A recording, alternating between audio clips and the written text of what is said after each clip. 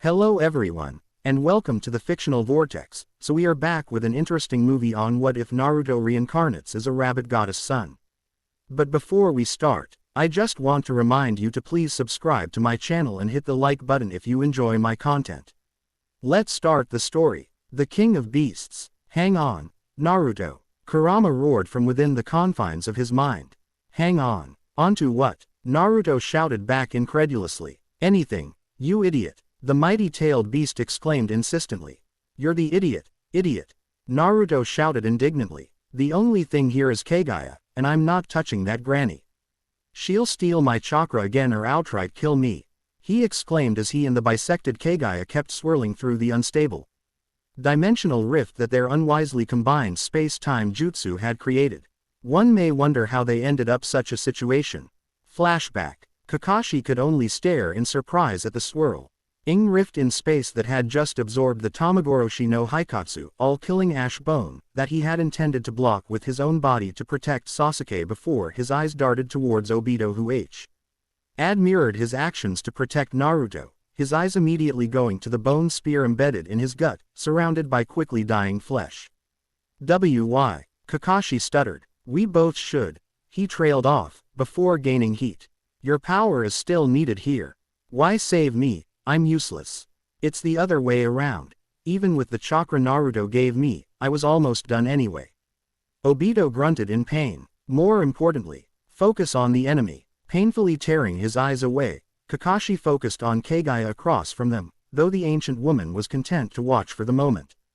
Obito, Naruto, gasped in shock as he noticed the bone spear protruding from the older Uchiha's back before hurrying to his side, placing his right hand bearing the Yang Sun seal against his skin and attempted to heal him.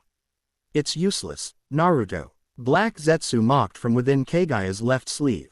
You can't do anything. He'll just rot away like garbage. Shut up, Naruto shouted. Stop, Naruto. What he says is true. Obito grunted. Don't waste your chakra. Why do you help him? Asked with a hint of curiosity. He used to be your enemy. Well, he betrayed us too. He's just rubbish. He taunted. Naruto. Listen closely, Obito whispered. Taking advantage of Black Zetsu's monologue. Hide behind me, and remove your eyes. Wah. Naruto's breath hitched. You'll need my Kamui to keep up with I'm leaving you, my Mangekyo Sharingan. Obito whispered. Having regained full use of his Rinnegan, Sasuke teleported to Kagaya's side with a Chidori aimed at her head. A moment later, the world shifted once more into a mountainous realm, Kagaya disappearing from next to Sasuke and appearing high in the sky where the teenage Uchiha followed with his complete Susanoo. Meanwhile, while Sasuke was distracting Kagaya, Naruto had followed Obito's instructions and had removed his eyes with Sasuke's help and was in the process of connecting his optical nerves to Obito's using his Yang chakra to accelerate the healing. While Obito was giving his last words, eyelids closed with two streams of blood trailing down his face that had already begun fragmenting into ash. You told me that you never take back your words. That's your ninja way, right? Obito managed to utter. Yeah, Naruto softly agreed, his voice pained both from the eye transplant and what was happening to Obito. Naruto, become Hokage, at all costs.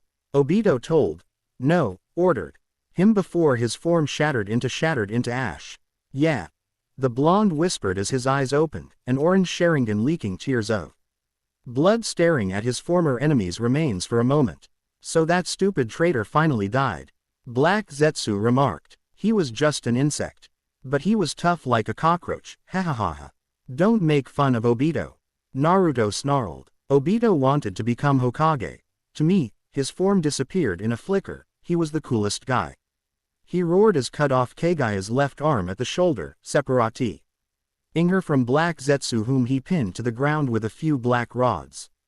In retaliation, even as a new arm was regenerating to replace her lost one, Kagaya unleashed her Yasogami Kugeki, 80 Gods vacuum fists, at Sasuke, shattering his Susanoo and blasting him into the distance. Taking advantage of her shifted focus, Naruto summoned 8 Kage Bunshin with each of them creating a Rasenshuriken. Enhanced with the chakra of a different Biju. Senpo. Cho Biju Rasenshuriken, Sage Art. Super-tailed beast spiraling shuriken. They called out as one before sending the bladed spheres of chakra straight at Kagaya, hitting her in full. Unfortunately, while the damage she received was severe, she was already regenerating her lost limbs until she gasped in pain as silvery white chakra began to erupt from her into a massive form, portions of it taking the shape of the 9 biju she had absorbed. It can't be, Mom, here. Black Zetsu exclaimed in shock. Those are, they biju. Sasuke demanded as he landed next to Naruto and Kakashi, all of them staring at the monstrosity growing in the sky. Could it be that Naruto's last jutsu created an opening for them to escape? Kakashi Theer, IZED. Even as the Sharingan he had received from Obito temporarily transmigrating into him shifted to the Mangekyo to sharpen his sight. Impossible. Sasuke instantly shot him down. If it was that easy, the Sage of Six Paths would not have needed to give us his jutsu to stop her. Yeah, she might be up to something, watch out. Naruto exclaimed as he saw a Yomatsu Hirasaka underworld slope hill rift forming before Kagaya's currently only intact hand as a bone spear protruded from her palm, ready to fire.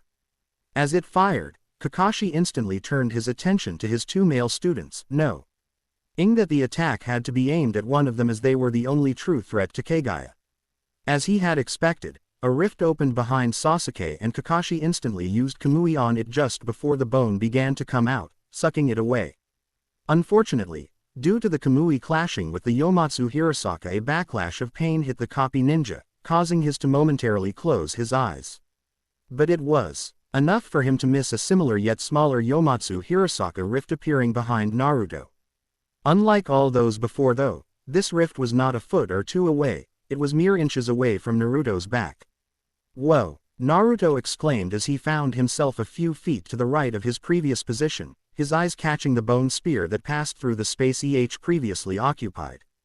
Be careful, idiot, Sasuke barked, having just used his left eye's Amenetejikara heavenly hand power to save the blonde from certain death. Thanks, Sasuke. Naruto grinned before glaring back at Kagaya. Just end time to see 10 white humongous chakra arms erupt from the monstrous form and head towards them all at high speeds. Pushing Sasuke away from the reach of the nearest chakra arm, Naruto stared fearlessly at the approaching chakra arm, and grinned when it phased through him.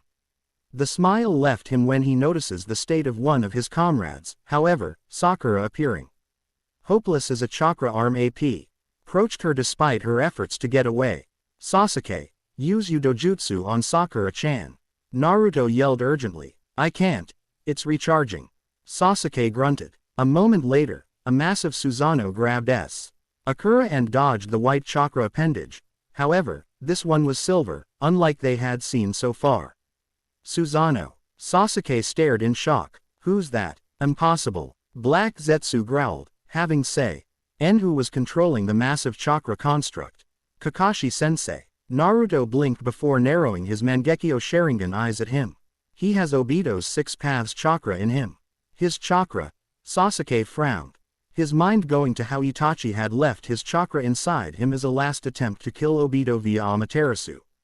Even as they were admiring how the 2 Kamui enhanced Black Shuriken, Kakashi's Susanoo created easily severed several of the gigantic white chakra arms. The ground shuddered and cracked as a massive torrent of chakra erupted and was drawn into the gigantic, now rabbit-headed chakra monster.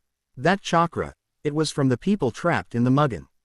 Tsukuyomi, Naruto exclaimed, worrying what had happened to the people back home. We have bigger things to worry about. Sasuke grimly pointed out, his attention solely on the sky. There, the white chakra had mostly disappeared, leaving behind a moon-like Gudodama, truth-seeking ball with a tired-looking Kagaya beneath it. It's like the balls behind my back. Naruto paled. The size is on completely different level. And it's getting bigger. Sasuke added grimly. I surely can't send away something that big with Kamui, Kakashi added. Maybe not on your own. Naruto exclaimed, getting an idea. But what if we work together? He suggested as he created 8 more clones, and all of them focused their Mangekyo Sharingan Yes, on the very center of the gigantic Gudodama. We have no other options. Kakashi agreed. Do it on 3. Sasuke ordered as he formed his Susanoo for Kakashi to stand on so he can focus solely on this jutsu. 1, 2, 3. Kamui, Kakashi, Naruto and his Kage Bunshin called out as twisting rift in space appeared onto Kagaya's Gudodama before growing to massive proportions, taking out a sixth of its surface as Naruto poured more and more of his Biju and Six Paths chakra into the jutsu. What? Kagaya looked on in shock as her Gudodama was distorted as it was sucked into the dimensional rift. No, she screamed in anger at the sight of the jutsu she had poured the majority of her chakra being taken away from her bit by the chakra thieves. Leaning forwards, dozens of bone spears protruded from her back before being launched towards her opponents. In response, Naruto's Kage Bunshin disengaged from the collaboration jutsu one by one to block the Tamagoroshi no Haikatsu with their own bodies. In the process slowing down Naruto's and Kakashi's progress in sending Kagaya's Gudodama away. She was not the only one aiming to disrupt the collaboration Kamui, however. As a Yomatsu Hirasaka rift appeared a meter or so behind Naruto, the real one, and another bone spear shot straight towards his heart. 10 seconds later, Kakashi and Naruto's combined Kamui Manag ed to suck away the entirety of Kagaya's Gudodama, however when they turned their bleeding-eyed towards each other, they noticed a sight that made the brief sense of success crash and burn. Sasuke was on being supported by Sakura behind Naruto, Tamagoroshi no Haikatsu impaling his gut. What? Naruto whispered, realizing what had happened. Why, I couldn't let the jutsu be disrupted, Sasuke grunted, his eyes closed in pain. Sasuke, Kakashi whispered sadly as Naruto hurried to his teammate's side, quickly summoning his own Susanoo to replace Sasuke's rapidly fading one. Dobi, come here, Sasuke grunted as he reached out and grabbed Naruto's left hand with his own, immediately beginning to transfer his chakra into the blonde. Sasuke, you, Naruto closed his eyes in pain, lowering his head. It's up to you, now, Dobi. Sasuke smirked, an honest smile appearing on his face. My clan is waiting for me, he whispered as he crumbled into ash. Sakura sobbed, he fists clenched onto his remains. Kahahahaha. A voice cackled in glee from the distance and they turned to see black Zetsu protruding from the sleeve of Kagaya's severed arm. I did it, mom, I killed one of them. A moment later, black Zetsu, the severed arm and the ground beneath them were removed from existence after Naruto had phased right above them and slammed a Gudodama as big as he was onto the creature. Having combined his 9 smaller ones. What? Kagaya's eyes widened at his speed. Before he had been obscenely fast, but now, then her eyes met his and she understood. 2 Byakugan eyes stared into 2 Rinnegan eyes, each purplish-gray eye bearing 3 tomo on the 2 innermost rings. Indra's transmigrant left you his power as well. Kagaya scowled as her Byaku Gon saw the black moon seal on Naruto's left palm. I'm ending this now, Naruto growled, tears of blood pouring from his eyes. As Kagaya had used up the majority of her chakra to create her Bocho Gudodama expansive truth-seeking ball. The following exchange of blows was far more even than anything before and Kagaya was forced to retreat several times to different dimensions to dodge Naruto's attacks. While Naruto could now use not only the Kamui to let her attacks phase through, but also completely dodge them using the Amenetejikara. It also became apparent that Kagaya was able to use E6 paths of the Rinnegan as well as the copying powers of the Sharingan through her Rinne Sharingan, as she began to summon creatures to aid her and even began distracting Naruto with Kage Bunshin of her own.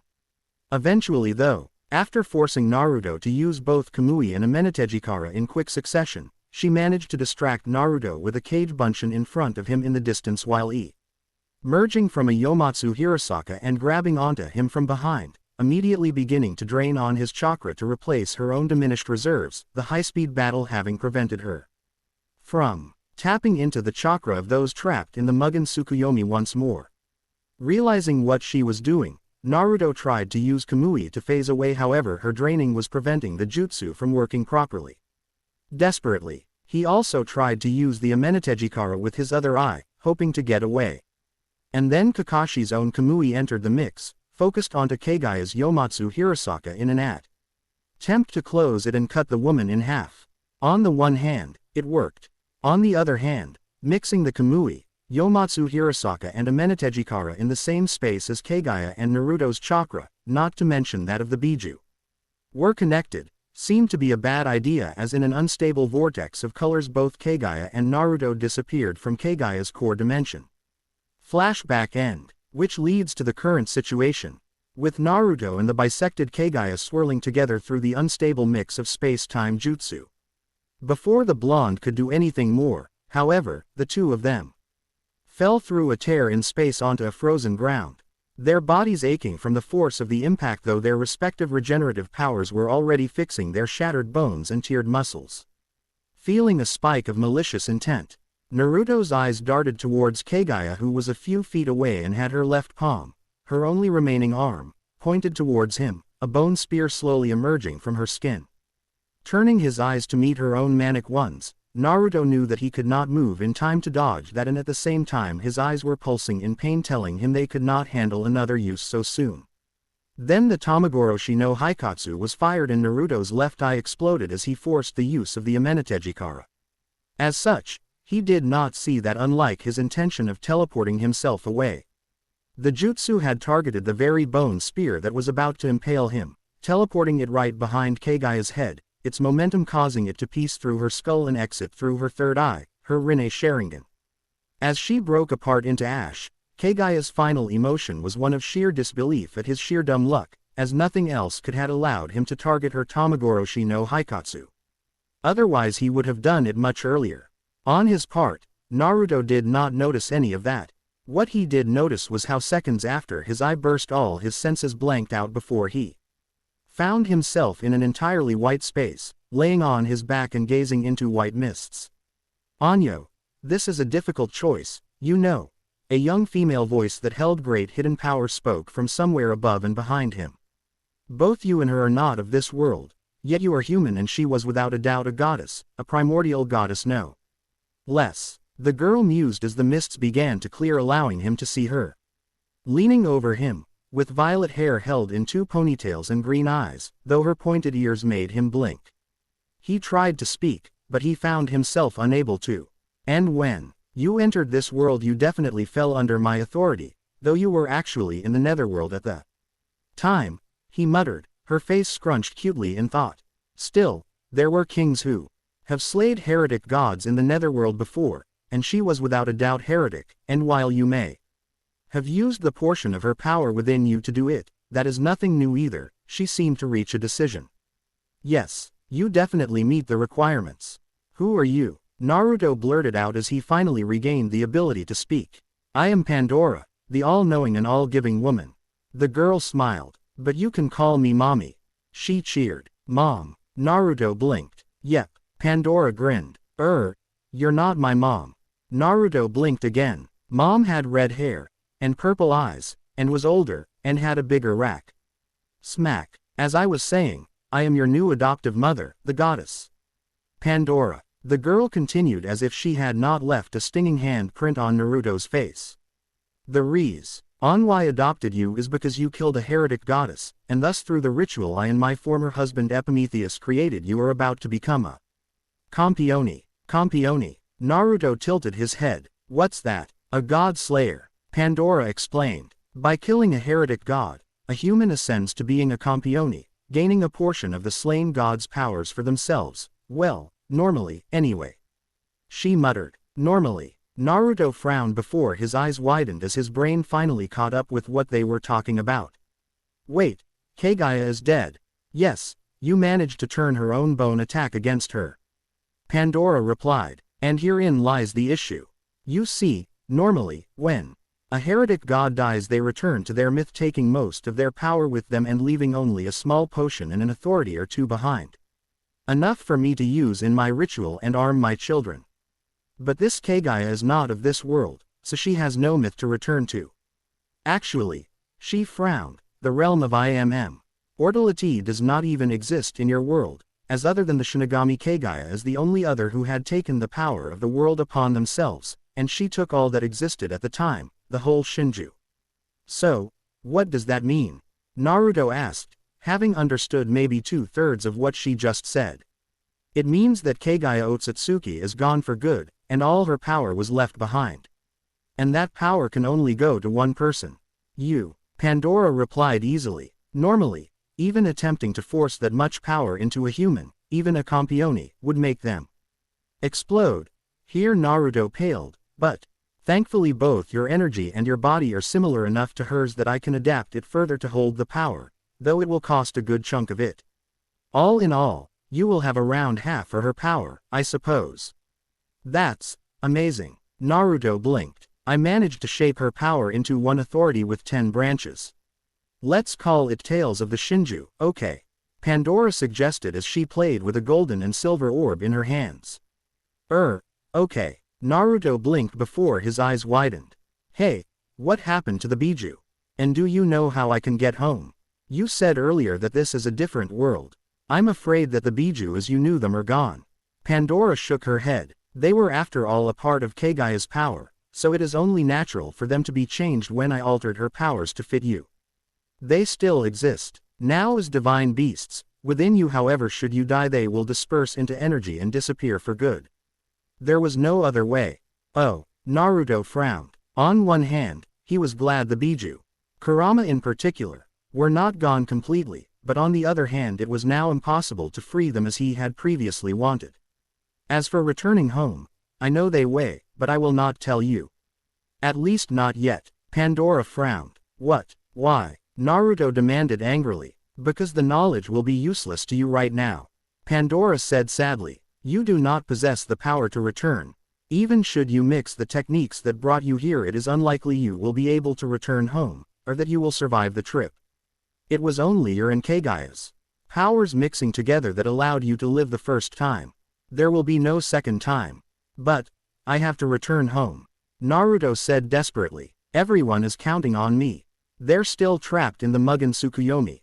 And that is not the case, young Naruto. A familiar old voice was heard as a translucent sage of 6 paths appeared before them. Old man sage, Naruto exclaimed. Ho, impressive. None have managed to reach her without my invitation. Pandora remarked. It is only because most of my power is within Naruto, though soon it will be his alone. Hagoromo replied. And I am not truly here. Old man, what are you doing here? Naruto asked curiously. I saw the Mugen Tsukuyomi break, yet I knew you had not used the seal. Hagoromo explained. I am the former Kage whom I had summoned from the pure world were prepared to summon you, your friends and the Biju back once the battle was over, but when we tried only Kakashi Hatake and Sakura Haruno returned. You were simply too far away. He shook his head. I managed to use all our remaining power to send this projection to you, though it has been difficult. Old man sage, the Biju, Naruto began sadly. I have heard everything. I know what has happened. Hagoromo nodded sadly. It is sad, but I have lost both my first sons before. And the Biju still exist, even if they are now completely bound to you. Look after them, please. I will. That's a promise. Naruto nodded firmly. But about going back, as you are now, it is impossible. But with time, you may manage it. Hagoromo stated. I can feel it in you, your life will span centuries. Perhaps even millennia. You have plenty of time to find a way, so do not rush. But everyone will be gone by then. Naruto exclaimed with grief. Not quite. Pandora smiled. Many things are different between our world, including how time passes. That is why so many gods have evolved here while your world had only 2. While 100 years may pass here, only 1 year would pass in your world. So do not rush, my son, you have plenty of time. Rather, you should try and enjoy life a bit in this world.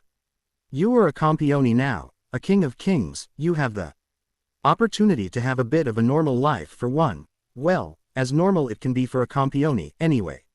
She said sheepishly. Indeed, your life has been harder than most, young Naruto. The sage agreed. While I'm sure you wish to return home and become Hokage, there is nothing wrong in living a bit especially now after going through a war. And you can use this time to master what you should have as a ninja by now. What do you mean? Naruto frowned. I have seen all your memories Naruto, do you think I have not noticed how much your growth has been stunted? Hagoromo admonished. The Ninja Academy kept kicking you out whenever anything of worth was taught or you skipped class on your own. Your Jonin sensei Kakashi taught you noting other than tree climbing and wind element composition. Your godfather Jiraiya taught you summoning the Rasengan and helped you create Uodama Rasengan, which is pitiful considering you were with him for 3 years. The Sage of Six Paths shook his head in disappointment. It is truly a testament of your determination and willingness to forge on that you have gotten as strong as you were with such little proper instruction. That you managed to instinctively create a new seal to hold Kurama after defeating him shows plenty of your potential in Fuinjutsu alone. Well, I'm like bushy brows, I like to work hard. Naruto said sheepishly as he looked away in embarrassment. Unused to being praised for his skill. I have one final gift for you, Naruto, something the former Hokage put together in case I would be unable to bring you back even if I found you. Just before they returned to the pure world, Hagoromo stated as he pokes Naruto's forehead. Knowledge of Fuinjutsu and Hiraishin from your father Minato, knowledge of all basic elemental compositions from Hiruzen. Knowledge of academics and space-time jutsu from Tobirama, and knowledge of Mokuden and Senjutsu from Hashirama. Note that none of this you can go straight ahead and apply. You will need to train and master each, starting from scratch in most cases. Do you think you can handle it, Naruto?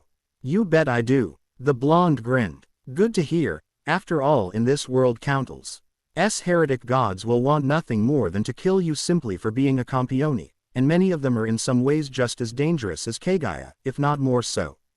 Pandora added, causing the whiskered shinobi to pale. It seems it is time for me to go. Hagoromo smiled. Do you have a message for those back home that you want me to carry? Yeah. Tell Kakashi-sensei to keep the Hokage hat warm for me. I'll be back to take it 10 years, tops. And tell Granny Tsunade and Sakura-chan that I'm fine and I'll come home as soon as I can. Naruto grinned. That reminds me, I have one message from your father. The sage smiled gently. What is it? Naruto leaned forward curiously. Happy 17th birthday. Hagoromo smiled. Oh, I guess I am 17 now. Naruto blinked unsurely. Goodbye Naruto. Thank you for saving our world. And good luck, were the sage's last words as he faded away. It is time to send you away as well, to your new world. Pandora spoke up. Look after yourself, okay. Sure. Naruto grinned. Let everyone grant their blessing and their hatred to this child. The goddess chanted. The 7th Campione, possessing the destiny of the most unpredictable of devil kings. Please bestow the sacred spell words upon this child. By the black art that I and Epimetheus left behind, this is the sacred birth of an illegitimate child, shrouded in darkness, born of a fool and a witch. A secret of usurpation only made possible through the sacrifice of a god. I, the all-giving woman Pandora, declare that you shall be reborn as a Campione. The godslayer, the king of kings, the Campione. She finished as she leaned down and placed a kiss on his forehead while at the same time pressing the gold and silver ball of power she had been shaping onto and into his chest. Just as the world around him faded to white. As he awoke, Naruto found himself staring at the cloudy night sky as he lay onto a bench in a park, feeling better than ever despite the chill that would have made normal humans shiver. Getting up, he began looking around and taking in his new, temporary, home. Unknown to him, he was Tokyo, Japan, and the date was January 10th. The victorious and the unpredictable, Naruto Uzumaki was not a bad person. He liked to think he was actually a nice person despite his occupation as a ninja. He was not perfect however, and despite actively trying not walk the path of the Avenger, considering what had turned Sasuke into, he could still hold a grudge. Like the one he was currently fostering for Pandora, his new adoptive mother. It had taken him a couple months, but he had managed to figure out what this Tales of the Shinju authority of his could and could not do, and it had eventually become apparent that the Yomatsu Hirosaka, Kagaya Otsutsuki's trademark space-time jutsu, was not among the powers he had gained. Considering that the vastly more powerful Amenominaka was his to use, even with restrictions, it was clear that Pandora had intentionally not let him have it, and it was also clear why, truth be told. After all, the first thing he had done upon waking up after meeting Pandora and becoming a Campione was to attempt to see Ambine his space-time jutsu to get home despite Pandora's strongly worded warning that he would fail badly. It had not worked, merely getting him rather violently in the dimension he had been gifted with by Obito along with his eyes. It took him a while to go through what he remembered of the event, and he had concluded that it had to be due to the combination of Keigaya's Yomatsu Hirasaka and his Kei. Amui and Amenetejikara, and he lacked Keigaya's jutsu. Obviously, Pandora had predicted his actions and taken measures to prevent his reckless untimely death.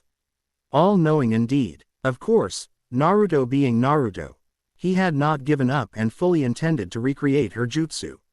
His Sharingan may not have been able to copy it, clearly being a Kekkei Genkei or even more advanced like the old man Tsuchikage's dust release. But he has seen it with his Rinnegan also and had a tentative understanding of how it worked. It would take him a while, red years, but he would make the Yomatsu Hirasaka his own if it was the last thing he did. Speaking of his Sharingan and Rinnegan, the eyes given to him by Obito and the power given by Sasuke had been fully integrated into him by his transformation into a MPI-1 to the point that the eyes were his usual blue even when they were inactive. In fact, his entire body had been changed. His body had always been superior to nearly any other in the elemental nations. His bones were denser, his muscles were stronger and more compact, his stamina the stuff of legends. Once it was pointed out to him some time after becoming a ninja, he had thought both that and his obscenely large chakra reserves were due to being the Kyuubi Jinchuriki. In part, it was true.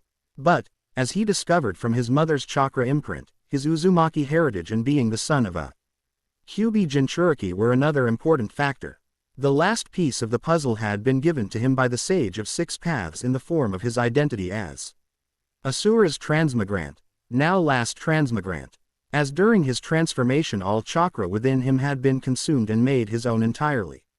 As such, he was also Indra's last transmigrant due to Sasuke transferring all his chakra to him before his death, ensuring Indra's chakra would not be sent back into the cycle of reincarnation. But despite how amazing his body had been and how powerful his regeneration, his body had not been perfect. He still had some scars. Most notably the one on his chest from the last Chidori Sasuke had scored on him when he had abandoned Konoha. Now though, all flaws had been removed, his body improved in quality, even beyond what it had been to a noticeable degree, and his chakra levels had shot through the roof. Before, once he had unlocked Asura's chakra, he had reserves on par or even slightly above Kurama's in his complete form. That had doubled with the introduction of Sasuke and Indra's chakra as well as the yin and yang six paths power he never got to use. Now though, he could confidently say he had about as much chakra as Keigaya did once she had made her appearance by taking over Madara's body, which was likely 2/3 of her full power due to missing Yin Kurama, just as Pandora had told him. Now that I think about it, I wonder what happened to Madara. Naruto muttered to himself as he paused in trying to make heads of the directions he had been given by the old man. Did his soul go to the afterlife of my world or this one? I guess it would depend on if he died when Keigaya took over or when I killed her, he decided. Shaking his head, he focused once more on the task at hand. Namely delivering a hunk of rock to an old lady, well, a hunk of magic rock to an old witch to be more precise. It had all started a couple days after he had moved into his new apartment, which was about a week after arriving in this world. It had taken him about a week to get himself brought up to date with the civilization of this world, nothing some liberal use of human path of the Rinnegan couldn't handle, and gather some resources. Wasn't the Sharingan just wonderful at making people seeing things your way? Like acquiring a ton of cash by bankrupting a few Yakuza groups and creating some convincing fake documents for himself, after which he had gone and bought an apartment for himself. It had not been anything excessive despite his newly acquired wealth. His old apartment had been big enough for him and this new one was larger by just one room. However, unlike in Konoha where he had been the sole occupant of the entire building due to the villagers not wanting to live near the Kyuubi brat, here he had neighbors. And chief among them were the Kusanagi family, composed of old man Ikairu and his two grandchildren Godu and Shizuka. Godu was 16 while Shizuka was a year younger. He had tried not to pry regarding why the two were living with Ikairu rather than their parents, however when Naruto had openly admitted to having been an orphan since the day he was born. Godu had also revealed that Meo and Genzo Kusanagi had divorced several years ago and that in his honest and unbiased opinion Genzo was a worthless human being. That being said, he had hit it off quite well with them and spent quite a bit of his free time hanging out with Shizuka, Godu or even Aikaru once he had let it slip to the man that he was the one who had published the first Ic book that was being such a hit after Naruto had republished it along Tales of a Gutsy Ninja. Somehow, Naruto felt he should not have been surprised that Aikaru was a pervert, not with his playboy reputation even at his age. During his time spent with them, Naruto had also discreetly healed Godu's shoulder of the damage that was preventing him from continuing to pursue a career in baseball. Well, he had tried to be discreet. At least. Unfortunately for him, Aikaru had seen the golden glow of his right hand and had confronted him in private sometime later. It had only been due to Aikaru mentioning some things that alluded to some knowledge of the supernatural in the same sentence as mentioning what he had seen Naruto do, otherwise the blonde would have used a Sharingan genjutsu to make him forget. As such, Naruto had instead gone and tried to milk all he knew, which was not much at all. Apparently, not only was Aikaru not a practitioner but he also knew just one person who was, an old flame of his from his youth. One Lucretia Zola from Italy. By a lucky coincidence, she had recently contacted him requesting a certain tablet that she had left in his care the last time they had seen each other. Initially, Aikaru had been planning on sending Godu to deliver it and in the process grant him a vacation in Italy as consolation to not being able to continue a career in sports. Now though, with his miraculous recovery, most of Godu's break would be spent at a baseball camp that served as preparation for the sports-orientated school he was now able to attend. Of course, Ichiru would normally not mind going to see his old friend himself, but he had prior arrangements, and Shizuka was practically breathing flames into the back of his neck when she heard about this new evidence of his playboy ways. So he delegated the duty of returning the stone tablet to Naruto. "You have no idea where we're going, do you?" The green-eyed girl with brown hair held in pink hairbands asked dryly. Well, him and Shizuka, who had not only been suspicions of Godu's miraculous recovery right after Naruto had offered to rub her brother's shoulders to lessen his discomfort, but also eavesdropped on Aikaru confronting Naruto. The blonde had been tempted to genjutsu her to forget about it, not wanting to get her involved, but decided against it since he did not want to upset Aikaru, plus he was not that eager to mess with Shizuka's mind considering she was becoming a good friend. It had not been hard for her to convince her grandfather to let her go with Naruto to meet Lucretia Zola. After all, she was a friend, so what was the worst thing that could happen? "We just left the airport, Shizuka," Naruto grumbled. "Give me a minute and I'll figure this out." "Right." Shizuka openly rolled her eyes in disbelief. "Still, I wonder what this thing can do." Naruto spoke up as he pulled the stone tablet from his backpack and looked at it intently. "It has quite a bit of power to it. Though it's entirely dormant. Must be why that woman left it to Aikaru Ojisan. It was harmless to him." "Yeah, but what?" Shizuka began only to pause as a beautiful blue-eyed blonde, around Naruto's age wearing a red dress that showed her glamorous form stepped into their path and pointed a knife at them. "Chi Laju," the blonde called out, glaring at Naruto. "Come again." The whiskered blonde blinked. "Passer su quella libretto diabolico subito," the girl in red said insistently. "I don't suppose you know Italian, Shizuka-chan." Naruto glanced at his companion. "Not at all." Shizuka scowled. "Do you not speak Italian?" The blonde girl spoke again, this time in an impressively fluent Japanese. "No, we don't." Naruto shrugged. "In that case I'll say it again in Japanese. Hand over that grimoire immediately." The blonde said insistently. "Grimoire." Naruto tilted his head questionably as he continued playing dumb, glancing at the stone tablet in his hands. "I am a knight of the copper-black cross. Did you think I would not know?" she demanded. "You mean this?" Naruto indicated the tablet in his hand. "Sorry, I can't give it to you. I was asked to deliver it to someone called." "Hurry up," she demanded as with a jump she landed behind him and pointed the knife towards his neck. "Are you mugging me?" Naruto asked incredulously, knowing that he could just phase through her knife if needed. Mugging," she spluttered. "How rude. What are yo?" She began to demand only for a loud, echoing roar to resound throughout the city, cutting her off. Moments later, AV. EIL seemed to have fallen over the world, leaving only himself, Shizuka and the blonde in red appearing the same, everyone else being reduced almost to shades of gray. Could this be one of those gods Pandora mentioned? Naruto wondered. It can't be. The blonde gasped. What? Naruto began only to pause. Well fuck. Several blocks away, rising from behind the buildings was a humongous black bee. Or surrounded in an orange-tinted divine aura. A god. A heretic god. The blonde girl declared grimly. Heretic god. Naruto repeated in fake confusion. What do you mean by? You should run. The girl practically commanded him before running off towards the black boar, jumping onto the room of a red car as it passed by, apparently knowing the driver if the lack of complaint at her actions meant anything. Oh boy, what now? Naruto grumbled. On one hand, I want to fight a heretic god and see how powerful they are. On the other hand, I don't want to reveal myself when that boar could be a mere monster some guy summoned. Plus, I need to protect Shizuka.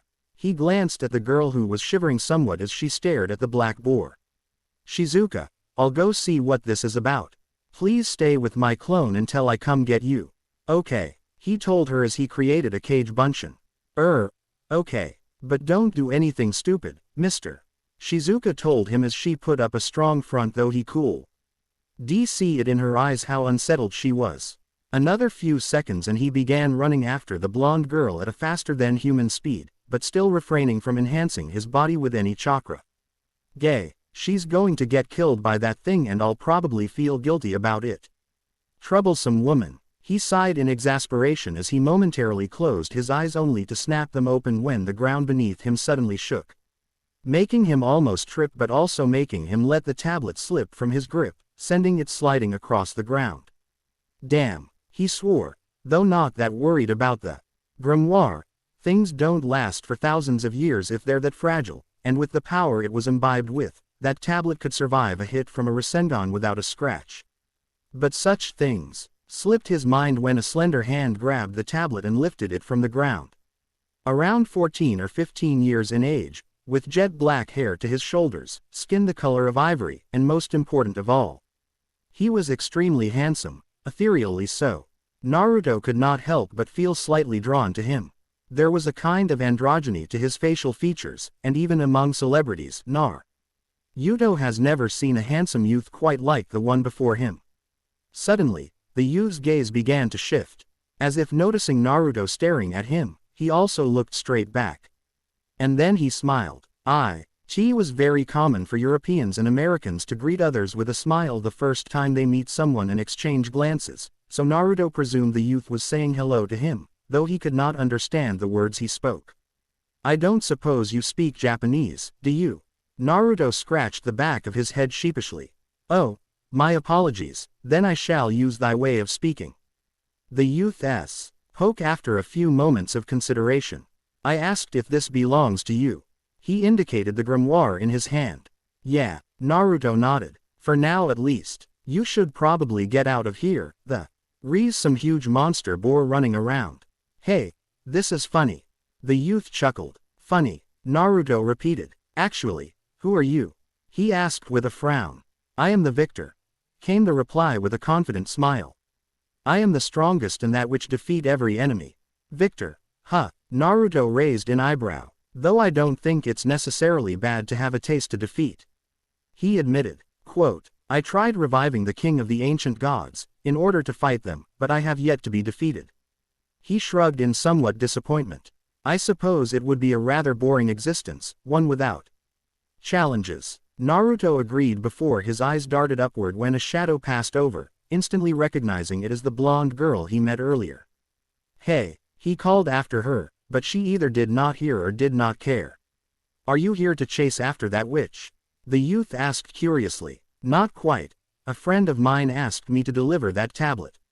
Naruto replied, expertly hiding his anxiousness to run after that reckless girl. The youth eyed the tablet curiously before he began to laugh loudly. How nice, how nice. It seems you are a good kid, a good warrior. This thief has told me so. I take offense to being called a kid, you know. Naruto shot back but his amusement faded when he heard that girl screaming. Are you going, warrior? The youth asked. Yep. Sorry to cut our chat short. Naruto apologized. Can I have that back? Very well. The youth smiled after a moment of consideration. I shall let you hold on to it. Hold on to. Naruto began as the tablet was placed in his waiting hand, only to pause at the divine presence from his side. Glancing in that direction, he saw a white stallion which suddenly glowed along with the grimoire, before turning into brilliant flames that were sucked into the tablet. Did he seal that horse in here? He asked in surprise. Leaving that aside, Naruto hurried towards the location of the battle. When he arrived at the scene, he was just in time to see the girl get blasted away from the boar, and straight towards a ripped metal fence that had numerous spikes. Shit, he swore, and with a shunshin he caught her in midair, and with another landed on the roof of a building. You okay? She began in surprise, only for their attention to be caught by the wind coming from the twister that appeared around the boar. Moments later, there was a flash of light and both the tornado and the boar within it were gone, as was the veil of divine power in the area. It's gone. Damn it. Naruto scowled. You may put me down now. The blonde girl spoke, drawing his attention towards her, and right into her cleavage. Averting his eyes towards her face, he nodded and gently placed her on her feet. I suppose you may want some explanations. The girl remarked. I would, and you can start with your name.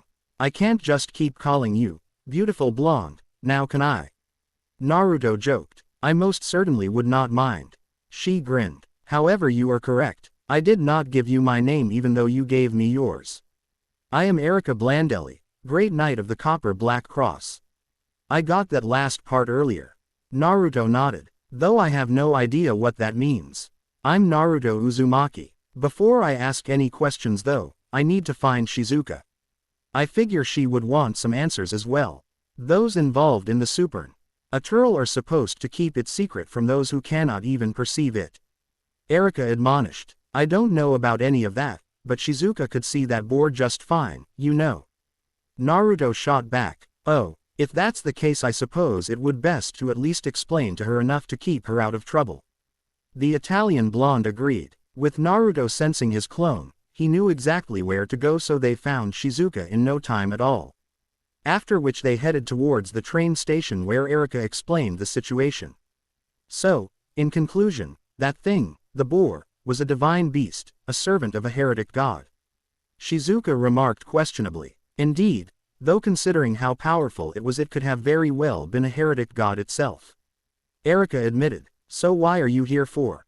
Are you trying to kill the heretic god? Naruto tilted his head. Kill the heretic god? Erika looked at him like he was an idiot. Me, a mere mortal, kill a god? I wish things were so easy. She shook her head. No, Campioni, that is godslayers. Are incredibly rare. That are currently 6 of them alive in the world, and that's considered a big number. Me, I'm just here to investigate these disasters and try to keep the casualties to a minimum. She admitted. And erase memories of the witnesses as well, I suppose. Shizuka remarked. Oh, that is rarely necessary. Both heretic gods and divine beasts radiate a divine aura that makes them invisible to normal people. Rather, they instead see natural disasters like tornadoes and the like. Erika shrugged. I see. Still, how long is that train going to be late? Shizuka scowled as she glared at her watch. Oh, I doubt it's coming at all. What with what happened in the city? Erika shrugged. And you tell us now. Naruto groaned. We could have already left if we took a bus or something. Quote, true, but that would have deprived me of the chance to question you. Erika smirked. You have not told me why you have that grimoire or if you were involved in this incident. Don't think I'll let you get away that easily. Hey, we had just off the plane when we met you. Shizuka exclaimed. True, we just got here. Naruto agreed with a frown. We're sup, posed to deliver that stone tablet to an old friend of Shizuka's grandfather, a witch called Lucretia Zola. Lucretia Zola, as in the highest rank witch on the earth. Erika's eyes widened in surprise. Probably. Shizuka shrugged. That tablet is hers. She left it to Grandpa a few decades ago after she used it to get rid of some evil spirit. That's what Grandpa told us. If that's the case, I will accompany you to meet Lucretia. Someone of her power is certain to have more information about the recent incidents. Erika decided as she stood up. Naruto, be a dear and bring my luggage, will you? She gave him a sweet smile. Oi, oi, Naruto protested. And I'll have my maid drive us to Lucretia's house. Erika cut off his complaint. Che, fine. Naruto pouted. Naruto, stop pouting or your face will get stuck like that. Shizuka admonished. Now be a gentleman and carry out luggage, she declared as she dropped her backpack in his lap as well before hurrying after Erika. Gay, what will it take for me to get some respect around here? Naruto mentally groaned before standing up and beginning to pull Erika's suitcase after him. Kill a god. Wait, you already did that and you're in this situation. Guess you're stuck to being bossed around by women, a familiar voice snarked. Fuck you too, Kurama. Naruto shot back. He had been more than a little surprised that the fox still existed within him rather than being converted fully into his authority. Of course, despite his tentative survival, Kurama had not escaped unchanged. He was reduced to little more than a chakra parasite, his continued existence entirely dependent on Naruto allowing him to drain on his chakra. They were unsure how the Biju had survived, considering that Pandora had outright told him that Biju both within Kagaya and sealed inside him would be converted into his authority. The best that they could figure out, it was due to Naruto being the son of the previous Kyuubi Jinchuriki and a small part of Kurama's chakra had been literally part of him since birth, thus when he was reborn as a Campione it remained so. As things were, Kurama could return to his full power if Naruto was willing to provide him with the necessary amount of chakra, and the blonde godslayer was perfectly willing to do so, though so far they had refrained from it. After all, not only was the supernatural kept secret in this world, but also it would draw unwanted attention to the fox from the organizations that knew about the supernatural and more than likely the other Campioni. After all, while he had found little evidence of the supernatural so far, the fact remained that Pandora had named him the seventh Campione, thus it stood to reason there were 6 more, whom would likely not ignore the sudden appearance of a giant 9-tailed fox in Tokyo and would likely take Kurama for a heretic god or something. As such, Kurama had spent most of his time either inside Naruto or in small versions of his old body that Naruto created by infusing the fox's consciousness with his potent chakra. He was exactly happy of being forced to be a chibi, but then again it beat being stuck in a sewer, and it could be considered heaven when compared to being crucified on a floating rock like Kushina had kept him. Currently though, he was residing inside Naruto and taking the opportunity to impart some of his wisdom. Not that it's something new for you, after all you did spend half your life being smacked around by that pink-haired girl. Kurama continued, ignoring the insult. Though I have to admit, at least your current company actually can be called girls, unlike that flat-chested brat. Oi, Sakura-chan was just slender and, Naruto began to protest. That mind-walker friend of her was also slender, but she wasn't a walking stick. Kurama snorted. Why couldn't you get a crush on her? She was actually attractive even when you were still in the academy. Hell, she already had tits back then. Unlike the pink stick. Here he paused thoughtfully. Pink stick. Yeah, that's a good name for her. I'll call her that from now on. Don't you dare, Naruto mentally screeched. Watch your step, Kurama replied smugly. Wah. A moment later he walked straight into a street light, breaking his nose. Fuck, he groaned as he reached and set his nose back into place with a snap before channeling some chakra to heal it. Naruto, you're thinking something perverted, aren't you? Shizuka pointed an accusing finger at him a minute later when he caught up with the 2 girls. What? No, the whiskered blonde exclaimed. Liar, you even got a nosebleed. She cried out. Naruto no baka. Damn it, give me a break. Naruto groaned. Time skip. Next day, afternoon. Oh, solid ground, how I've missed you. Naruto cried out as he stood spread eagle on the ground since he had leapt out of Erika's car. Come on, don't be overdramatic, Erika said with a hint of her own nervousness leaking from behind her confident facade. Never again will I leave you, never again. A green-faced Shizuka collapsed on her hands and knees as soon as she staggered out of the car. Erika eyed them before sighing, conceding that they had a point. Ariana's driving was insane. She may have never had an accident, but she still drove on the streets like F1 racers. Before she could comment further, her EY S snapped upwards to a black cat that was walking along the wall that surrounded Lucretia's house. She also noticed that Naruto had snapped to attention as well, but decided to question him later. Shish. E had more important things to worry about now. We are here to meet Lucretia Zola. She spoke clearly to the cat, which she assumed was a familiar to the Witch of Sardinia. The cat stared at her for a few seconds before turning towards Shizuka and then finally Naruto, at whom it stopped and stared for a good minute before turning and leaping down beyond the wall as the gates unlocked and opened by magic. I guess that means we can go in. Right, Naruto mused before heading inside, Erika and Shizuka on his heels while Ariana, Erika's maid, remained in the car for now. Following the black cat into the house, they were soon led to a sitting room where beautiful brown-haired purple-eyed woman was lounging on a sofa, wearing only some risque lingerie. She appeared to be in her late 20s, making Naruto wonder if she was Lucretia's granddaughter or something. Ah, young man, have you been entranced by me? Is there a problem? Ho ho ho, perhaps this appearance might be too stimulating for the young ones. Something troublesome happened lately, so I've been unable to get up from bed. Besides, you must be very happy inside. Men are always like that.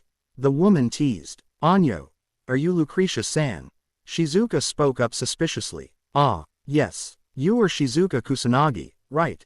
Ikairu already sent me a letter explaining everything and letting his granddaughter to come in his place, so I've been waiting for you. The now identified Lucretia Zola gave the girl a small smile before her eyes returned to Naruto. And you must be Naruto Uzumaki, right? She inquired and received a dumbfolded nod. Him. Ikairu told me you're interested in the supernatural and requested I explain some things to you, though I admit I never expected you to be that troublesome person. She chuckled before her eyes moved the third member of the small group. By the way, girl, who are you? You don't look Japanese. Erika Blandelli, Great Knight of the Copper Black Cross. Due to various reasons, I am currently traveling with them. The Italian blonde replied. Sir Paolo's niece. I've heard rumors. So it looks like you've come to this countryside because of that heretic god. What strong initiative. Lucretia mused. That aside, what did you mean when you called Naruto here a troublesome person? Erika asked suspiciously. Is he actually involved in the current incident with the heretic god? Oh, not at all. Lucretia smiled. I'm just surprised that the person Ikairu sent to deliver the secret tome of Prometheus was the mysterious seventh Campione of all people. There was an oppressive silence. As Erika slowly turned to stare at Naruto while both he and Shizuka stared at Lucretia in surprise, though for different reasons. What's a Campione? Shizuka asked curiously. A godslayer. Naruto absently answered her before directing his own question to the witch. How did you know? I mean, it happened in the netherworld and it was a foreign goddess at that, so it's not like she was connected to anyone in this world. I'm not called the highest ranked witch on earth for nothing, you know. Lucretia gave him a playful wink.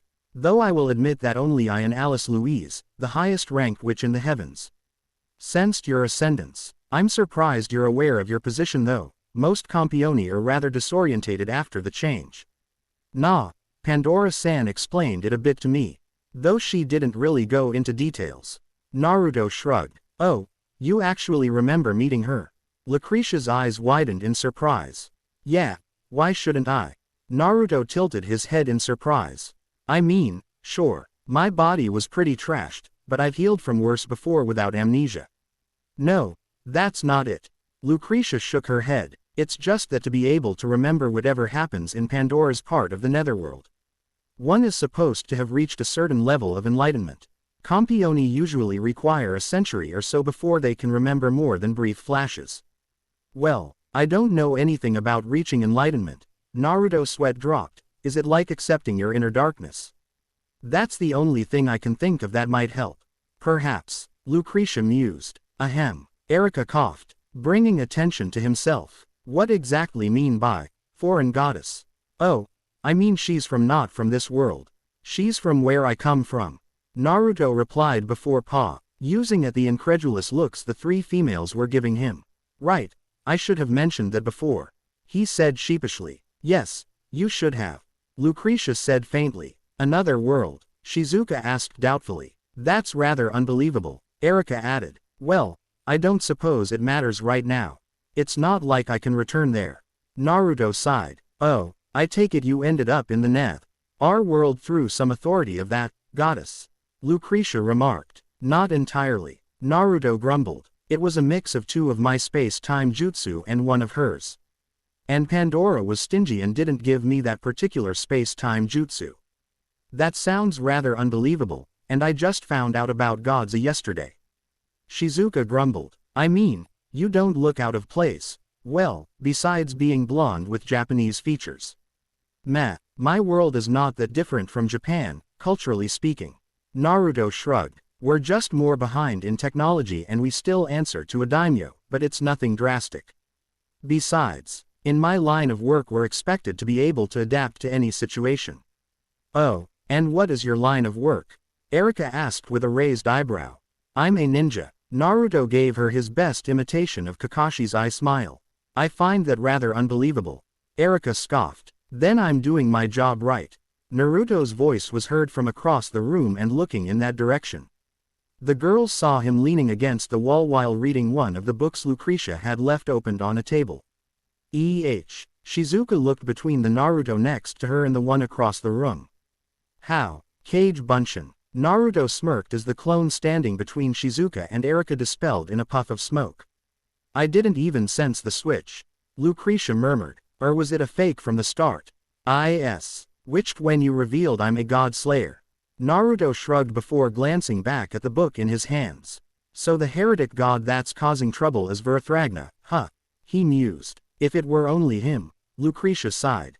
A few days ago the Persian warlord Verthragna summoned the Phoenician god King Melkart and challenged him to battle. It took me every ounce of power I had to survive witnessing the battle. Unfortunately, it ended in a tie with Verthragna managing to deal a serious wound to Melkart, however he ended up with his incarnations scattered all over the place. The camel at Bosa, the ram at Orgosolo, the bull at Barumini and most recently the boar at Calgary. Erika spoke up, nodding in understanding. Well, when he spoke with me I think he had that youth. Naruto remarked, and I'm pretty sure put that white stallion in this thing. He added as he approached Lucretia and handed the stone tablet to her. You're right. The incarnation of that white stallion is sealed within. The witch mused. It was on fire, I think. Naruto added as an afterthought. Yes, it represents the power of the sun. Lucretia added before her eyes moved to Erika. Miss Erika, did you come here for the purpose of sealing the heretic god? That's right. I have to overcome this challenge, in order to prove that I can become the foremost talent of the Copper Black Cross. For that, I have accepted this difficult mission. Erika admitted in a firm voice. Which is why you are interested in the whereabouts of gods, how troublesome. Lucretia sighed before looking at Naruto with a mischievous look. Well, I can no longer use this grimoire so I'll be leaving it in your capable hands, Naruto-kun. Oi, I have no idea about magic. That's why I came to ask you. About, Naruto exclaimed. Besides, even if you're too tired to use it now, you'll recover in a few days, right? That's not it. Lucretia chuckled. To use this grimoire to seal a god's power, one must know the god on a personal level. To have had a conversation in which the god reveals aspects about itself. However, even if the god's power is stolen, only one who took it can make use of the tablet while that power is within. Oh, Naruto blinked before giving her a sheepish look. Sorry about that, it's fine. You can keep that old thing. Lucretia assured him. Now, can I count on you to help Erika Bland? Ellie with either subduing or slaying the gods that are causing trouble on this island? Well, Naruto began before Lucretia grabbed his shirt and pulled him down to her level, giving her a saucy smile. Pretty please, I'll be sure to reward you, the witch trailed off suggestively. Not necessary. Naruto spluttered, nervous sweat running down his face from the two murdero's auras of righteous female rage radiating from behind him. Are you sure? Lucretia pouted. Quite sure, he yelped as he managed to get out of Lucretia's grip. Besides, she's older than Granny Tsunade. I'm not Ero Sennin who goes after any woman that looks beautiful. He added to himself inwardly. You should go for it, brat. Kurama spoke up. I can tell you that she really is physically that young, it's not a henge or the like. It must be related to being a witch. Besides, your clan, the Uzumaki, also aged at an incredibly slow rate. Really? Naruto asked suspiciously. Mito looked just as young when she was 60. It was only once she reached her 80s that she began to age faster, and even then it had more to do with the burden I was placing on her than natural causes. The QB admitted. Learn something new every day. He mused. Anyway, go for it. Kurama got back to the subject at hand. When was the last time you were woman? It was before you came back from your training trip with the old pervert. That's over a year ago. Here he paused. Though I can understand why your libido didn't act up since then, that pink stick washboard certainly doesn't really appeal. Knock it off, will you? Naruto mentally groaned. Naruto, are you alright? Shizuka spoke up with some concern. He blinked and noticed all three females were staring at him weirdly. Sorry, I just remembered something annoying. Anyway, I'll see what I can do with those two heretic gods, but can Shizuka stay here until we're done? Also, can you teach some of my Kage Bunshin a few things about magic?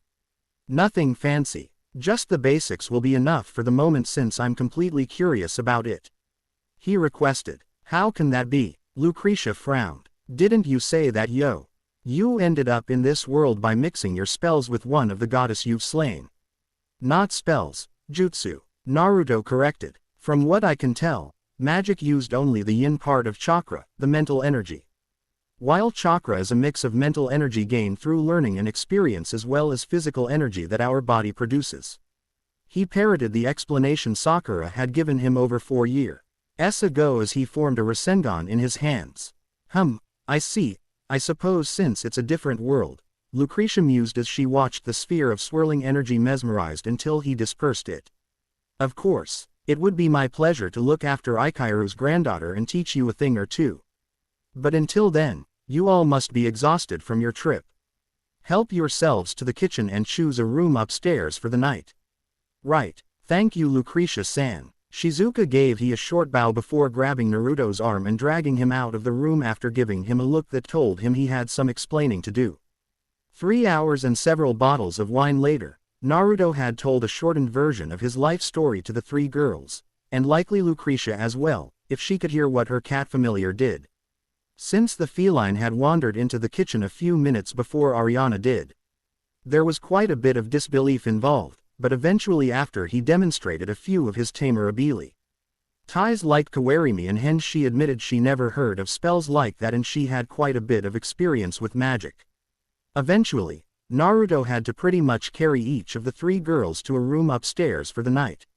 Mentally thanking Kurama for his ability to burn alcohol from his body as well as it did poisons and other toxins, ability that had increased further by becoming a Campione. There was a small hitch though. Unlike Ariana and Shizuka who were dead to the world, Erika was still semi-conscious and continued to whine until the blonde ninja acquiesced to her demanded and unzipped her dress, allowing it to slide of her slender form and pool at her feet, leaving Naruto holding the underwear-clad beautiful Italian blonde who kept trying to snuggle into him. As if that was not enough, after he managed to place her on the bed and tuck her in, he found that the door had somehow been locked. It really wasn't necessary to sharpen his hearing with chakra and hear Lucretia's laughter to know she was responsible.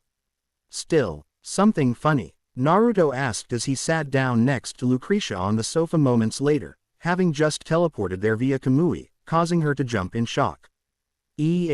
But the Witch of Sardinia glanced between him and where Erika's room was likely located upstairs. How? I told you, didn't I? I have 2 space-time jutsu of my own.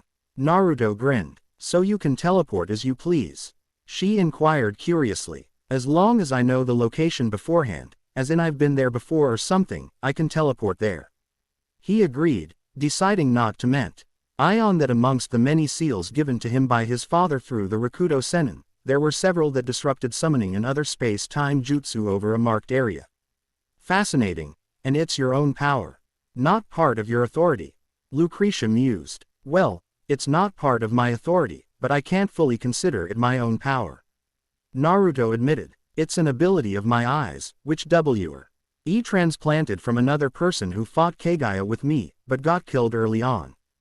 He thought back to Obito. He refrained from telling her that since Kagaya was the progenitor of chakra, all his abilities could be considered pseudo-authorities. And he definitely would not tell someone he just met that he was Kagaya's descendant. Anyway, think we can get started on teaching me a bit about magic? Naruto asked anxiously, since being surrounded by people with unfamiliar abilities was making his shinobi instincts go haywire. Well, I suppose I can start with the theory right now. Lucretia agreed as she glanced around the room for the proper book. But practical demonstrations will have to wait until I'm more recovered. Okay, but isn't there some way I can lend you my power or something? Naruto frowned. I mean, back home we could transfer chakra to others if we had large enough reserves ourselves. He trailed off, thinking of how he had shared Kurama's chakra with several thousand people while fighting the recently reborn Jubi. There are some ways to forcefully drain a person's life force that I can think of, but willing sharing power. Lucretia thought out loud. Most people don't have enough power to do so. And even for those that do, such spells are rather wasteful, causing half or more of the power transferred to be lost. Well, my life force was strong enough even before I became a campione. So, if you know a spell like that, I'll let you take some from me to get you back on your feet. Naruto shrugged. Oh my. Lucretia giggled. Well, if you're offering. Far from me the thought to refuse. She began leaning towards him, grabbing his head and pulling his face towards hers. What are you doing? Naruto yelped. Oh, didn't you know? Campioni are near immune to normal magic. The only way to affect a campione with magic is internally, such as through the mouth. Lucretia gave him a saucy look before kissing him, and moments later he began to feel a slight drain on his chakra. It was barely noticeable, but it certainly had an effect on Lucretia as she moaned into the kiss as her face became flushed and she deepened the kiss, pushing her tongue into his mouth and prodding his, challenging him to a battle for dominance. As their arousal grew, the magic lessons were forgotten and pieces of clothing began to fly. Next morning, the first thing that Naruto felt as he awoke was heat. It was not the dangerous heat of fire, rather it was a pleasurable heat focused on his nether regions. Opening his eyes, he blushed as his blue orbs focused on Luciar. Isha's bouncing bosom as the beautiful woman rawed him cowgirl style, his member getting even harder as he realized he had been unconsciously already thrusting in and out of her hot tunnel. Oh, you're finally awake, Naruto-kun. Lucretia smiled as she leaned to give him a morning kiss. Before he knew it though, Lucretia had gotten off him and dragged him to the bathroom where they shared a shower, presumably to wash each other's backs. Though in reality it was to give Lucretia another opportunity to show how skillful her mouth was, and for Naruto to take advantage of her soaking wet member to pee. Her against the glass wall of the shower and fuck her ass, claiming her tightest hole once more. The only way their activities would become known was if Shizuka spilled the beans, and Naruto somehow doubted that would be happening considering she had not burst in and interrupted them as he had expected her to. Soon after that, Ariana woke up as well and began preparing breakfast for them all. But not before kindly requesting for Naruto to go wake up Erika, who was still locked in her room. Lucretia, can I have the key to Erika's room? The blonde asked nervously. Oh, right, the witch blinked and began looking around before smiling as her cat familiar came with the items she sought in its mouth. Here you go. Thanks. I just hope she's not awake yet. I can totally see her accusing me of locking her up in her room. Naruto sighed as he headed upstairs. As it turned out, Erika was not awake, however that soon changed and soon enough he found himself dodging her sword swing. And thrusts as apparently while she remembered enough to know that he had not done anything to her while she slept, she also remembered that he was the one who helped her undress, thus leading to he trying to kill him for defiling her body with his male eyes.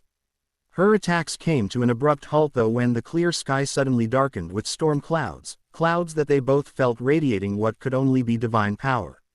They're here. Naruto frowned as he noticed Erika taking on her battle attire with a quick spell before jumping out the window.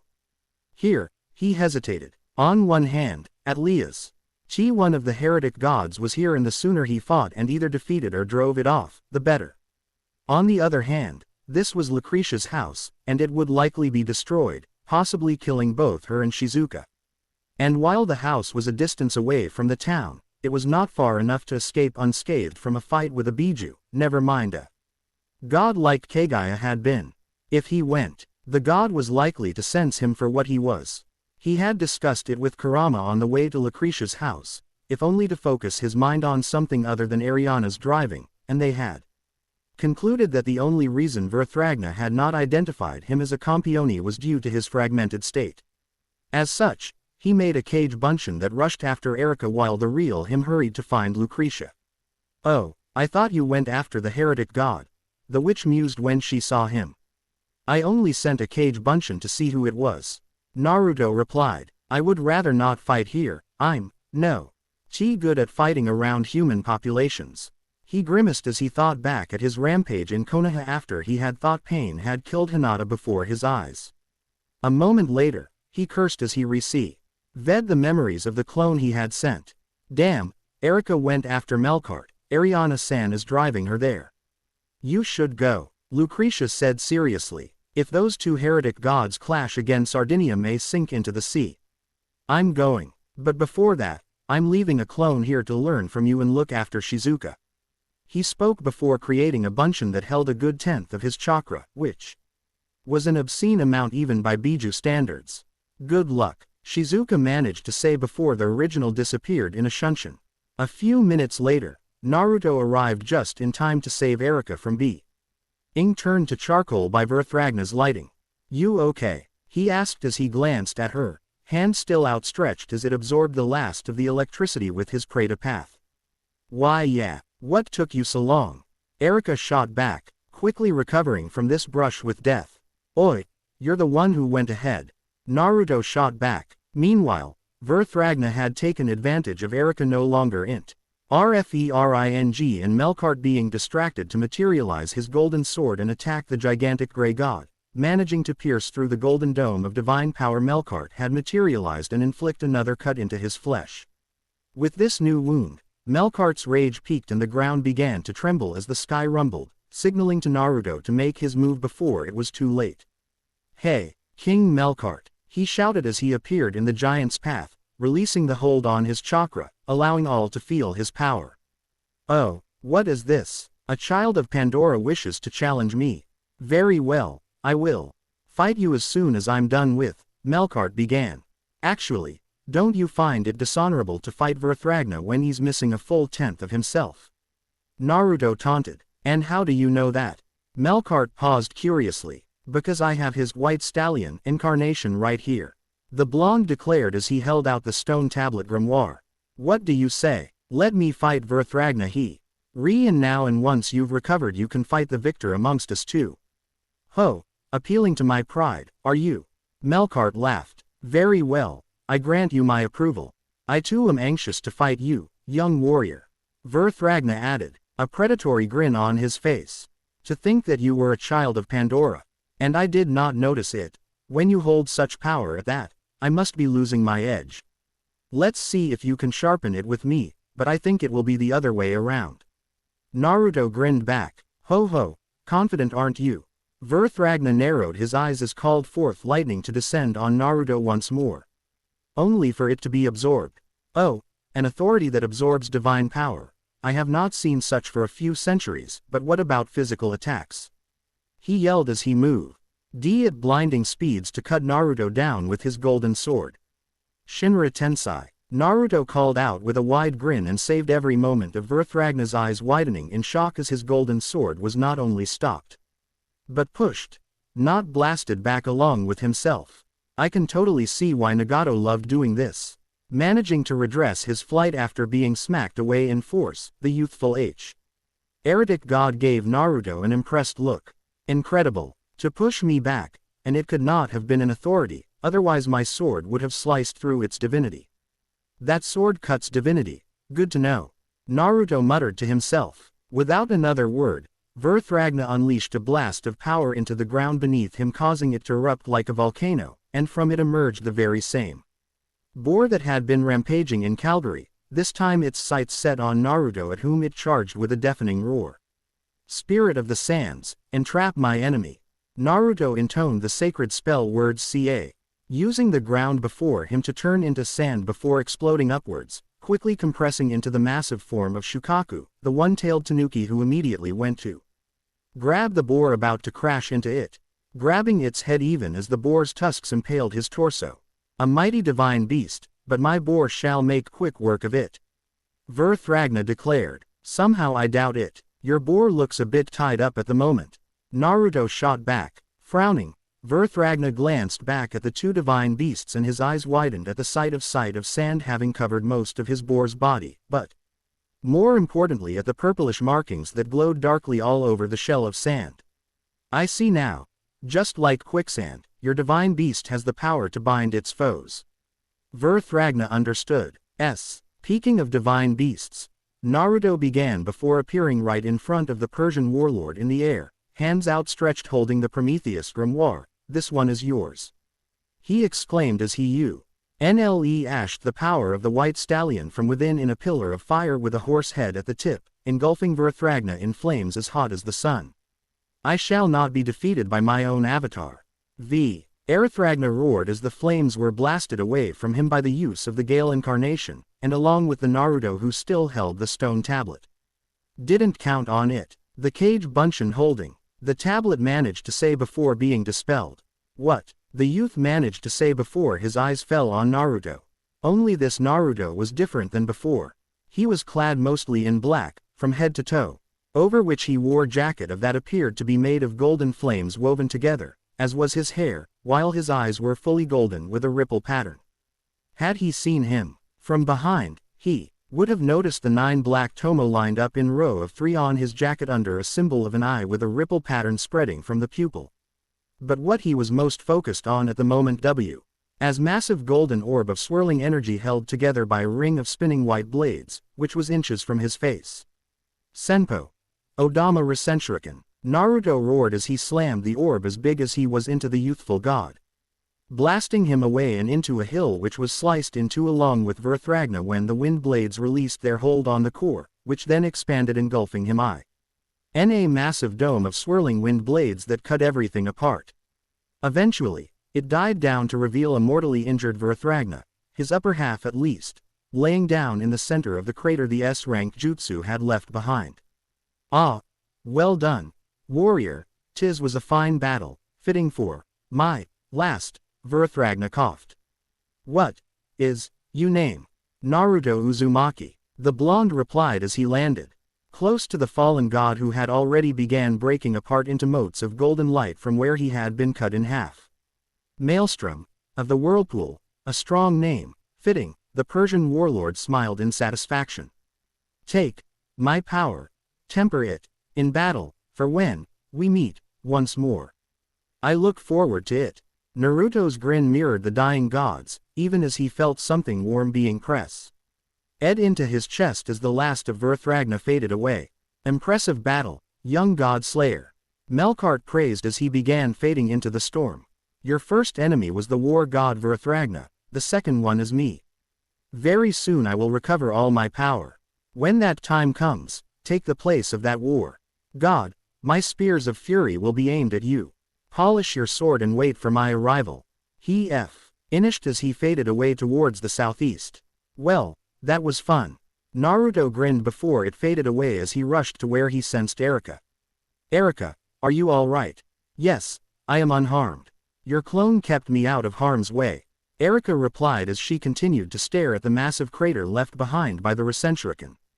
You know, until now I did not fully believe that you were the 7th CA. MPI-1 despite what Lucretia Zola said, but seeing is believing. She finally turned to look at him. But that golden orb was an incredible authority.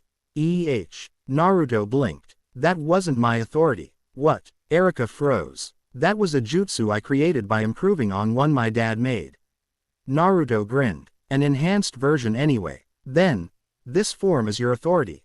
Erika guessed. Nope. This a power up of mine, though it would not be wrong to liken it to an authority since the person who taught me it is a Kagaya's son, who I guess is a demigod now that I think about it. Naruto trailed off. What is the authority you gained when you became a Campione? Erika demanded. I can summon up to 9-tailed beasts like the one that fought the boar. Naruto trailed off, deciding not to tell her more right now. Good choice. Kurama chimed in. Summoning and controlling divine beasts. Erika must. I don't think there are any campioni who currently have such powers other than Duke Voban with his wolves. Anyway, I don't know about you, but fighting on an empty stomach is not something I want to repeat. Naruto spoke up as he deactivated his Six Paths Sage mode just as a terrifying roar was heard from his stomach. Very well, let's head to the nearest town and get something to eat. Erika agreed. I believe we can rest for today, but tomorrow we will have to seek out Melkart's whereabouts.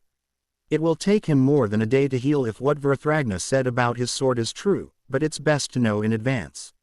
Food now, planning later. Naruto took off at high speed with a grin. He's going the wrong way. Erika's sweat dropped. On the Isle of Storms. Geez, this is exactly why I haven't advertised that I was a campione. Naruto grumbled as he and Erika walked away from a warehouse. Within lay the handful of magic users who were part of a cult dedicated to Verthragna and were investigating their god's death with the purpose of seeking revenge, or at least had been doing so until Naruto had used his Sharingan on them. Now, he was not quite sure how much he had erased, and considering his tendency to overdoing things, he admitted in the privacy of his own mind he might have wiped their minds clean entirely. You say that like's a bad thing. Kurama was quick to shatter that illusion of privacy.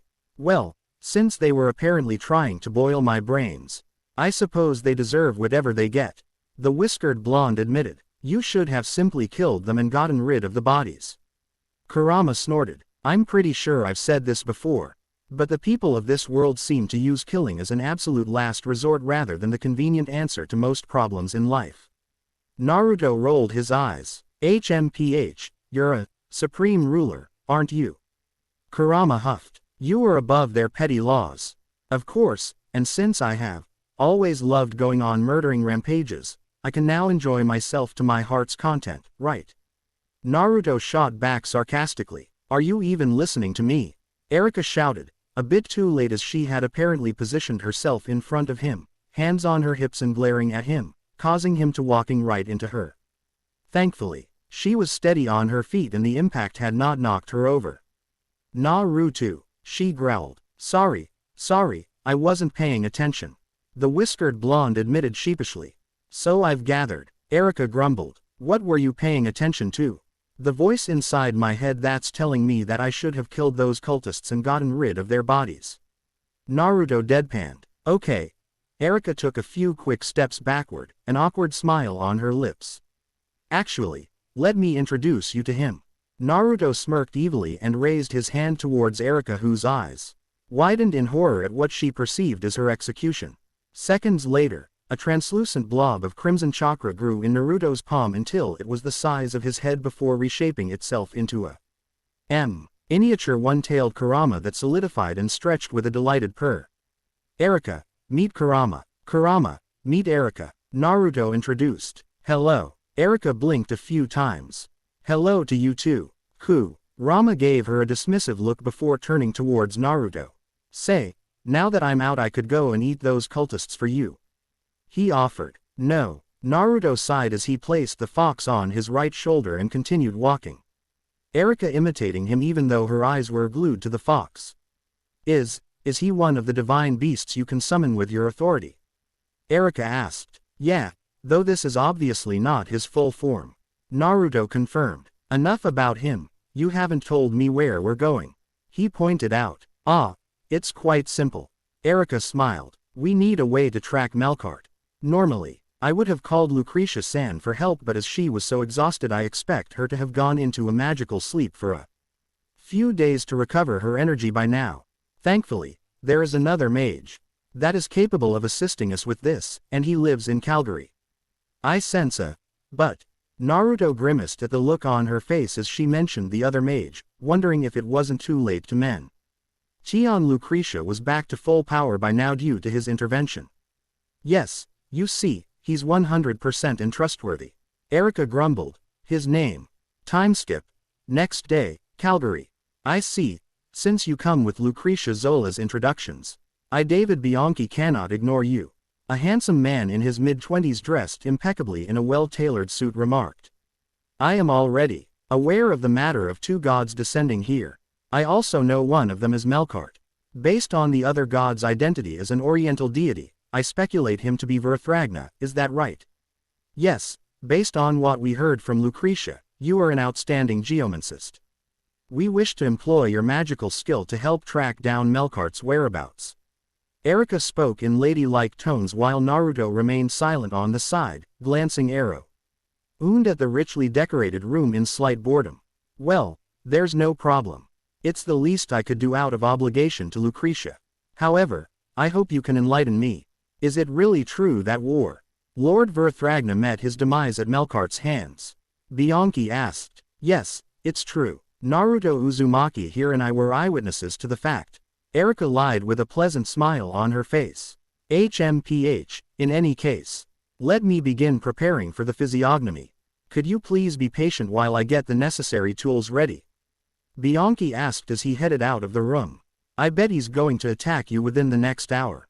Kurama remarked from within Naruto's backpack where it surprisingly comfortably rested. Who do you take me for, Tsunade Bachan? That's a sucker's bet. Naruto quietly shot back. Be that as it may. He's the best we have available right now.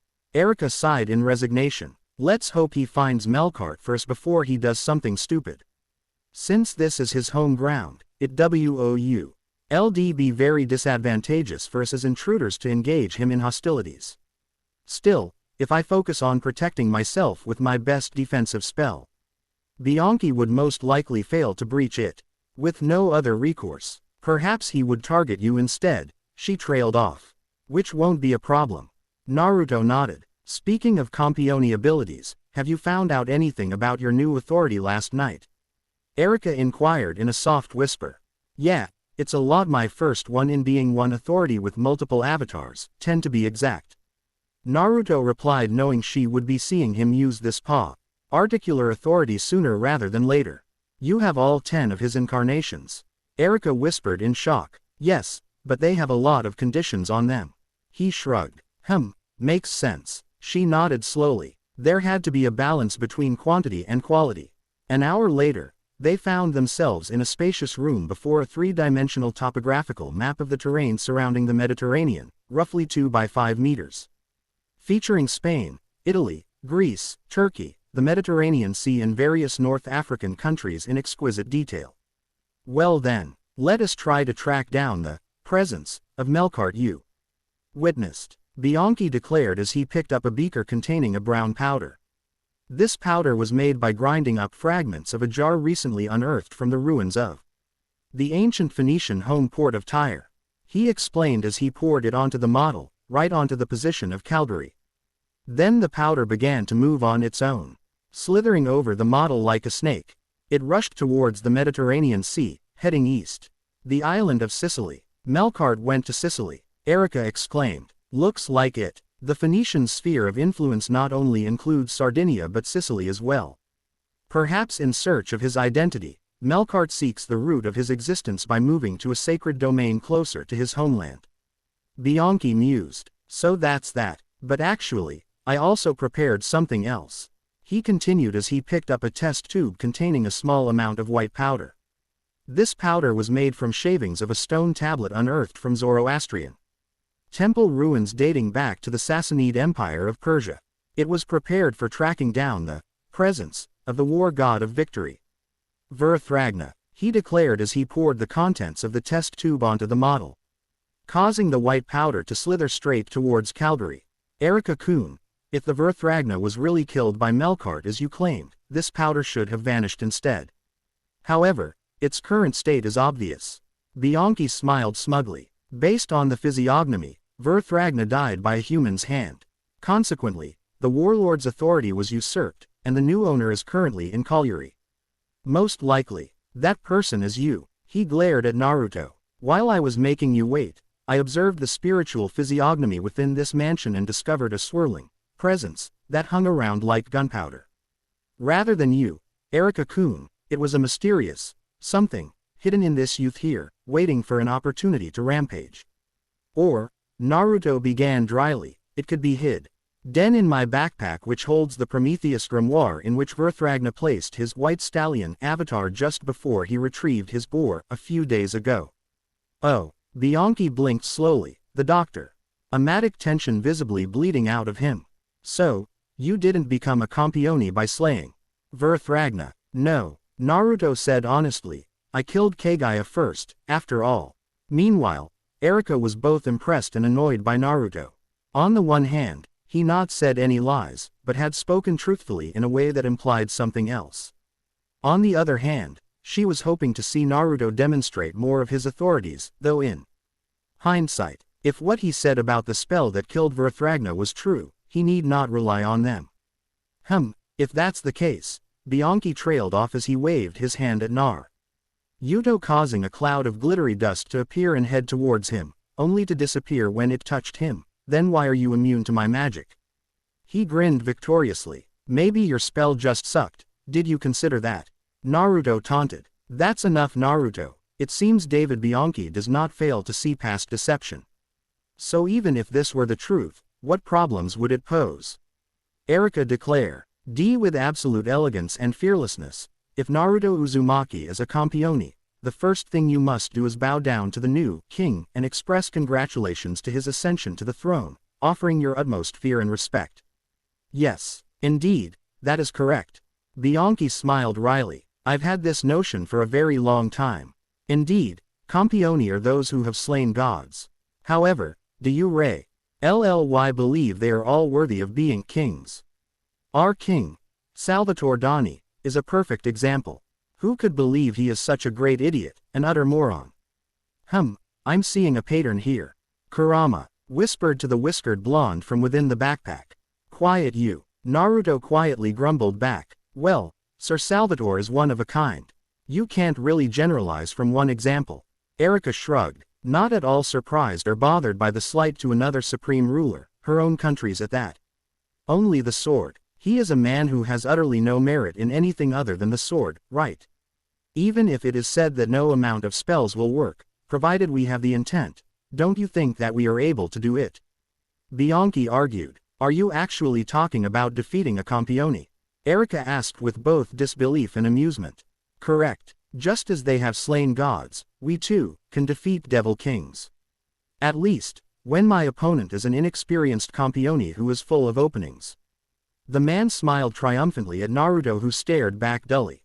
My mastery of physiognomy is not limited to the essence of the earth but also extends to. From there on, Naruto pretty much tuned out He mage's monologue up until the point he attacked Erika with a dark mist. Erika, Naruto exclaimed in worry, seeing how whatever that mist touched seemed to wither and die. For the sake of maintaining order in Rome, the Senate decreed the suspension of Imperium. O steel of the lion, layest thyself down as the foundation. Erika incanted, summoning her blade the Cor di Leone, which immediately transformed into a chain with 10 links joined at the ends around the blonde, creating a magical barrier to stop the dark mist from touching her. Senatus consultum ultimum, hereby decreed. A active barrier erected using the spell of Senatus consultum ultimum is equivalent to a castle in durability. However, the spellcaster cannot take a single step out of its confines. Isn't that nice? While you protect yourself, you will be unable to guard this new campione boy here. Bianchi taunted. The two blondes exchanged a glance and smirk at the idea that Naruto needed Erika's protection from a man like Bianchi. Please go ahead, be my guest. Erika chuckled. The reason why campioni are regarded as kings and conquerors, beings who have completely transcended the limitations imposed by laws of nature. I hope you can savor the experience thoroughly. If perchance you survive this encounter, perhaps it would serve as a wonderful lesson, she advised with what Naruto's experience with Wang and allowed him to identify as a devil's smile. You sure about this, Erika? Naruto raised an eyebrow. Trying out your Verthragna authority on a mage on that level would be no issue. Erika assured him. How dare you describe me as simply being of that level? You are mistaken if you think I'm a man whose only skill is geomancy. Just as you saw, I've been through many real battles. Bianchi fumed. Anyway, what he's trying to say is, I'm not some kind of flunky. Just ignore him. Erika shrugged. What do you think I've been doing until now? Naruto deadpanned. I almost fell asleep during his monologue. By now Bianchi was actively glaring at Naruto. The seventh Devil King. I had no grudge against you personally, but as a man, I cannot refuse a challenge. So would you kindly have a duel with me? Let's get this over with. Naruto sighed. I can just see Melkart yelling me about being later to out epic showdown. Oh forest, tiger, using those immortal claws and eyes, your terror shall create balance. Bianchi chanted and the wall behind him was distorted before fading away, revealing a scene one would expect to see in a tropical forest. This is distorting space and connecting to a rainforest somewhere, Erika warned. And suddenly Naruto was interested in David Bianchi. If there was one branch of magic he had interest in, it was space-time magic, both teleportation and the opening of gateways between two places. From that forest a massive tiger, possibly over 300 kilograms, emerged and approached Naruto, glaring at him hungrily. Even if magic is cast on a campione, it will be completely deflected. It's a well-known fact, Bianchi commented. However, there are other avenues. Take the bones and the face for example, because all it requires is the appearance, techniques like physiognomy were usable like earlier. Targeting a campione's powerful divine aura, investigative magic can be used to locate them, since objects summoned by magic can cause damage, controlling the say artificial magic beasts will work. Hey king, these fellows are man-eating tigers accustomed to the taste of human flesh and blood. He taunted, and with that the tiger lunged at him, another emerging on its trail. Only for Naruto to casually backhand the first into and through a wall to his right, breaking it down to reveal the outside of the mansion, and then kicking upwards to remove the head of the next tiger. Sending it into the ceiling while its body fell to the ground with a dull thump, before collapsing into a golden sand that soon faded away as well. Tisk, so your authority grants you super strength. Bianchi scowled. Let's see how you deal with more of them at once. And with that a handful of tigers stepped out of the foliage. Deciding that it was time to try his authority, Naruto focused on one of the incarnations that felt available to him at the moment and began chanting the spell words as they came to his lips. All evildoers, tremble before my strength, upon my mighty self. I shall bear the symbol of the raging camel. Power surged through him, boosting his strength, defense, focusing on leg power, and apparently his sixth sense as well, from what he was feeling. Turning his attention towards the rapidly approaching tigers, he tuned to the side, and then kicked out with his left foot straight towards the center of the pack, unleashing a shockwave that not only blasted the tiger magical beasts back and reduced them to golden sand while still in midair, but also disrupted the dimensional portal Bianchi had created, and destroyed the wall, and the next. Woe that were beyond it as well as the room that were between those walls. Lowering his leg, he glanced towards a pale Bianchi. Now would be a good time to give up, don't, think. Naruto advised as he allowed the power of the authority to leave him, hiding his frown as he felt the camel become unavailable to him for a while. Bastard, Bianchi spat and with a wave of his hand the dark mist hat surrounded Erika's barrier lunged at the whiskered blonde, and faded away just before it actually touched him. Monster, well screw you too, pal. Naruto shot back in annoyance only to have a VL thrown in his face before it blew up, the sulphurous fire also fading away before it touched him. Before Naruto could comment, Bianchi used a similar vial to widen the hole Naruto had made to the side wall, and then run like hell away from the mansion, apparently heading towards the port. Well, given his boastful words previously, ending things so anticlimactically is rather fitting. Erika commented as she stepped beside Naruto to look at the distancing mage. Yeah, but I guess he's not a complete idiot. I know a lot of people who would not give up even when clearly out of their league. Naruto remarked, with yourself at the top of the list. Kurama snarked. Oi, having you with me automatically meant I wasn't outmatched. Naruto protested. Excuses. The fox scoffed as he crawled onto his shoulder. Are you going to let him get away? Erika inquired. Well, we did get what he came here for, Naruto began. Suddenly, Erika crouched, clutching her chest.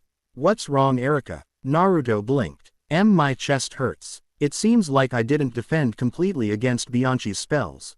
Due to that darkness, my heart almost stopped. She trailed off. Silence. That was what followed her declaration. After an uncomfortable pause, she glanced upwards to see both her fellow blonde and the fox giving her a dull look. If you're that desperate to see my authorities, you could just ask nicely, you know. Naruto told her flatly before turning his attention towards Bianchi in the distance, another incarnation manifesting in his mind's eye. The boar shall ravage you. The boar shall exterminate you. He called out as the ground under Bianchi became black flames from which a massive 20-meter or longer black boar with long ivory tusks emerged, almost trampling the man had he not felt the change and jumped to the side, landing in a puddle of mud, as the boar continued on towards the port. Impressive, Erika praised. But aren't you going to dismiss it now? I can't, Naruto admitted. I can only summon it destroy something massive like a mansion of this size, or a port. And until it's destroyed, it won't go back. Nice. Kurama grinned. I knew I was a good influence on you, brat. The port is probably not too populated considering the devastation the boar caused a few days ago, but Erika must. Let me try something. Naruto stuttered nervously as he focused on his connection to the boar and tried to impose his will on it, only to be soundly ignored. Grimacing, he thought of something else and the incarnation of the raptor appeared in his mind's eye. Fear of the winged, both the evil and the powerful, all shall fear I who hold these feathered wings. My wings will bring you curse and just deserts. He chanted and he felt the world begin to slow down. Then as the boar was dismissed with a disappointed roar just after it arrived in the port and began tearing down a warehouse. Giving himself a mental pat on the back at how he switched from using one authority to another. He grinned when he felt that the boar incarnation was still available to him. Then, focusing at the source of their current troubles who was just pulling himself from the mud, Naruto moved and within the blink of an eye he was at Bianchi's side, grabbing him by the underarm and pulling him up before moving again at God's speed, stopping within the room in which they're confronted.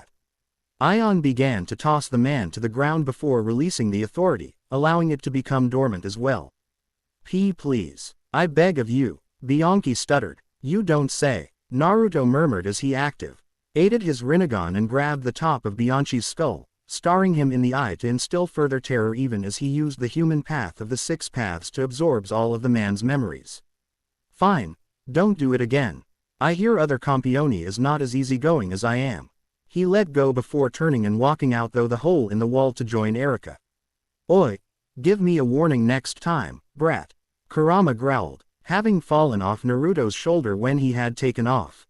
Sorry, didn't expect to be that fast. It's faster than my Shunshin even. Naruto muttered. Your old man's Hiraishin is still faster. Kurama added. Because that's teleportation, not speed. Naruto protested. If we're counting that, then I have the Amenetejikara. Uchiha tricks don't count. Kurama shot back. It was your old man that gave it to him.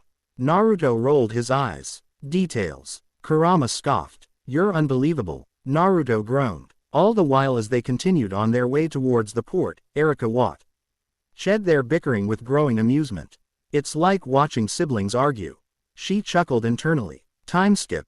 That evening, as he calmly ate his dinner along with Erika aboard a luxurious ferry on the way to Sicily. Naruto was of two minds about it. That morning, after arriving in Calgary, he and Erika had essentially laid down the law to the 3 representatives of the Calgary Mage Associations. Having them not only suppress information about Naruto, who despite not being the most discreet of ninjas still understood the value of stealth, as well as arrange transportation for them to Palermo, Sicily. On the one hand, Naruto had never been wealthy or surrounded by luxury, so he was somewhat uncomfortable to be spoiled like this. Even after acquiring quite a bit of wealth in this RLD via the Ika Ika series and liberating some cash from Yakuza, he had chosen to live relatively modestly. On the other hand, he was at his 6th serving of pasta that while not quite to his ramen standards was still delicious. You can certainly eat, Naruto. Erika commented as she ate her melon ice cream dessert. I always had a high metabolism. Naruto admitted. I heard I take after my mom in that, so it must be an Uzumaki thing. Quote, it is, the ramen addiction as well. Kurama confirmed as he returned from his walk around the ship and jumped onto the table. Mito had it as well. Speaking of your family, what can you tell me about them? You mentioned that what you used to finish off Verthragna was something you developed from your father's technique, Erika trailed off. Well, I don't know much about them. Naruto frowned. They died less than an hour after I was born. Sorry about that. Kurama grumbled uncomfortably. Not your fault. Naruto shrugged. I skewered them on my claws. Kurama pointed out flatly. You know well enough Mom was on the brink of death from the Biju extraction anyway, and Dad, well, he pretty much killed himself the moment he used the Shiki Fujin. Naruto shrugged. I guess we can say it was Madara's fault and leave it at that. Kurama mused. More like Kagaya's, since she was manipulating Madara via Black Zetsu. Naruto pointed out before turning his attention to Erika. Anyway, about my family, my dad was the 4th Hokage of Konoha, the ninja village I grew up in. He was pretty famous as one of the strongest ninja ever and as the fastest man alive. Mom, well, she's descended from Kagaya, the goddess I killed, via her oldest son, and because of this the Uzumaki had massive chakra reserves. And high vitality. What else? Oh yeah, they were great with seals. Erika frowned. The world we came from was not very peaceful. Kurama replied. A certain balance of power existed between the 5 great ninja villages, but the other villages, well, they were not as lucky. The Uzumaki clan who lived in Uzushiogakure had become too powerful to be ignored, and Kumogakure, Kurigakure and Iwagakure allied themselves to wipe them out, which they did. With great losses. It was the attack on Uzu that sparked the Second Great Ninja World War. If they were wiped out then, Erika looked at Naruto questionably. Mom had moved to Konoha a few years before that. Naruto replied. Before their conversation could continue, thunder resounded and they felt a familiar divine aura. Exchanging a glance, they got up from their table and headed to the deck. It's been a while, boy. Melkart. Naruto shot back. Have you recovered enough for our battle? This sea was once the territory of the people who served me, but look at what it has become. The people here have the insolence to forget the name of Melkart, and are polluting my sacred domain. As the stately divine king, I cannot allow such foolish behavior of the people to persist. Melkart seemed to change the subject. Oh, what do you plan to do about it? Naruto frowned, getting a bad feeling. First I shall sink the island where Verthragna met you, brat. And then it will be the island where I am sleeping now. After that, I shall submerge all my ancient territories. Melkart declared calmly. I've considered it. I shall execute you, brat, before carrying out divine punishment. But we will not fight here right now. Sinking these islands requires the accumulation of power. I shall end things in 1 or 2 days. Unless I kill you first, you mean. Naruto growled. We shall see. Young godslayer. There is still time before the ancient divine king's summons arrive. You may relax for now, and take your time to figure out how to sharpen your sword while you wait. Then I shall send you, brat, on a journey to paradise. The god spoke. See you in a day or 2 then. Naruto said with a frown. HMPH, very well, I shall look forward to the amusement you will offer as a warrior. Well then, wait patiently for your punishment. With that final warning, the sky began to clear, signaling the departure of the god's presence. That went well, Kurama said dryly. Well, he didn't sink this ship, at least. Naruto shrugged, scratching the back of his head. Meh, you can take him. Kagaya was stronger. She could cause cataclysms as well, remember? Kurama pointed out. Yeah, but I also almost died beating Kagaya. Naruto's sweat dropped. Details. Kurama said dismissively. Yeah, I think I'm going to need Verthragna's warrior avatar. Naruto frowned as he let the fox and the still silent Kurama inside. You saw that just now, right? Melkart became the storm itself. That's not something I can simply blow up. And that warrior will help? Erika inquired. The golden sword can cut divinity, remember? Naruto smirked. If I can cut Melkart from his power, it will be a lot easier to kill him. And even if he survives, if you cripple his power, he won't be able to sink a chunk of Italy. Erika added. The problem though, is that it's not answering to me. Naruto scowled. Most of the incarnations have 2 ways to activate, the incantation or as reaction to something happening to me. Oh, Erika asked curiously. The camel activates when I'm injured, that raptor when I'm about to be hit by something moving really fast, I thin. K that bull does when I'm facing something physically stronger than me, but the warrior it's missing something. Naruto growled in frustration. Well, Erika mused thoughtfully, what do you know about Melkart's origins? If you're to cut his divinity, you must be aware of the source of his power. I read a bit about him from a book at Lucretia's place, but not much. Naruto focused on that knowledge and grinned when the warrior responded a bit, though not fully. It's working, though I don't know enough apparently. I'll tell you as much as I know later. For now, let's get some rest, Erika advised. Time skip. Next afternoon, Naruto was distinctly not amused, and Kurama's snickering within his mind was not helping.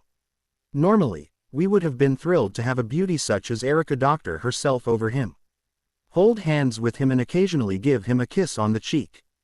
Today, that was not the case for a simple reason, it was all an act. After he had chatted with Melkart the previous evening, he had used his sage mode to check if the god had left anyone or anything to spy on him for whatever reason, and while he was calmed down on that front, he also discovered another mage on the same ship as them. A bit of genjutsu to make him fall asleep. Thank you Isobu for your illusory mist, and use of the human path later. He was identified as Walter Zamperini, the commander-in-chief of the Mage Association Panormos, as well as the mafia godfather of the Sicilian mafia. His reasons for being on the ferry were simple: keep an eye on the new Campione and enter his service, thus acquire an immense amount of political power. That was all well and good, nothing new in the world, though there was a slight hitch in Zamperini's plan, named Erika Blandelli, and she had to go. Either willingly or through an unfortunate accident. Understandably, both Naruto and Erika were quite put out with that information, and contemplated Kurama's suggestion to destroy Panormos more than. It was healthy, but in the end they had a plan.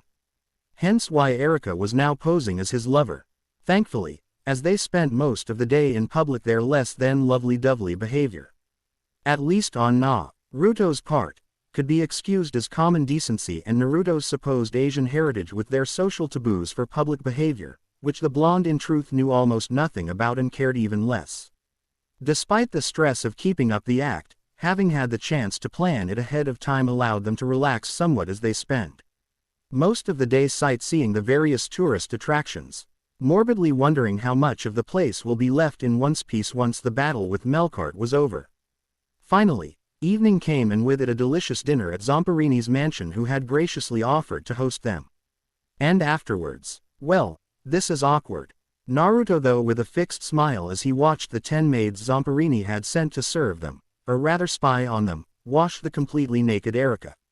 The girls had been initially sent out by the Italian Great Knight with the excuse that only she may touch Naruto's body, and as such she would be the one to undress him, but soon after they had been left wearing only towels in the large Roman bath, the maids dressed in near-transparent sheer fabrics returned and proceeded to wash Erika's nude body, taking away the towel that hid what was left of her modesty. And what a body it is! Naruto gulped as he made sure to burn the image in his mind with his active Sharingan hid behind a henge. Ho ho, Naruto is so, you've clearly seen me so many times, and yet you still gaze upon me with such crazed and intense eyes. This passion of yours is what I find truly adorable. Erika spoke, smiling as she endured Naruto's gaze. What can I say? I can't get enough of your beauty. Naruto grinned, valiantly suppressing a blush, something Kurama was not helping with. Damn you, at least wait until I can hide in the water. He mentally groaned, acutely aware that not just Erika but each and every one of the maids had noticed the erection he was unsuccessfully trying to conceal. A minute later, after both of them had used their various methods to ensure they were not being spied on, they separated and sank into the water to the point that only their heads were above water level, just enough to show their tomato-red blushes of embarrassment. Blushed that reached atomic level whenever their eyes met. Coupled with being soaked in the hot water for so long, it was not surprised they were both close to fainting. Later that night, the two of them were resting in the same room, in the same bed, under the same blanket after Erika's declaration that it would seem unnatural if two lovers were not sleeping together, thus shooting down Naruto's offer to sleep on the couch. That was not what bothered Naruto at the moment. No, the source of his discomfort were the sobs that coming from Erika's side of the bed. "Erika, are you crying?" Naruto asked awkwardly. "I am possible, I'm just a little sad over my loss of purity, that's all." His fellow blonde's reply came in a somewhat exhausted voice. What loss of purity? In actual fact, we didn't really do anything." Naruto stuttered with a bit of panic. "Kurama, did I hit my head and lose some of my memory or something? I'm drawing a blank here too. You're such an idiot. For me, my completely naked body was seen by you. Acts that no virgin should engage in have taken place, and even now, I am sharing a bed with you. Furthermore, the things we've done are known to many others." She growled. "Want me to get rid of the witnesses?" Naruto offered. This momentarily froze Erika before she finally turned to look him in the eye. "By get rid, you mean," she began nervously. "Wipe their memories." Naruto deadpanned. "Mafia or not, I'm not going to kill them all and get rid of the bodies." "Oh," Erika blinked, some relief in her tone. "Just because I'm a ninja by profession, that doesn't automatically make me an assassin, you know." The whiskered blonde grumbled. "Hell, in the 5 years I've been a ninja, I've only killed a handful or so of humans, and some of them didn't really qualify as alive." He muttered. "Really? How so?" Erika blinked. "Well, Kakuzu was an old guy that survived by implanting himself with organs from other people, like 5 hearts, Naruto trailed off. "You know what? Let's not talk about this right now. Give the word, and I'll make sure nobody in this city will remember more than us being here." "I'll think about it." Erika smiled slightly. "Still, you don't seem nearly as embarrassed as I expected. Aren't Japanese supposed to be more shy?" "First of all, I'm not Japanese. I just live there," Naruto pointed out. "And secondly, you're not the first gorgeous naked woman I've seen. You're hot, but you don't have anything I haven't seen or had before." Erika blushed brightly. "I take it you're not a virgin." "Nope. My odd father talked me into losing my virginity during my training trip," Naruto admitted, discreetly reinforcing his body with chakra for her inevitable eruption. "Said something about being more confined afterwards and not getting distracted by naked flesh. I suppose he had a point. It would be embarrassing if a female assassin could distract me long enough to kill me just by flashing." Wait, what did you mean by had? You said I don't have anything you haven't had before," Erika noticed. "Ah, that." Naruto nervously scratched the back of his head.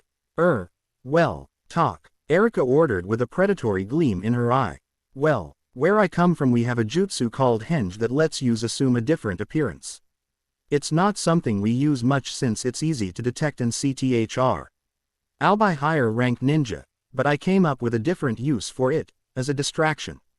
Naruto chuckled nervously. "Oh, do you think it would work on heretic gods?" Erika blinked. Depends," Naruto muttered. "On what?" "On how perverted they are." The godslayer answered. "Show me," Erika decided as she turned her full focus onto her bedmate. I don't think." Naruto hesitated. "If you do that, I'll consider forgiving you for violating my naked body with your eyes," Erika said flatly yet in a devious manner.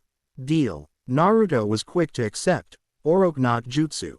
He called out as soon as he placed his hands in a ram hand seal. A puff of smoke later, a naked buxom female version of Naruto was on the bed next to Erika, causing the Italian girl to blush brightly as her eyes widened in shock. "Cat caught your tongue, Erika-chan," the naked female teased in a purring voice, making the mage blush brighter. We shall never speak of this again," Erika stuttered. "Agreed," Naruto shot back. Ellipsis. "We're not going to get any sleep tonight, are we?" He sighed. Doubtfully. Erika admitted. "Well, I suppose that's fine. With all the excitement today, we never got around to you teaching me more about Melkart's origins." He pointed out. "That's right," the great knight realized in shock. "Let's get to it immediately," she decided. Over the next few hours, Erika lectured him about various aspects that Melkart had, such as Bald-Hatted and Beelzebub, and it seemed to be working, to an extent, anyway. "I don't get it, what are we missing?" Naruto scowled. "I don't know, unless..." Her eyes widened. "You got something?" Naruto pressed. "Can you tell me about the influences of ancient Sumerian civilizations on the origins of the Ugaritic pantheon headed by Baal?" She inquired. The what pantheon? Naruto blinked. How about the Phoenicians, Canaanites and Hebrews who worshipped Baal and equivalently Melkart as their chief deity? Do you understand what roles these groups played between the ancient Orient and the Mediterranean? Erika pressed. Nope, you didn't teach me anything about that, and I've only been in this world for a few months now, remember? Naruto reminded her. That must be it, Erika decided. Right now, you've only memorized the concise origins, but you have yet to understand the god's true nature and process of development. That is why you're unable to use the golden sword. I don't suppose you can teach me all that in a day or so. Naruto grimaced. Are you stupid? Even if you spend 200 times the time, it's impossible. Erika exclaimed. Well, I like Italy while it lasted. Naruto sighed. Hey, don't give up on it already. Erika scowled. I'm not giving up. It's gonna be real tough to even hit Melkart if he becomes the wind itself. How do you kill the wind? Naruto scowled. Well, Matabi's flames will hopefully help. Well, there's instruction magic, which can pour knowledge into the mind in very short time. It will be much more practical and efficient in comparison. Erika spoke considerably. Such convenient magic exists, Naruto exclaimed. Yes, although it's a spell which only maintains its effects for half a day or so. It does allow an entire library of books worth of knowledge to be transmitted without issue. However, there remains the fact that you are a campione. Erika sighed. Right, magic proof. Naruto deflated. That's not entirely true, Erika corrected, blushing. You're almost immune just to magic applied externally. If applied internally, it would work fine. You're not talking about injections, are ya? Naruto asked nervously. Cause, I have this allergy to needles. I mean orally, mouth to mouth. Erika blushed, wondering why the hell she was even mentioning this. There was no way she would, even for him. Oh, as in a kiss. Naruto blushed somewhat. Well, I suppose that's loads better than the method I came up with. He said with some relief. Oh, and what is that? Erika asked morbidly. Human path of the Rinnegan. Naruto answered succinctly. Rinnegan. Erika repeated. Samsara eye. Yeah, these eyes. He activated the infamous dojutsu for her to see. What can they do? She asked, staring into the peculiar orbs in awe. A lot of things, Naruto said evasively. The human path though allows me to read minds by grabbing the souls of people. Geez, how I leaned about Zamperini's plans yesterday. Then you can use that on me and, Erika began. I won't be able to stop at just learning about Melkart, Erika. I would see all your memories. Naruto admitted. Oh, Erika gulped. And that's even ignoring the danger of me accidentally pulling your soul from your body, killing you. He shook his head. No, it's not an option. I would rather face Melkart without the golden sword. You used it on Zamperini. Erika pointed out absently, trying to rationalize how he would rather risk getting killed by a heretic god than risk harming her. Zamperini was a dubious character that was stalking us and may have intended to attack like Bianchi did. Naruto shrugged. You though, you're my friend. There's no way I'm risking harming you, he declared with conviction. Erika said nothing for a while, merely observing how passionate he was about keeping her out of harm's way. After an internal battle though, oh, to hell with it. The Italian blonde sighed. If I were to be honest with myself, what we did in the bath was pretty much second base in dating. Compared to that, a kiss is like taking a step back to first base. I can live with that, she decided before becoming more somber. Besides, if Naruto fails to slay or at least drive off Melkart, the Divine King will sink Sardinia and Sicily and then move to do so with his other former territories. And there's no telling if Lord Salvador or any of the other Campioni will show up in time to prevent it. Will Melkart proving himself such an obvious threat, it's certain that he would be hunted down and killed by the Campioni. But if Naruto does not succeed soon, there's no telling how many will die. Erika, you okay? Naruto spoke up, looking at her curiously. Yes, I am fine. Erika smiled. I have decided to lend my aid to you this one time. Be grateful. She stuttered slightly as she blushed while leaning towards Naruto. The whiskered blonde managed to say before his lips were covered by Erika's own. Time skip. Next day, en route to Solentum. Having been once more contacted by Melkart and invited to head east, Erica was quick to inform him about the ruins if the old Phoenician outpost Solentum, after which they had Zamperini send scouts to the area. Soon enough, confirmation of the god's presence was received in Naruto, and Erica boarded a BWM driven by Zamperini himself, which would take them to the site of the battle. Before reaching the actual place though, Erica had the mafioso mage stop and she got off with 2 of Naruto's clones. Remember the plan. I will keep an eye from a distance and provide support if necessary. The Italian Great Knight reminded him. I'm counting on you. Naruto gave her a thumbs up before Zamperini drove off. Soon after, they reached the ruins themselves and they got out of the car, Naruto's recently implanted Phoenician knowledge allowing him to recognize the symbols of the sky god Melkart here and there, and then he felt it. Hoo ha ha ha. We finally meet again, young god slayer. Manifesting tangibly as violent winds, fierce rain, and scorching lightning and thunder in the air, the sky god Melkart was Makin. His appearance in the form of the storm. You called me here, didn't ya? Naruto point out with an excited grin. Well said. Come, it is now time for battle. Show me what an immature god slayer can do. Melkart declared before unleashing massive gales of wind towards Naruto, blowing away the old man at his side while the blonde remained steady on his feet, chakra allowing him to stick to the ground without trouble.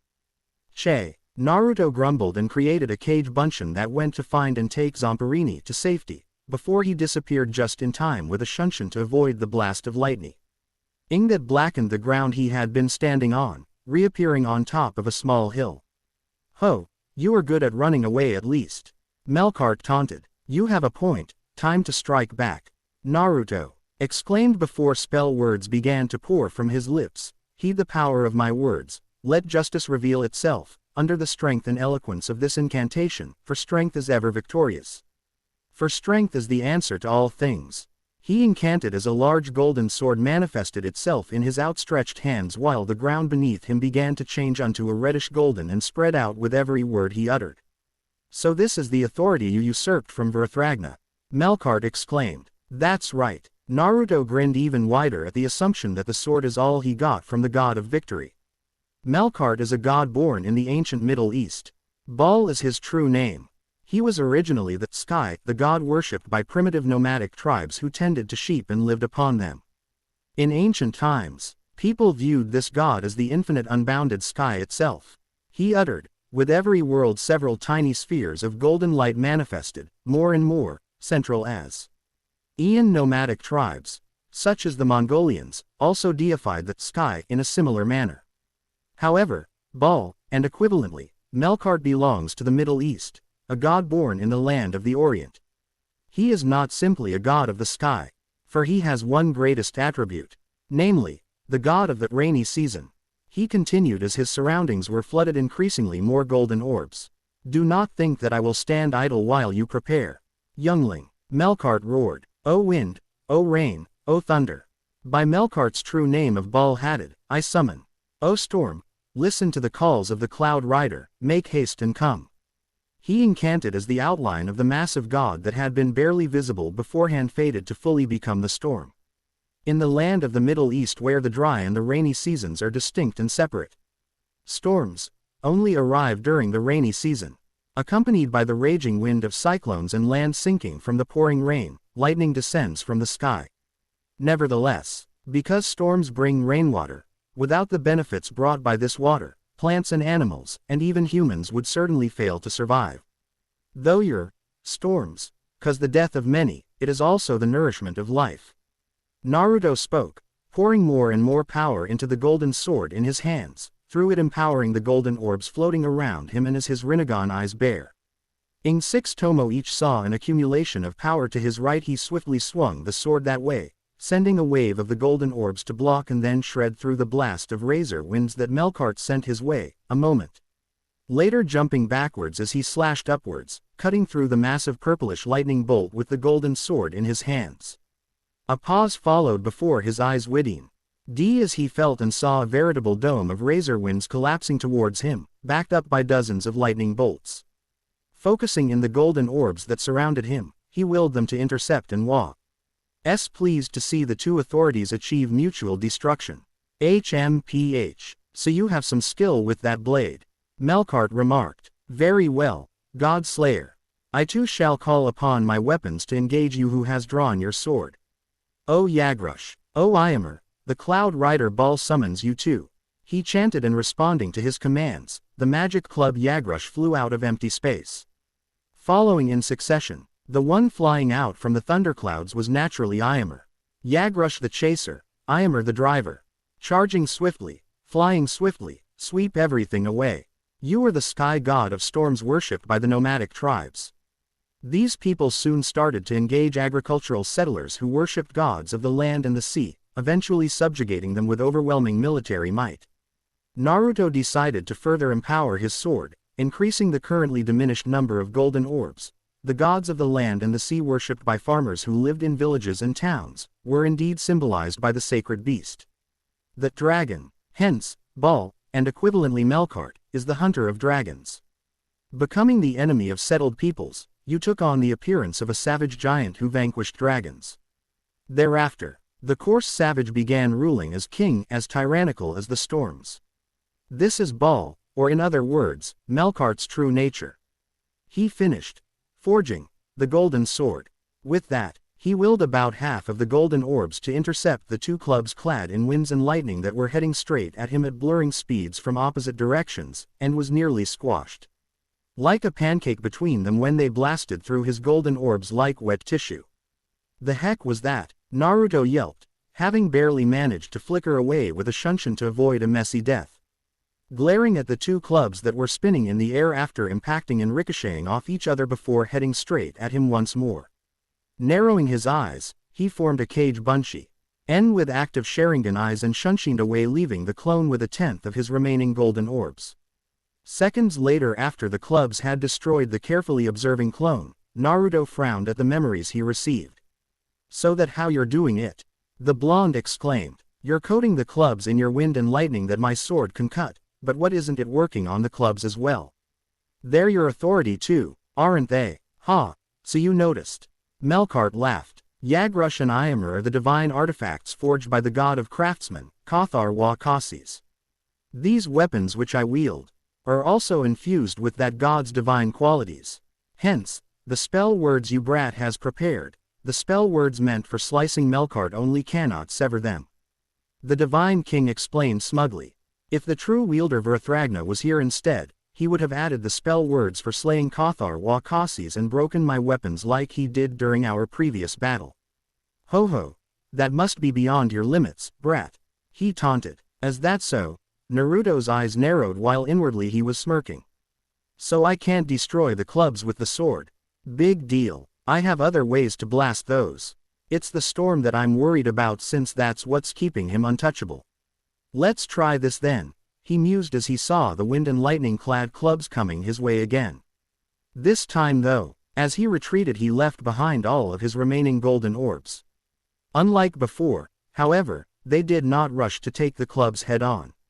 Rather, they flowed around the clubs, shredding their wind and lightning coating that was not only making them more powerful but also increased their speed, before spreading out into the sky at every accumulation of Melkart's divine power Naruto could see with his Rinnegan. Gah, so this was your plan?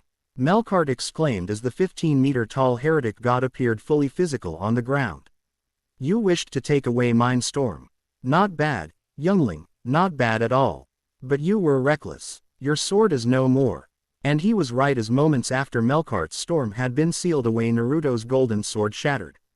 What shall you do now, godslayer? Melkart taunted. I still have mine treasures and strength. Do not hesitate, Naruto. Erika called out, arriving with the two cage bunchin he had entrusted her to, both of whom were in sage mode. Here, there is nobody you need to worry about getting caught in the crossfire. Go all out. You got it. Naruto grinned fiercely. May his spine be crushed. May his bones be broken, his tendons torn, his hair ripped from his skull. May his blood, spilled over the earth, be churned into a bloody froth. I shall become one who buries fangs into the sinner's flesh, that the will of the Lord be followed, thou shalt be purged. He commanded as the boar manifested before the massive god and tried to impale him with its tusks, only to be smacked away by the quickly summoned Yagrush. It was not as easy as Melkart wanted, however, as the boar was relentless and fully willing to take some bruises and broken bones as long as it got to ravage its target. Within seconds, Melkart was forced to use his great strength to hold the boar down after he had managed to climb onto its back, commanding the two divine club weapons to hammer into the boar wherever they found an opening. Things were beginning to look grim for the boar and Naruto, especially when a buzzing began to be heard from the sky. "What the hell? Bugs!" Naruto exclaimed. "Locusts! Servants of Beelzebub!" Erika blanched at the massive clouds of hundreds of thousands, maybe even millions of locusts perfectly capable on tearing the flesh from their bones. "Eli Eli lama sabachthani, O Lord, why hast thou forsaken me?" She raised her voice and chanted the spell words of her trump card, the Golgotha spell. "O my God, I cry in the daytime, but thou hearest not, and in the night season, and am not silent. But thou art holy, O thou that inhabitest the praises of Israel." By now, a terrifying aura was palpable around her, one of anguish and despair. "O my strength, haste thee to help me. I will declare thy name unto my brethren, in the midst of the congregation will I praise thee." She held the sword towards the sky and the blade seemed to soak in the terrifying aura like a sponge. For the sake of maintaining order in Rome, the Senate decreed the suspension of Imperium Senatus Consultum Ultimum, hereby decreed. She commanded as the sword transformed into a chain that surrounded her and Naruto in a barrier, leaving the clones to fend for themselves. "An offensive barrier, huh?" Naruto muttered, his Rinnegan seeing how the Golgotha spell which can harm even gods had been infused into the barrier. It reminded him of the Shis Hyunjin that the Sound Four had used to trap the Sandaime Hokage with Orochimaru. "How long can it hold?" Naruto asked, noticing her strain. "Against a god of this power? Maybe 2 minutes, Erika admitted. "Plenty." The whiskered blonde grinned as the felt the locusts kill the clones, sending the accumulated sage chakra to him, turning his Rinnegan golden as he entered the six-path sage mode. He then created another bunchen and both began to chant simultaneously. "Tree of life that feeds on the blood of war, one-eyed god from which beasts are born, grant unto me your divine fruit." The clone chanted, "For victory, hasten forth before me, O immortal sun, I beseech thee to grant radiance to the stallion." Naruto chanted, "I shroud myself in the power of the Kyuubi." The clone finished, as orange-tinted golden power erupted from it, engulfing both Naruto and Erika before taking the form of a massive spectral Kurama that towered over even Melkart. Immediately, the clone which was in he frontal part of the head began to form a Bijudama as tall as he was in the mouth of the fox. "O stallion that moveth godlike with wondrous grace, bringest forth the halo of thy master." Naruto initiated his own incantation, causing a second sun to appear in the sky before descending in the form of a horse made of fire towards Melkart, who was suddenly holding thin air, the boar having been aced on the battlefield by the white stallion. "What?" Melkart managed to say. "Bijudama." The spectral Kurama roared as it sent the black ball of death straight at the heretic god. Both attacks, the white stallion and the tailed beast bomb, reached the god at relatively the same time, causing a massive explosion of burning death to engulf the entire area, incinerating all it touched other than the three safely within the protection of the avatar form of the Kurama incarnation of Naruto's first authority. It took a few minutes, but the flames died out and revealed the devastated landscape. Or crater to be more exact, that had replaced the Phoenician ruins that were there not an hour before. "You know, when I said you didn't need to hold back, I did not mean that you should go out of your way to destroy more of Italy." Erika stared wide-eyed at the devastation as her companion dismissed the spectral fox and the clone. "Hey, there's no kill like overkill." Naruto grinned before his amusement dimmed as his Rinnegan caught something. And it was apparently not enough. "What?" Erika's head snapped towards her fellow blonde who was glaring at thin air. "Amaterasu." Naruto whispered. As his eyes took their Mangekyo Sharingan form before his right began to bleed as black flames erupted from it and within moments engulfed what he had seen, causing Melkart's screams of agony to be heard for a few seconds before he was silenced, the flames fading away once their fuel had been exhausted. Feeling something enter his being, Naruto closed his eyes and focused on the mass of power It condensed into what he vaguely recognized as one of Melkart's authorities. Now it's over. Naruto sighed in relief before giving Erika a grin. Victory. He held a V sign. In response, Erika did not help but chuckle and shake her head with a relieved smile. 6th versus 7th. Naruto was in hell. Well, his vision of hell, anyway. Around here though, people called it school. High school, to be precise. Why did he see it as hell? Surprisingly enough, it was not because the teachers were picking on him like it happened in the Konoha Ninja Academy, nor was it because the other students were ostracizing him for reasons he was unaware of. There were two big reasons for his view of the educational facility. 1. He already knew everything he was being taught in class, either due to the knowledge dump via the 6 Paths Sage from the previous Hokage. You would not believe how much math it takes to properly calculate the more complex ceiling arrays, or due to the memories he had absorbed via the human path from various people after he had just arrived in this world, one of them being a former university teacher. Add Naruto's idea of burning into his mind all his textbooks via the Sharingan, which made him curse the Uchiha, as this certainly explained why all of them were supposedly geniuses. The Sharingan made sure they never forgot what they saw, and it left the whiskered blonde deadly bored in his classes. He was by no stretch a top student, his attention span alone saw to that, but even if he did not fully understand everything he had memorized, the fact remained at attending any class that involved lectures was pretty much a waste of his time. Secondly, there were the girls, or rather fangirls. Apparently, despite his Asian features he was seen as a Gaijin, a foreigner. Or at least half by the student population due to his sunny blonde hair and tanned skin, which apparently made him the object of interest to many girls. Ironic, considering foreigners were usually ostracized to a degree. Add his whisker birthmarks which gave him an exotic air and he had dozens of girls out to get him. Of course, it was not his appearance Naruto was blaming for his troubles with women.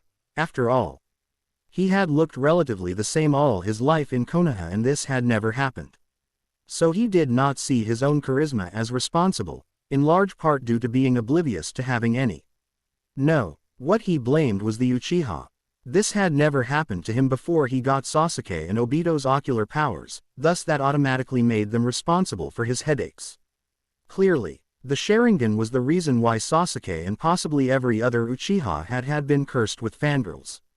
It made perfect sense. After all, Kakashi also had quite a following and Naruto could not see any other way besides this curse of the Sharingan for that perverted slacker to be so popular with women. That being said, he was not seeing any escape from it anytime soon. Unless he was willing to start using a henge full-time to avoid truancy officers, he had to grin and bear it for 3 years. Who knows, maybe somewhere in all the knowledge he got from the Nadaime Hokage there's Samet Hing that will get his Kage Bunshin to attend the boring classes for him, which his rebellious clones outright refused to do, choosing to play hooky or outright dispel rather than bear the classes. There were some upsides, of course, which made the classes at least somewhat bearable. The first, of course, was the inability of his teachers to see through genjutsu, allowing him to use his Sharingan to persuade the teacher to ignore him. Same with his classmates in the immediate vicinity so that nobody would comment on him napping in class. Secondly, he did not have to bear it alone, as while a year younger and thus in the last year of middle school, Shizuka was also attending Junin Academy. So the past couple weeks since the term began had not been as bad as they could have been. He even introduced him to some of her fellow tea ceremony club members, such as kind and beautiful Yuri Maria that reminded him somewhat of Hinata. As he was returning home with Shizuka, already planning his weekend training regime, they found themselves facing 4 well-built European men wearing masks that hid the upper half of their faces. Behind them, 3 more appeared, effectively cutting their escape considering they were on a bridge. "Can I help you?" Naruto asked, extending his senses a bit and feeling some magic from them. Rather than reply to the question, the leader of the group, who was also the only black-skinned among them, turned to one of his underlings and gave an instruction in Italian. Fortunately for Naruto and most unfortunately for the 7 men, Campione had a gift with learning new languages. Despite not knowing anything about the Latin tongue on his arrival in Italy, by the Time he had returned to Calgary after slaying Verthragna, he could understand it perfectly and speak it almost like a local. As such, he had no issue in hearing, "You take care of the girl." Naruto's eyes narrowed dangerously. Time skip. Half-hour later, at a nearby park. Naruto and Shizuka were sitting on a bench under shade, occasionally taking a sip from the canned juice they had bought from a vending machine not 10 feet away. By their appearance alone, one would take them for a ple out on a date or classmates hanging out, considering they were still wearing their school uniforms. It was only after taking in the 7 men, bruised black and blue, with swollen eyes and lips, tripped to their underwear and tied like piñatas from trees in a perfect line facing the 2 teenagers, that one would begin to understand the real situation. "So you were sent because of Salvador Doni," Naruto mused, receiving pained nods from the men. "Who's that?" "Who's?" the leader of the tied-up mages asked incredulously. "He's that blonde idiot from the airport in Palermo." Shizuka spoke up. "Blonde idiot." Naruto blinked and thought of that day, doing his best to ignore Kurama's jibes about there being another blonde idiot to keep count of now. Flashback. Day after the battle with Melkart. Despite the massive amounts of property damage, things were wrapped up pretty easily in the aftermath of Melkart's return to his myth. It had taken them only a few minutes to find Zamperini Khan. Sidering Naruto's clone was still with him, and just an hour for Naruto to get the old man to the hospital, the impact from Melkart's gale force winds having led to some broken bones for the mafioso. That being said, his life was in no danger and he would make a quick and complete recovery thanks to the healing magic available to his association. On Naruto and Erika's part, while not exactly exhausted, they had chosen to retire to their room to rest for the remainder of the day. The next morning though, bright and early, they at the airport where not only would Erika be seeing Naruto off, but He would also meet up with Shizuka in order to return to Japan together, the younger girl having been accompanied by Lucretia who wished to congratulate Naruto for his slaying of 2 gods in the same week. While they were chatting as they waited to embark for the plane to Tokyo, a handsome blonde with a tall and tightly sculpted physique and easygoing air approached them. "It must be you. You're the 7th. Not bad. You're even younger than me back then." The man commented. "It's been a while, Sir Salvador, and your reason for coming to Sicily is?" Erika respectfully greeted. "Ah, it's been a while, you must be Ellen Ivanovich." "Right. Oh my, actually I was still in Argentina until a few days ago."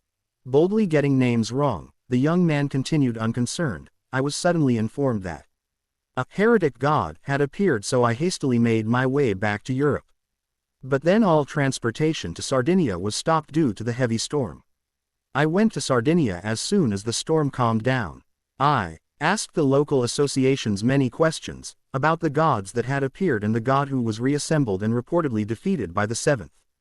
It seemed a shame to return just like that, so I came over here to meet my new kin." He grinned towards Naruto who responded with a grin of his own. "So this guy is a campione, huh?" Naruto mused. "Indeed. Then allow me to make introductions. This young man, Naruto Uzumaki, is indeed the 7th to become king after you, the 6th. The godslayer who slew warlord Verthragna in Sardinia and the Phoenician divine King Melkart here in Sicily." Lucretia Zola greeted the young man reverently. "I see. I am Salvatore Doni. Let's get along well from now on." Paying half-hearted attention to Lucretia's introductions, Doni offered his greeting. "So, I've got a minor suggestion. Why don't you have a duel with me?" Naruto blinked. "Well, that was sudden. Other than gods or our kin, there are no opponents we kings can fight seriously. I'm sure you'll soon find this fact troubling. So, how about a duel to commemorate our first meeting?" Doni pointed out. "Well," Naruto began. "Naruto, our plan is leaving in 5 minutes. Shizuka spoke up, pinching his elbow. "Oh, right, we gotta hurry or we'll miss it." The whiskered blonde yelped before turning back towards his fellow campione. "Looks like there's no time left.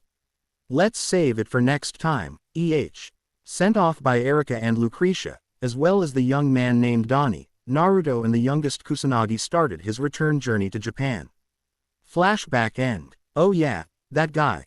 Naruto nodded. "I don't know much about him though. Just that he was older than me when he became a campione, and I think Bianchi mentioned something about Salvatore being great with a sword. Sir Salvatore is indeed known as the King of Swords. The greatest swordsman in the world. The leader of the mages confirmed. So, what does he want with me? Naruto frowned. Our alliance leader, Sir Salvatore, said. Someone caused a ruckus on my turf, and expressed great anger. The leader of the Italians continued, Sir Salvatore is a warrior amongst warriors. He is a great man who never gives up on a fight whenever a heretic god appears. Hence, he should be angry because his rightful foe was stolen by Uzumaki-sama. Warrior amongst warriors, Yase. Naruto mused, trying to compare the easygoing guy he met at the airport to people like Gaimata or Zabuza Momochi, who in many ways defined his own meaning of the word, warrior. So, you're under that guy's orders to attack me? Yeah, that's right, came the admission. And, Naruto scowled. Sir Salvatore commanded the Copper Black Cross, which had helped Uzumaki-sama locally, in other words, our superiors. His orders were to bring Japan's king, Naruto Uzumaki, back to him by any means necessary. The man stuttered under the Campione's glare. You guys are Erika's comrades? Naruto asked, surprised that these glorified thugs were associated to someone as elegant and cultured as Erika Blandelli. Not comrades but subordinates from a lower branch of the organization. A group responsible for chores and dirty jobs ordered from above. You are expendable flunkies that they won't really mind losing if Naruto gets pissed off and blasts you to pieces. Shizuka deadpanned. Kinda like the Yakuza do things. Naruto nodded sagely. I would have sooner expected this shit from a mafia group like old man Zamperini's Panormos rather than Erika's Copper Black Cross. What's her take on this? I don't see someone like her organizing such a thing. Yet you said she's one of your superiors. He asked. Our Lady. Dame Blandelli was prosecuted for assisting Uzumaki-sama, and is currently suspended from her position as Great Cane. I'd an under-house arrest until Sir Salvatore's rage subsides. As soon as the words left his mouth, the leader of the group of 7 found himself unable to draw breath, a malevolent pressure pressing down on him and his comrades. Daring to raise his gaze towards the 7th Campione, he found himself under the purplish ringed glare of the Rinnegan. What? An hour later, Naruto was laying down on his bed, his mobile phone at his ear waiting for Erika to pick up. He was about to give up and try again later when she finally answered. Calling at such a time means that you have become aware of the situation. Were the Italian Great Knight's first words rather than a greeting. Hello to you too, Erika, how are you? I've been fine, thank you. Naruto deadpanned. Really, even considering the situation, dry amusement was palpable across the line. If you're talking about the flunkies that your association sent over, then I have to disappoint you. The Yakuza in the area are a bigger headache than them. Naruto shrugged. But since we're on the subject, what the hell? For the organization's lower branch personnel to be deployed, and to fail the mission regardless of their numbers. Such clear mismanagement reflecting poorly on the organization's reputation should normally be impossible.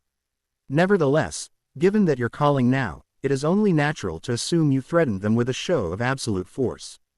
Erika remarked. Not really, I just beat them black and blue to make them more talkative. Naruto admitted. Didn't use an ounce of my power. That aside, they mentioned a strange order. Can you tell me more about it? It's Salvatore Doni-sama, the 6th Campione, born in Italy. He is the alliance leader ruling over the magical associations of Southern Europe. Erika replied. Alliance leader? Something like a big boss that your organization answers to. Naruto frowned as he processed the information. The description lacks elegance, but you are correct. However, Sir Salvatore rules but does not administrate. Rather than ruling through troublesome methods of domination, he keeps Southern European magi in line through fear and servitude. She explained. That guy, somehow, I don't see it. Naruto tilted his head curiously. That time, he asked you, let's have a duel. It was not a joke. He was completely serious. But Naruto refused, so that's the cause. She pointed out. You're kidding me. Naruto blinked. Probably because he is interested in the Campione named Naruto Uzumaki and wanted to have a serious fight. But you coldly rejected him. Erika trailed off. Oi, the way you're describing it, it's really strange. There's nothing strange about me. Strange are the things that go through Sir Salvador's mind. She stated dryly. So, he's really an idiot like you said at Bianchi's place. And this is his temper tantrum. Naruto concluded in disbelief. Why is your group following someone like that? It cannot be helped. Because he is a campione. Undoubtedly, he is the god-slaying warrior. Furthermore, stupidity and magnanimity are not mutually exclusive. Erika's serious tone of voice rendered Naruto speechless. Indeed, he is a fool foreign to common logic. Nevertheless, he is also a rare hero. Even if all the magi of the world challenged him with all their might, there is no chance of winning against him. The one known as Salvador Doni is precisely a monster of that level. Naruto frowned at her description. The way she was describing him, it was not dissimilar to how one would see a cage back home, other than the idiot part, but even so. The cage were not unbeatable.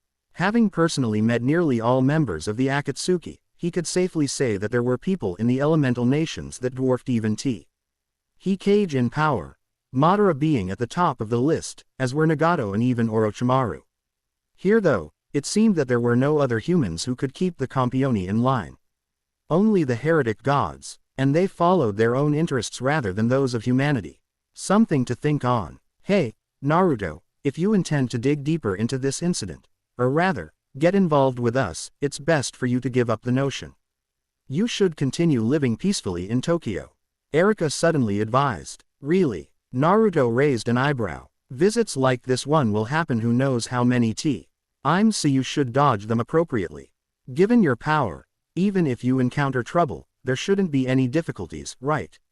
She explained. Oi, listen well, this is a critical juncture in your life. Everything that happened in Italy is just a dream. Please wipe it clean from your memory and continue living a peaceful life.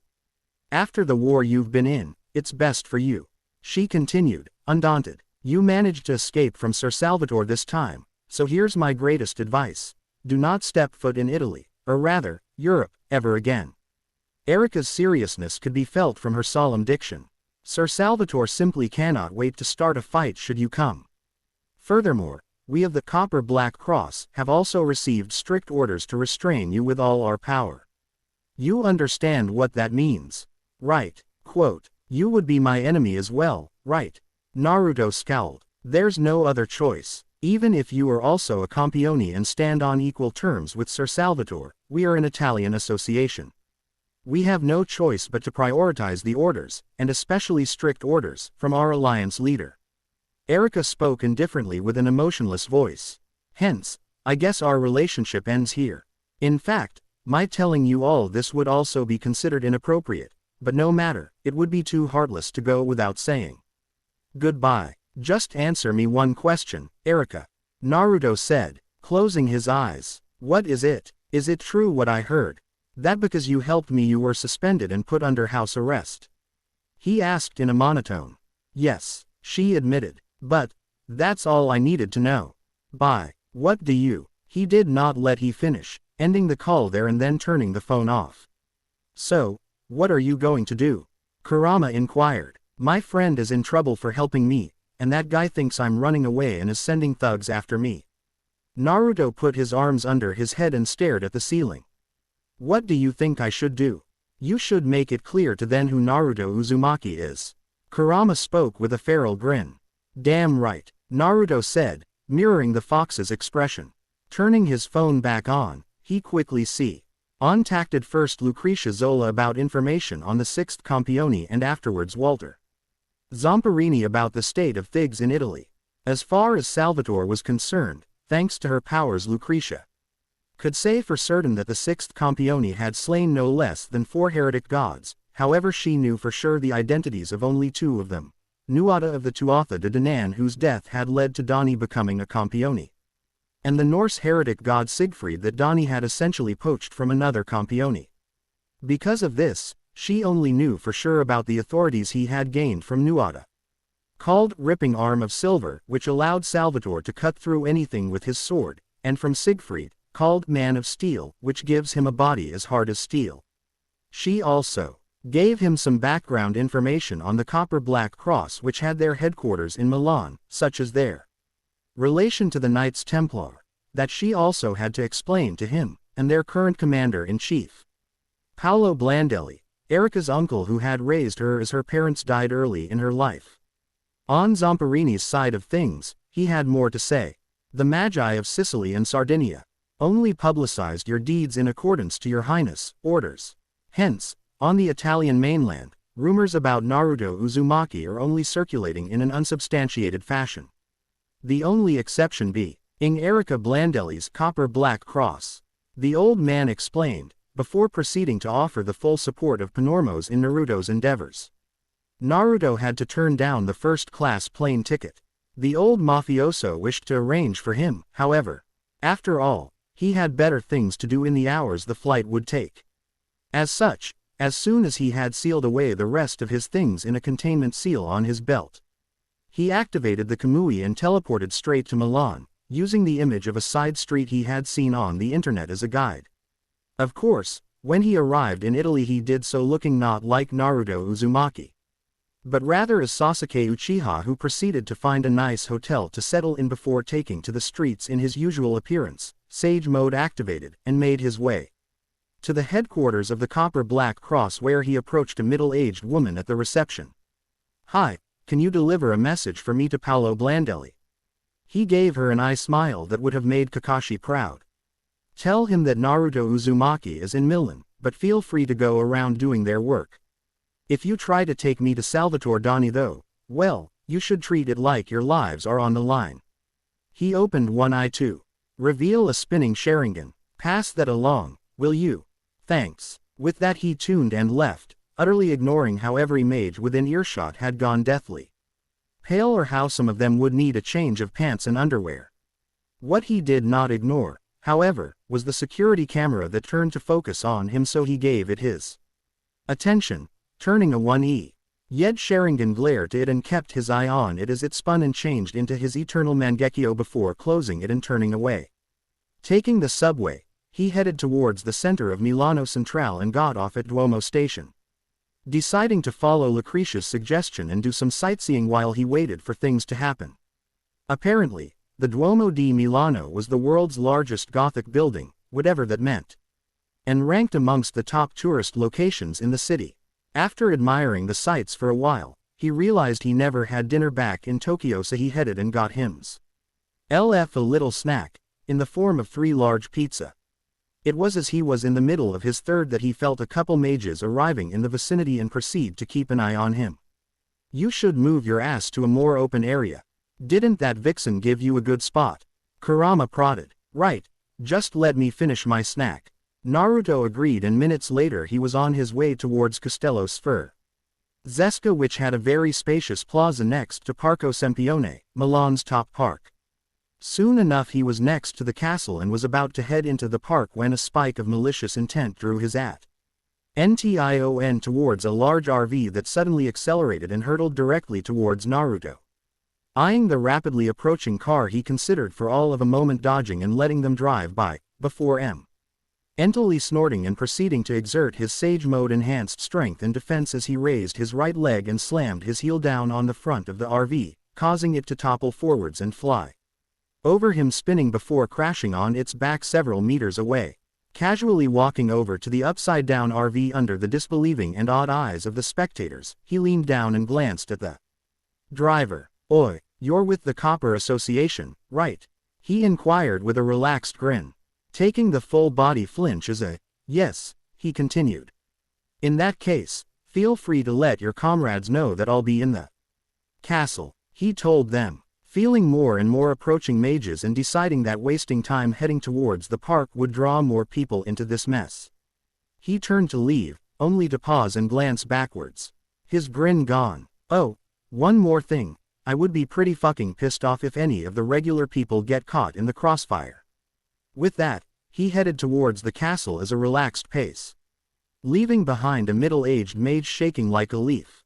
By the time he had reached the entrance of the castle, the civilians had been evacuated and a number of mages were approaching Naruto, and began to drop like flies under a combination of his killing intent and the sleep genjutsu he was casting on them one by one as they met their eyes with his crimson Sharingan ones. However, As the number of collapsed mages reached the triple digits, Naruto felt him rapidly approaching from the other side of the castle. As such, activating his Rinnegan and calling on the Preta path, He turned his back to the handful of remaining conscious mages and relied on his path to absorb the blasts of fire and wind sent his way and focused his senjutsu-enhanced senses on the rapidly spiking power on the other side of the Castello Sforzesco. And he took a large step to the left just in time to avoid the blade that cut the entire damn castle in two before being pulled back. He then took an other large step to the right to avoid a similar strike.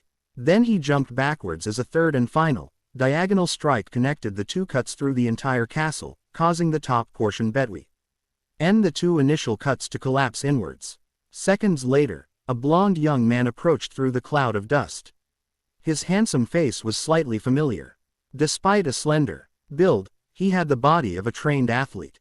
Dressed sloppily in a shirt, cargo pants and sneakers, he was carrying a slender cylindrical case on his shoulder. It's been a while. You're causing quite a riot, aren't you? Naruto Uzumaki, you're exactly the kind of man I imagined. As soon as their gazes met, Doni began to cackle with laughter. So, I hear you're angry because I avoided a duel with you. Naruto spoke up. That's only a lie, I was simply pretending to be angry. Doni admitted, causing his fellow blonde to faceplant, but that's how I make everyone do as I wish. He grinned before turning his attention towards the members of the Copper Black Cross, that were still conscious. My, you don't do things by half, do you? He chuckled. Figured it would be easier to put them to sleep than fighting them. No point in doing pointless damage, like cutting a whole castle in half. Naruto deadpanned as he glanced at the hole. It was faster to cut a path through it than go around. Doni shrugged. But that doesn't matter. Now that you're here we can finally have our duel. Nope. Naruto refuted. Doni exclaimed. Not in the mood. Naruto shrugged. Besides, if we fight here all these guys will die.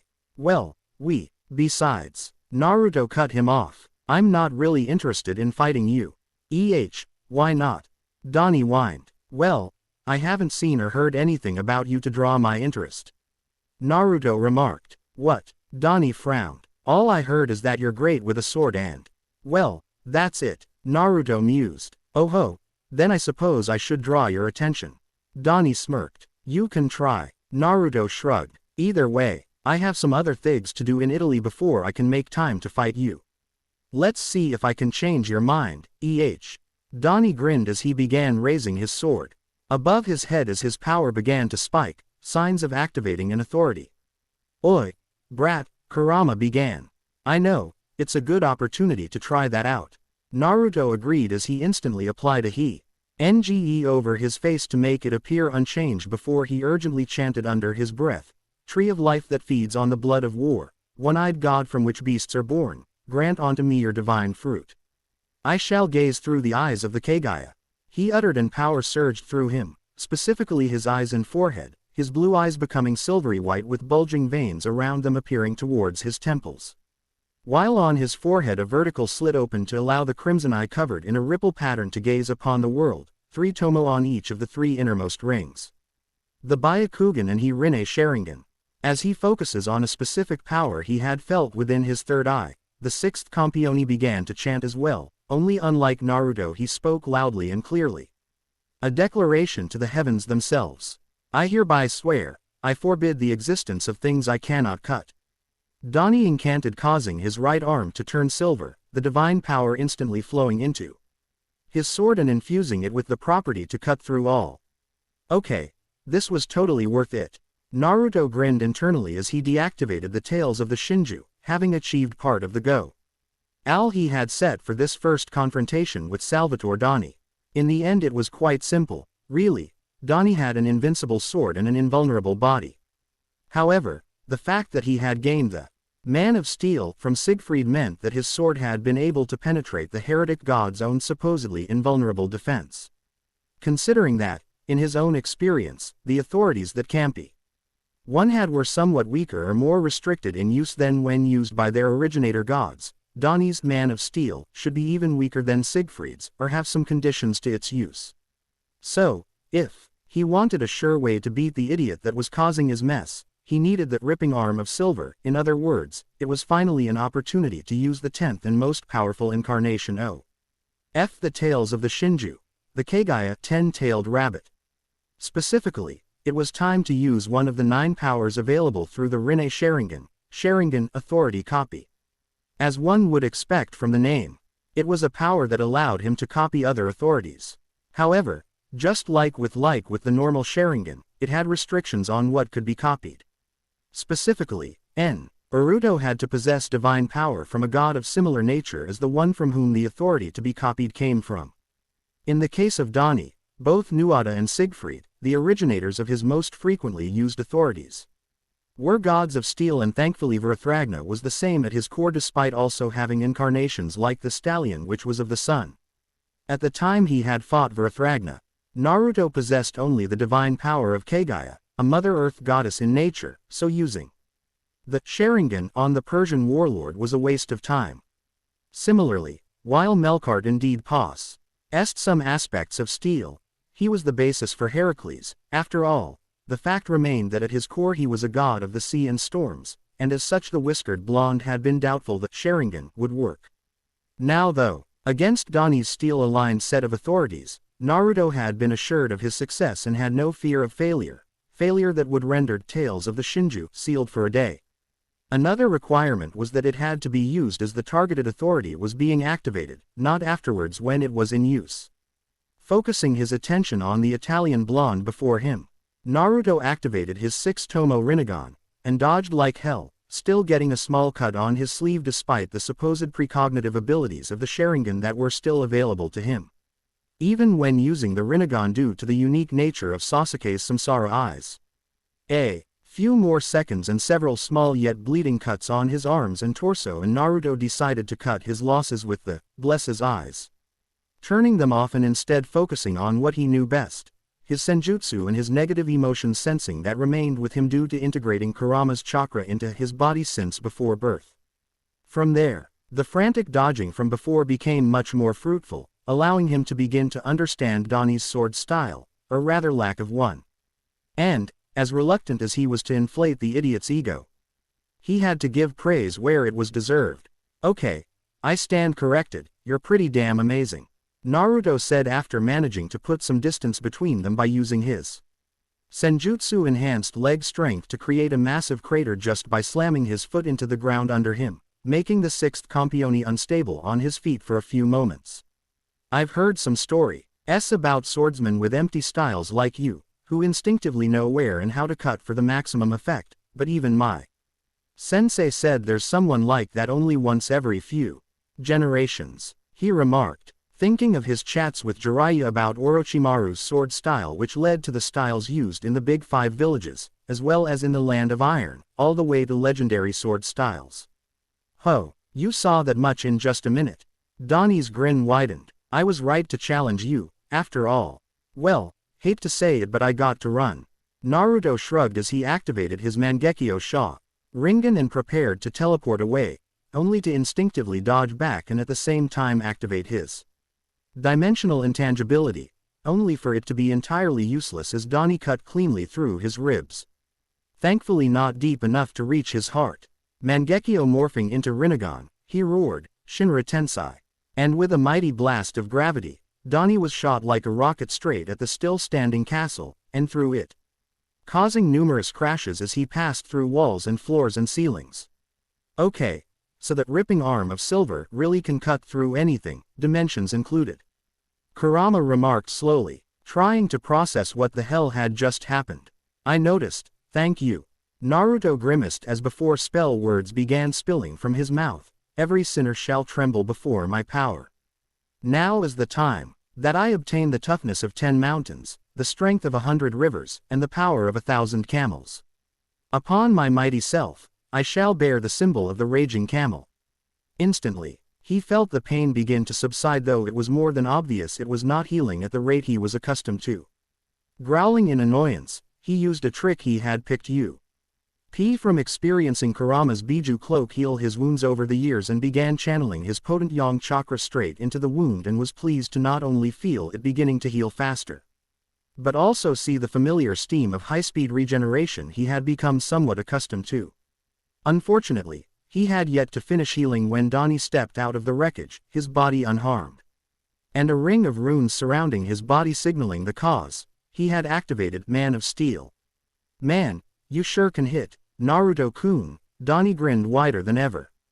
And you can sure take it. Naruto shot back dryly. Unfortunately, I have somewhere to be so I got to go.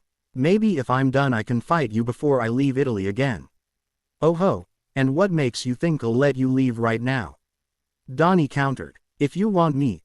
Naruto gave him a wide, fox-like grin as he formed a cross-like hand seal, calling into existence no less than 500 Cage Bunshin and having one behind Doni perform a discreet Kawari me with the real him before the smoke settled. Find the real me. The clone that had replaced him taunted before all of them flickered away with Shunshin leaving behind a pouting Salvador Doni. A few kilometers away, Naruto felt the last of his wounds finish healing and deactivated the camel before using the Kamui to return to his hotel room where he took the guise of Sasuke Uchiha long enough to order enough food and drink via room service to feed an Akamichi. As he was finishing setting the table, he was not in the least surprised when he felt a knock on the door, and was quick to reply. Come in, Erika. A few seconds of silence later, a blank-faced Erika Blandelli opened the door and stepped into the hotel room. Silently, she walked up to the table, which he immediately noticed was set for two people, and sat down on the opposite side of Naruto. You were expecting me, the Italian mage stated with certainty. Yep, Naruto agreed. Erika's eyes narrowed slightly. Given that the Copper Black Cross has standing orders to find you, I suppose you could have expected me to look for you, but how did you know I would find you? Kurama noticed you plucked nay of my hairs and put it into a labeled vial back in Palermo on our last night there. Naruto replied in an amused grin. Ah, at this, the beautiful blonde had to look away with slight embarrassment. And since someone like Bianchi could track down a god, it was to be expected you could track down a Campione at least. Naruto concluded before his smile faded. Erika, yes. Her blue eyes met Naruto's own and she saw regret in them. I'm sorry. Really, I'm sorry I caused you so much trouble with your association, getting you suspended and placed under house arrest. He grimaced. If I had known Doni was such a reckless idiot, I would have kicked his ass back in Sicily even if it wrecked the whole airport. It most likely would have, considering your past record. Erika said dryly.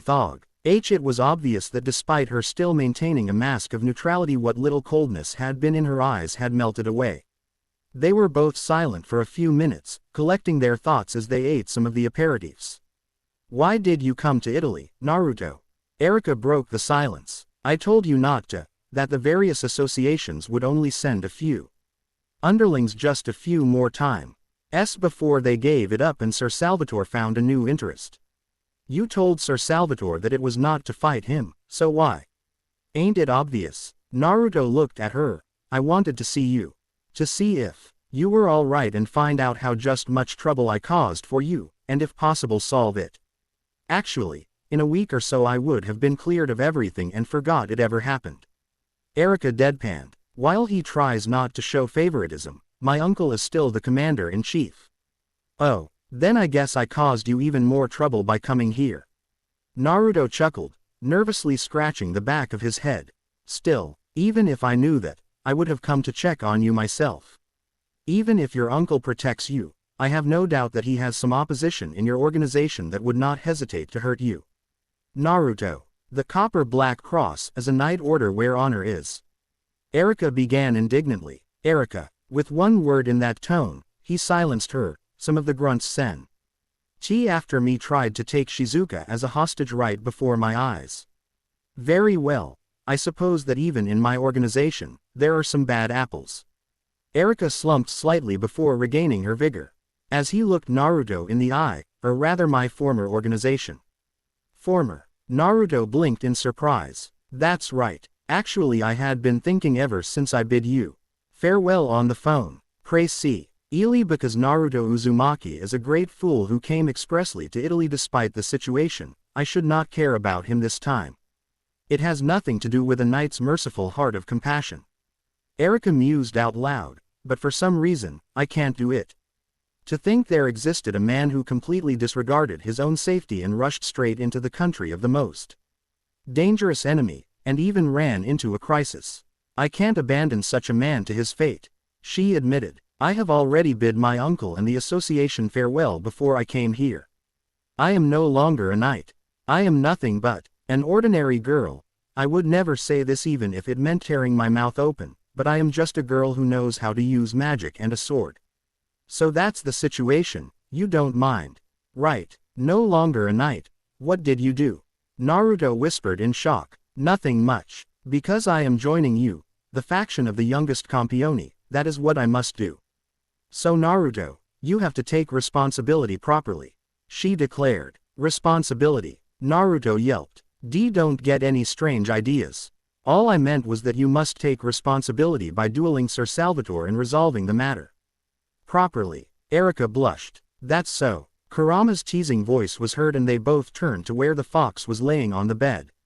That's all you want, he taunted. Well, yes, that, Erika began. So, it has nothing to do with how you were cuddling into his side that last night in Sicily. Kurama asked. How you rubbing against him, how you were moaning his name. The fox continued to speak even as he dodged the fruit the flustered blonde had begun throwing at him. Be silent, Erika yelled. No need to be so shy. You should ask me sometime about the dreams my container has been having about you since then. Kurama grinned. Kurama, Naruto yelped, eyes wide and face beat red under the sudden look Erika was giving him.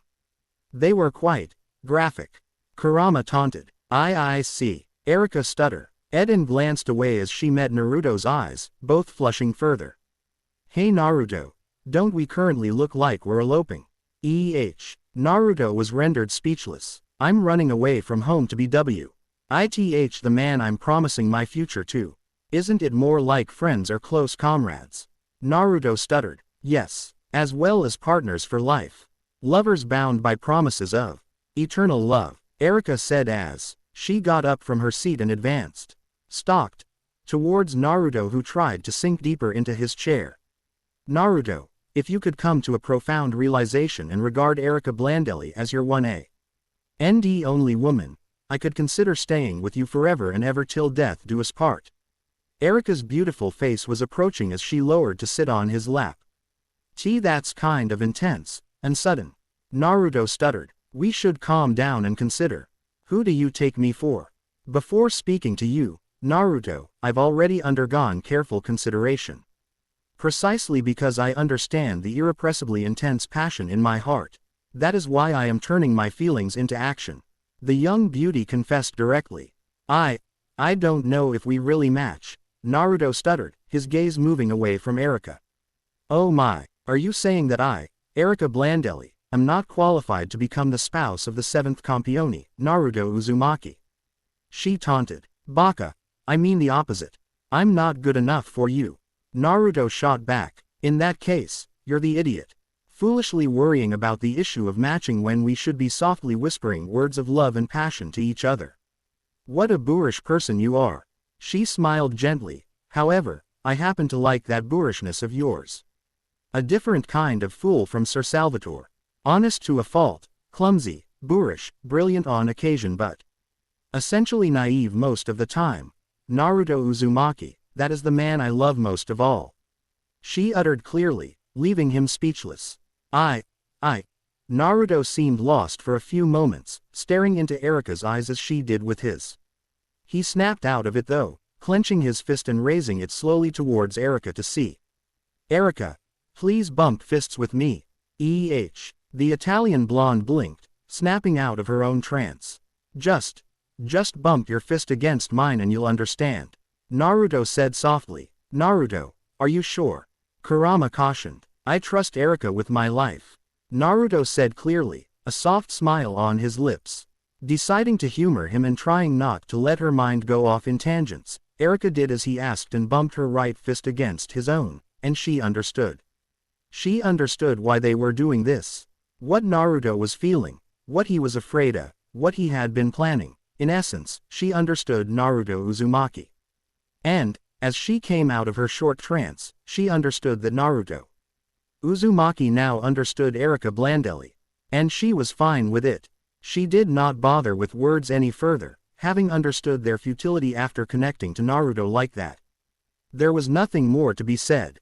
Instead, she grabbed him by the front of his shirt and pulled him into a passionate kiss to which he most enthusiastically responded.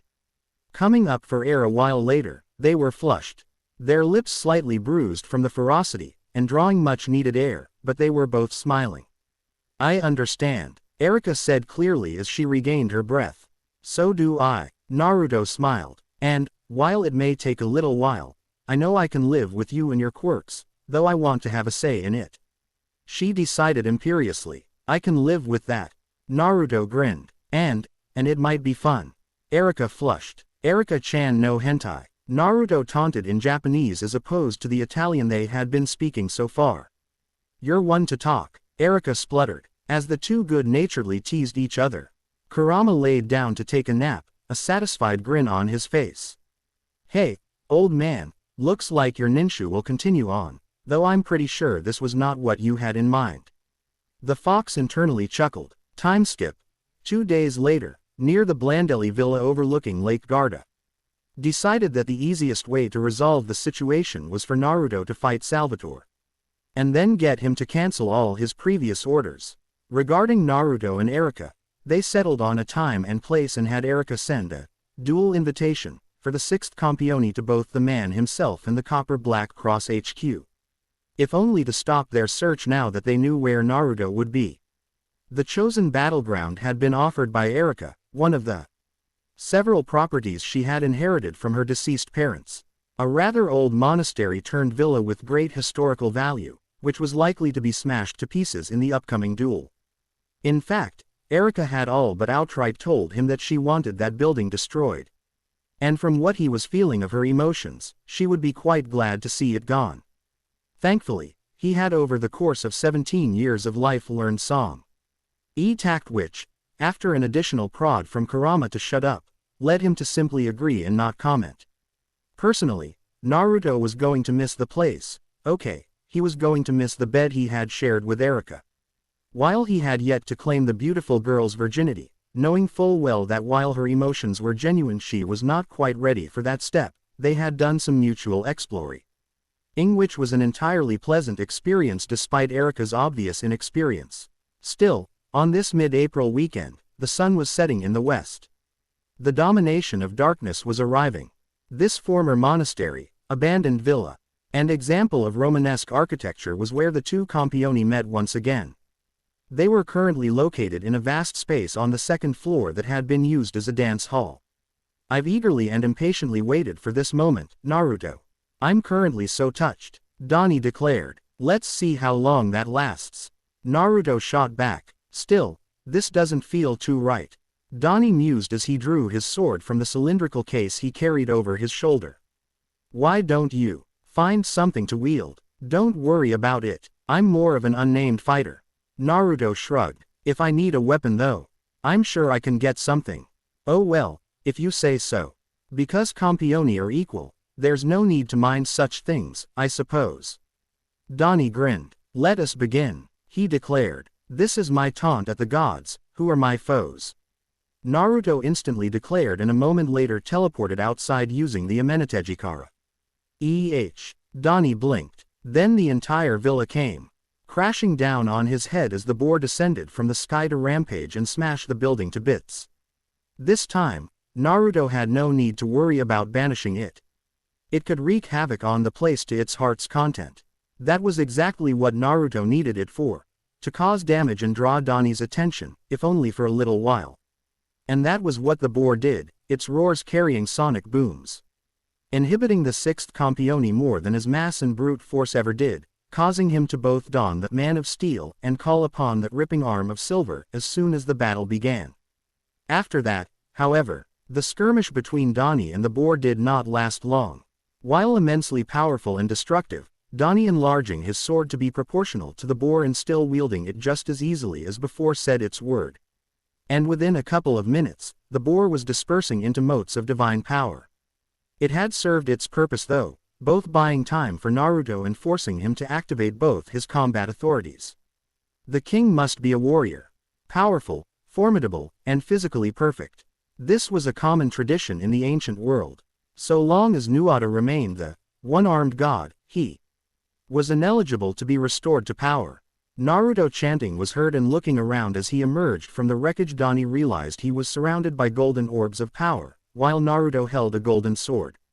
I see. Doni laughed enthusiastically. This is a sword a sword not forged and polished from iron but carved and formed out of spell words. A sword of wizardry. Naruto, you too are a sword-wielding godslayer. How interesting. Facing me who is served by a sword of steel, you oppose me with a sword constructed from spell words. Salvador. Doni and Naruto Uzumaki's styles share no commonality at all. Ho ho. But that's who we are, after all. The sixth campion's eyes were flashing with both kinship and competitive spirit. Yes, conflicts between us campioni are alwa. Ys undertaken as battles of obstinate wills, to prove whose manner of doing things is superior. You seem to have finally understood that promise. I am so happy. He cheered as he thrust his enlarging sword towards Naruto. In reply the whiskered blonde sent his golden orbs that held spell words forged to cut through the divinity of Nuada. In response, only he had to dodge as while his orbs had begun to cut through the divinity infused in that sword. Doni's sword was just as easily cutting through his golden orbs. What the hell, he can just cut even through something like this. He panicked, edged slightly and flickered away in a shunshin. Fine then, if I can't sever the divinity in the sword properly, I'm aim for the source, his silver right arm. And with that, like waves crashing into a cliff, the hundreds of golden orbs descended onto Doni. I forbid the existence of things I cannot cut. Doni chanted, causing his silver arm to glow even more intensely as his sword shrunk to normal size to allow him greater maneuverability as he moved at blurring speeds to cut each and every orb that came his way. It was not enough though. As fast as he was, as skilled as he was, as accurate as he was, by cutting specific drops of rain, after all, he simply could not give the proper attention to everything around him, and slowly but surely the brightness of his silver arm dulled until finally that ripping arm of silver had truly been severed. Doni grunted in discomfort at being cut off from his most used authority. You actually did it, you sealed my authority, he remarked before grinning. So these things are now harmless to me, aren't they? He commented as he left hand phased through a golden orb without consequence. You know, when I saw that sword, I actually thought we were going to cross blades for a sec, then I realized what kind of sword it was. His grin became feral. But you don't think that just because you sealed my silver arm this is over, do you? Yeah, you're right, Naruto agreed as he dismissed his authority and instead activated his Rinnegan and his Six Paths Sage mode, allowing his body to be clad in black and golden orange, a Gudodam. A manifesting before reshaping and solidifying into a simple if sharp pitch black katana. With that achieved, his eyes shifted into Obito's Mangekyo as he took a basic kendo stance. You are actually willing to challenge me head-on to a sword fight? Doni asked giddily. I do have some tricks up my sleeve. Naruto shot back with a wide grin. Haha, I knew we would get along great, my new friend. Doni took his own, if relaxed, stance. Then, at an unspoken signal, they moved, blurring at one another, and then past one another. Stopping 10 or so feet away from each other, back to back, they remained still for a few seconds, before Doni lowered his sword. Damn, so you had a trick like that up your sleeve, the whole time. The Italian campione remarked as he placed a hand against his chest, where a cut that had reached and even lightly scratched his heart now resided. It was not bleeding, his man of steel authority ensured it, but that did not change the fact that had Naruto wanted, he could have cut Doni in two. Why didn't you use it before? Doni inquired as he turned around. Your ripping arm of silver can cut even through other dimensions, apparently. Naruto shrugged as he turned to face Doni. I see, that cut I scored on you in Milan. Doni nodded in understanding. Yep, freaked me out so I smacked you away. Naruto admitted. Well, this is my loss. Doni admitted. I'm already this injured and if we continue not even magical healing will put me back together, right? Alright, Naruto grinned. But I'll want a rematch at some point. Doni remarked. I'm the king of swords, you know. I can't let it slide, being beaten with a sword. Well, I could have used something else to hit you and I still would have phased through your guard. Naruto pointed out as he deactivated his 6 paths sage mode. Are you going to be okay? Though, yeah, a healing potion or two will fix me up, Doni remarked as they walked alongside towards where Erica and Andrea Rivera, Doni's chaperone, butler, assistant, babysitter, had been watching the duel. I just need to keep Man of Steel active until then. Well, now we're even in terms of serious cuts on the chest, Naruto pointed out. True, though I know my cut was hard to heal. Doni grinned. Yeah, but mine was deeper. Naruto smirked. They are getting along far too easily for my liking. Rivera twitched. Don't worry, Naruto will be returning to Japan and I plan on keeping him there at least for now, Erica assured the man. I'm counting on you then. Italy can't survive 2 blonde idiot kings. Rivera sighed. My dear Andrea, my new friend and I will be celebrating our first duel with some pasta. Do you know any good restaurants around here? Doni cheerfully asked. Idiot, you need to get healed first, Rivera exclaimed. Did you forget that you can't eat while that authority is active? Huh, then I'll turn it off. Stop, you fool, let's get some proper healing potions first. Gah, you already did it. Yep, I'm bleeding pretty badly. Don't say that like it does not concern you. Why am I doomed to be surrounded by idiots? Kurama groaned within Naruto's mind while he and Erica watched the 2 men argue. Birds of a feather flock together, Naruto offered. I'll eat you, seriously. The Serpent of Wisdom. Mid-May, Tokyo, Naruto's apartment. After Naruto awoke and crushed the alarm clock on his nightstand, he released a loud yawn as he stretched, trying to get the kinks out of his back. Then he opened his eyes at a foreign sound and stared at a very naked Erica Blandelli that was on the bed right next to him, tied up and gagged with thin rope reinforced with seals to the point that even he would have to struggle to break it, and staring at him with no little annoyance. Erica, Naruto blinked as he took in her form. I didn't think you were into this sort of thing. He trailed off as a spike of murderous intent erupted from the beautiful Italian girl. Hesitantly, he removed her gag. This was your doing, Naruto, she said flatly. I tried to sneak into your bed and you tied me up like this, while remaining asleep. Did you know you were a sleepwalker? No, Naruto said slowly as he tilted his head to the side. But you know, it would totally explain why Kakashi-sensei and Sasuke kept glaring at me the first couple of days during our first mission outside Konoha. And why they made me get my own tent afterwards. He mumbled to himself. Fantastic. Erica's eye twitched. Now would you mind untying me? I don't know Erica. Naruto smiled playfully. You look pretty nice like that, he teased as he slid his index finger a few inches upwards along her inner thigh and then pulling back before he got too far. Well, I'll keep that in mind for some other time. Erica stuttered as she blushed at his innuendo. Right now though, I need to talk with you about something.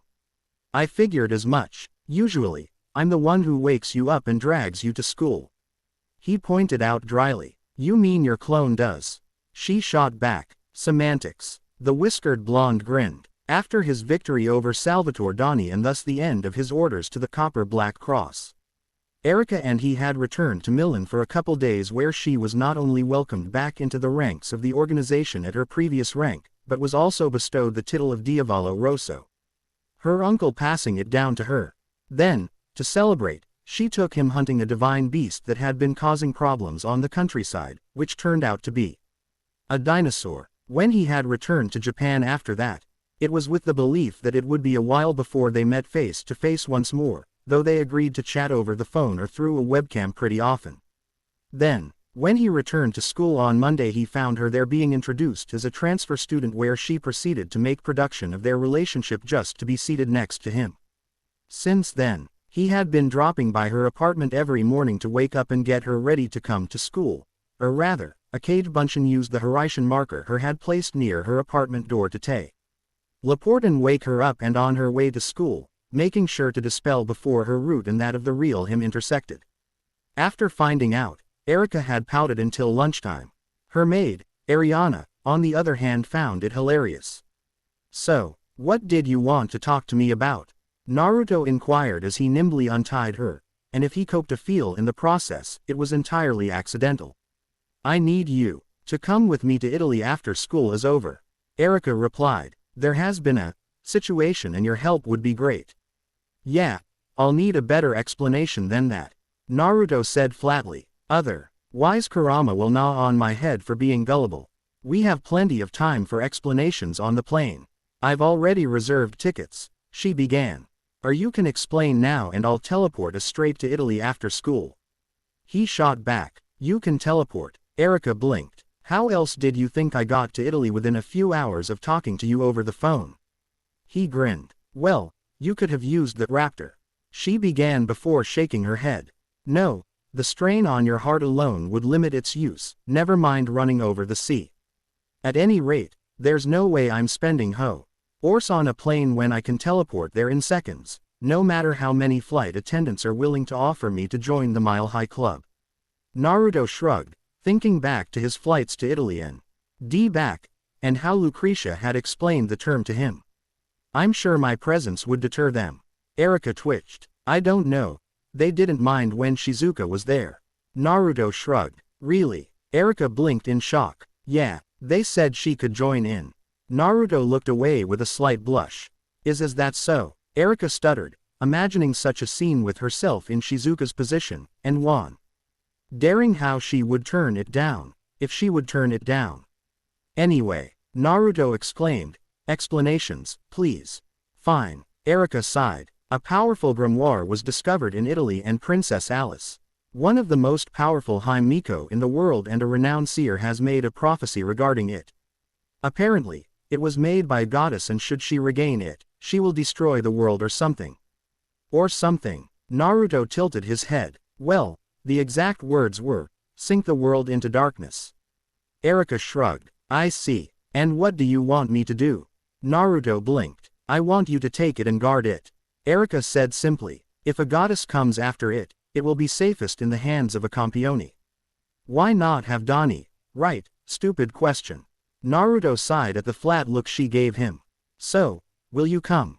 Erika pressed. Sure. Naruto shrugged. Very well, I'll come here after school when I'm ready to go. I have a few other arrangements to do today before we leave, however, so I will be skipping school today. Erika informed him as she got up and went to get dressed.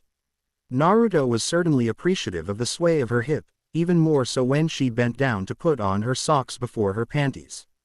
Do you need any help? I don't mind missing a few classes, Naruto offered hopefully as she finished dressing. Oh, I can handle it, Erika said sweetly. You just go have fun at school. This is payback for tying you up, isn't it? Naruto sighed. Unfortunately, just as he began speaking, the bedroom door opened to admit Shizuka, allowing her to hear that last question. Shish. He took a moment to take in his nearly naked body, especially the large bulge in the front of his boxers, and another few to process what he had said before focusing her attention on Erika, who still had a few marks from where the rope had held her tight. Blushing furiously, she took a step back and closed the door. Well, that happened, Naruto remarked awkwardly. Why, was Shizuka-chan here? Erika asked slowly, trying to dispel her blush. We tend to take turns in making breakfast, Naruto offered. Since her brother now lives in his school dorms a good chunk of the year, she does not get to cook as much as she used to. So she and her grandfather invite me over some days and I do the same. Old man Ikaru has traveled all over the world and knows quite a few exotic recipes.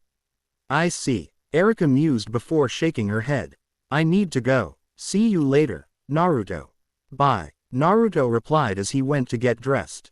When he left his bedroom though, he found Shizuka waiting for him. So, you're into bondage? Shizuka asked in embarrassment. Not sure. Never tried it, Naruto said honestly as he headed into the kitchen. I tied Erika in my sleep last night when she sneaked into my room. You tied her up, in your sleep? Shizuka said slowly. Must be from ninja paranoia or something. Naruto shrugged. Anyway, where's Ikaru-san? He left earlier. He has some business in Okinawa for a few days. Shizuka replied as he went to help him with preparing breakfast. Say, do you have any plans today? She suddenly asked. Sorry, I have some magic business after school. Naruto apologized. I need to pick up something from Italy, so I might be back tonight, if not tomorrow. What about the day after tomorrow? Shizuka pressed. Well, technically not, but, Naruto grimaced. But what? Shizuka frowned. Well, apparently there's a goddess after this grimoire I'm taking from Italy, so she's likely to attack me soon to get it back. So maybe I should wait for after I deal with her before making any plans. He admitted. I see. Shizuka sighed. Why are you asking, anyway? Naruto asked. Want me to take you somewhere? Never mind. Shizuka blushed. Look, the eggs are burning. Gah! The blonde exclaimed and hurried to the neglected frying pan. Same day, after school. So, where exactly are we going? Naruto inquired as he met up with Erika, unaware of the daggers Shizuka was glaring at the Diavolo Rosso from across the street. Italy, of course. Rome, to be precise. Erika replied. Okay. Exactly where in Rome? Naruto scratched his head. Give me a landmark or something. I need at least an image to focus on if I haven't been there myself. Well, how about the Colosseum? Erika offered. I need to meet up with a few people first, so how about we split up there? And you go sightseeing a bit while I do business. I'll give you a call when it's time to meet them. Sounds good to me. Naruto mused as he browsed on his iPhone through the images of the Colosseum he found on the internet. As here good, he showed her a picture of a more out-of-the-way location by the Colosseum.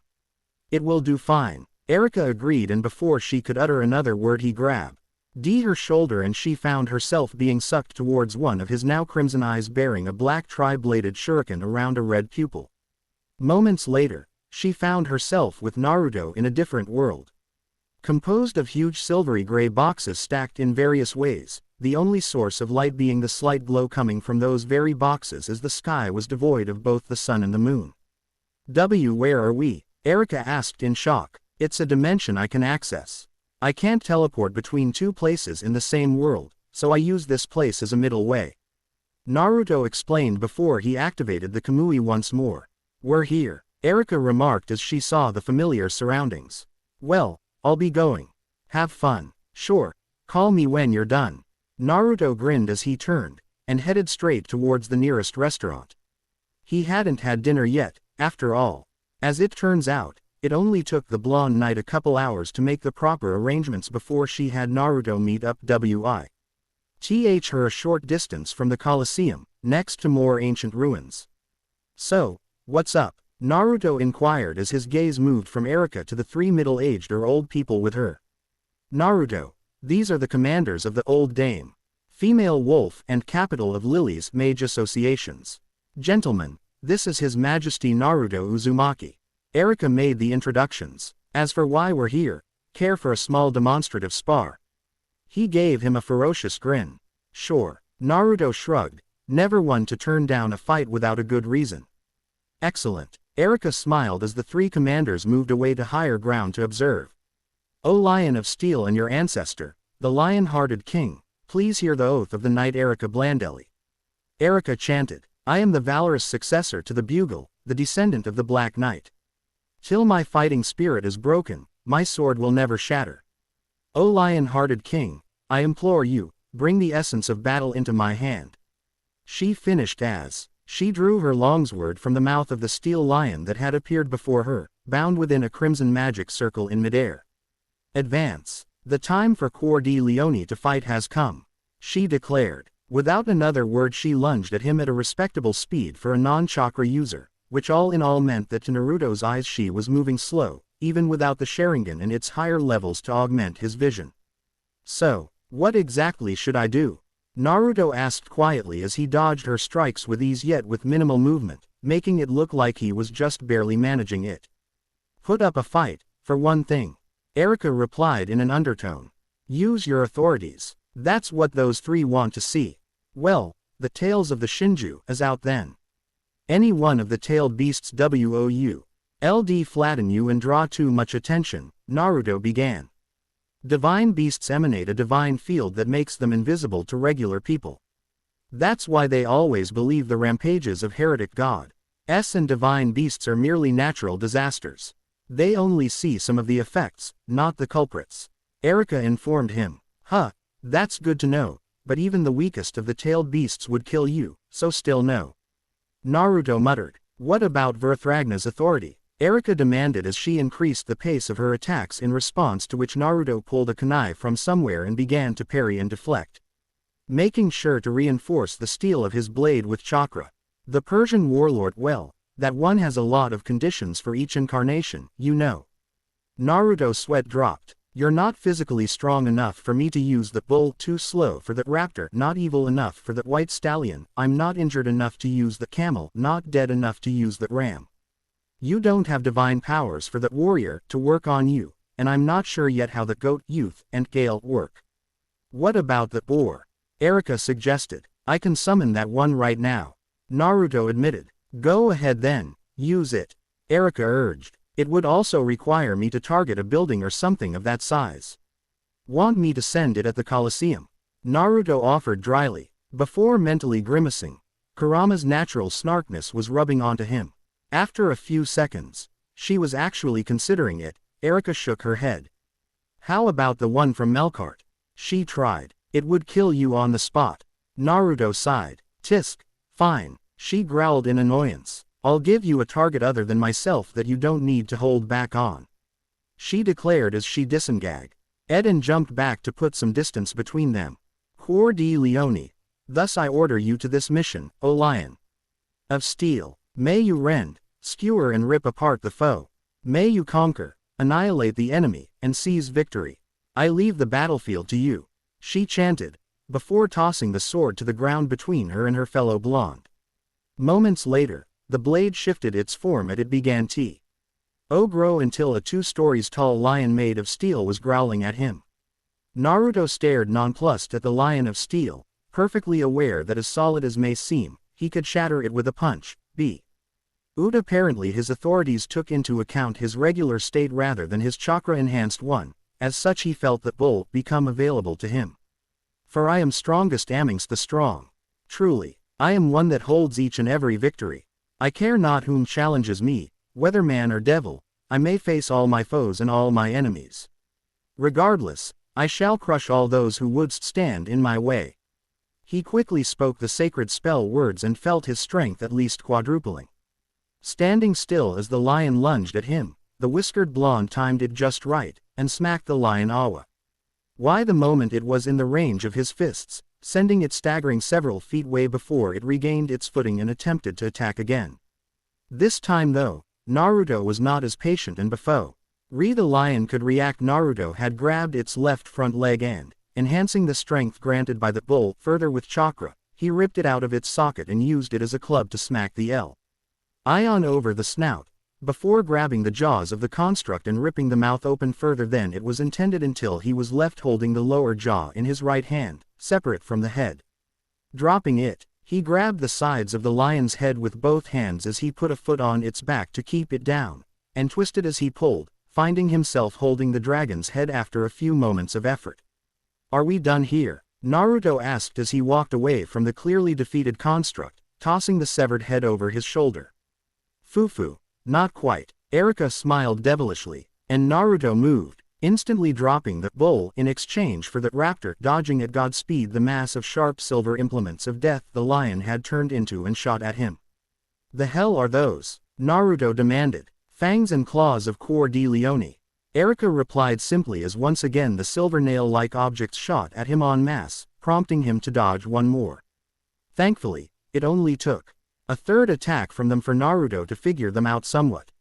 While sharp and inhumanly fast, the attack had certain weakness, the first of which being that it could only move in a straight line. Additionally, they were positioned in 5 distinct groups in the air representing the mouth and the individual paws, and could not change those positions even if he passed his arm through the place between them, as Naruto tried during a 4th attack on his person. And finally, they could only move at that high speed over a certain distance, being forced to float a few meters towards him before attacking once more for the 5th time. But now that he had figured it out, he was done playing with them. Shinra Tensei, he whispered as he pushed his left palm towards the fangs and claws as they flickered towards him, blasting them dozens of meters away and out of formation. Good job, Naruto. Coeur de Leone. You are the unyielding blade. Till my fighting spirit is broken, my sword will never shatter. O lion, I implore you once again, return into my hand. Erika praised as she entered the field proper once more, the sword reforming in her hand as the fragment came together once more. But it's time for the grand finale. She held the sword above her head and began chanting, Eli Eli lama sabachthani, O Lord, why hast thou forsaken me? O my God, I cry in the daytime, but thou hearest not, and in the night season, and am not silent. But thou art holy, O thou that inhabitest the praises of Israel. I am poured out like water, and all my bones are out of joint, my heart is like wax. It is melted in the midst of my bowels. My strength is dried up like a potsherd, and my tongue cleaveth to my jaws, and thou hast brought me into the dust of death. By this time, Naruto had relinquished his hold over that raptor as he felt it begin to place a strain on his body. Not significant, but there was no need to pointlessly hurt himself, and was watching Erika with his active Mangekyo Sharingan as she formed her spell. He vaguely knew about the spell due to that time he had connected his chakra to hers, but had never really seen it used for attack. Rather, last time she had used it to reinforce her barrier spell. He did know it was strong enough to harm a god though, and he had every intention of copying it, though he seriously doubted he would ever use it with a sword. He may have used one against Doni, but it had been more of a taunt than anything else. He had copied a few spells from Lucretia via his cage bunchen, so he knew it was doable. For dogs have compassed me. The assembly of the wicked have enclosed me, they pierced my hands and my feet. But be not thou far from me, O Lord, O my strength, haste thee to help me. Deliver my soul from the sword, save me Own the lion's mouth, for thou hast heard me from the horns of wild oxen. I will declare thy name unto my brethren, in the midst of the congregation will I praise thee. Erika finished the incantation, surrounded by a crimson aura of dread emanating from her sword, now turned spear as she hefted it over her shoulder and prepared to throw it. Naruto instantly knew that if that hit anything vital it could actually kill him.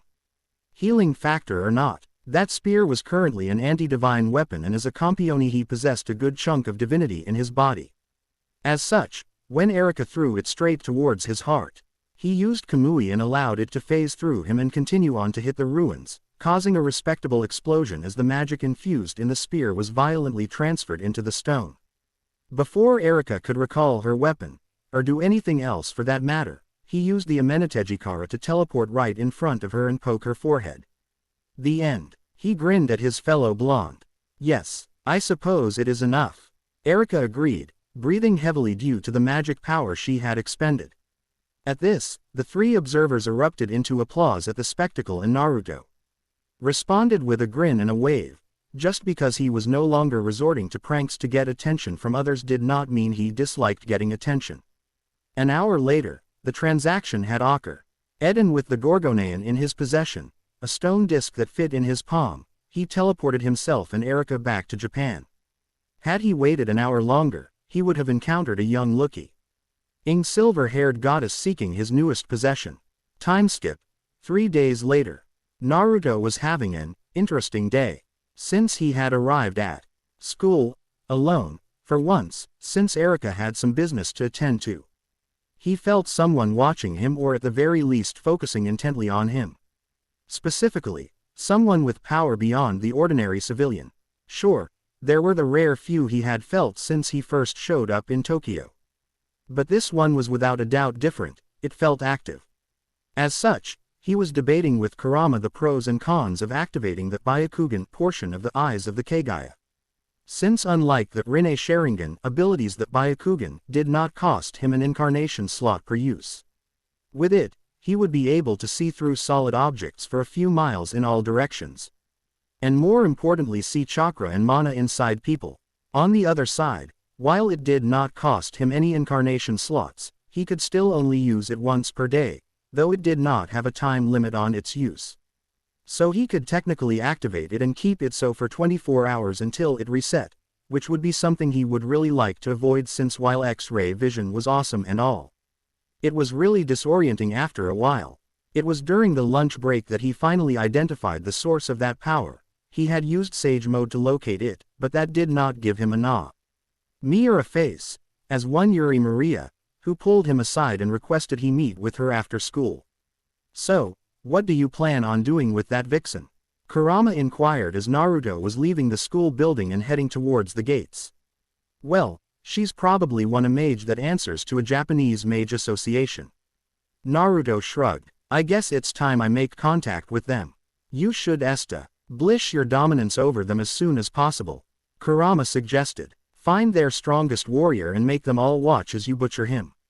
That should cement your position." "How about no?" Naruto deadpanned. "I don't want to be seen as a murderous bastard by these people. Besides, as a Campione I'm pretty much the top of the food chain among humans."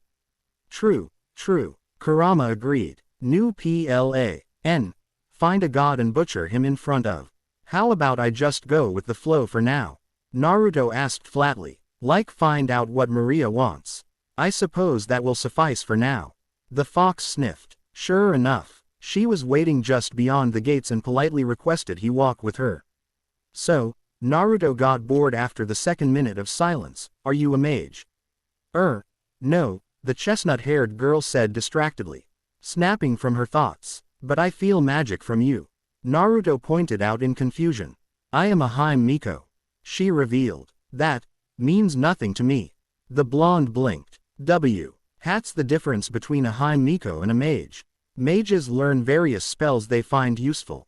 Hime Miko like myself focus our magical training on developing our inborn magical abilities, she explained. "Inborn? You mean Kekkei Genkei?" Naruto blinked. "Pardon." Yuri looked at him in confusion. "What are these Kekkei Genkei?" "Abilities passed down through blood, that can't be taught to people outside the clans," Naruto explained. "Oh." The girl frowned slightly. "Well, it's true that Hime Miko abilities are passed down from parent to child, but it's not in just one family. There are plenty of Hime Miko all over the world. If it were just Japan, I might have believed it was possible that we had a common ancestor, but... well, these abilities must have come from a god or goddess that had kids with humans," Naruto remarked. "That's how Kekkei Genkei started. A goddess had 2 kids who then went and had kids of their own and so on, with the inborn abilities changing or splitting amongst the bloodlines with time. So, if all Hime Miko have the same kind of abilities, a lot of gods of the same type had kids with humans.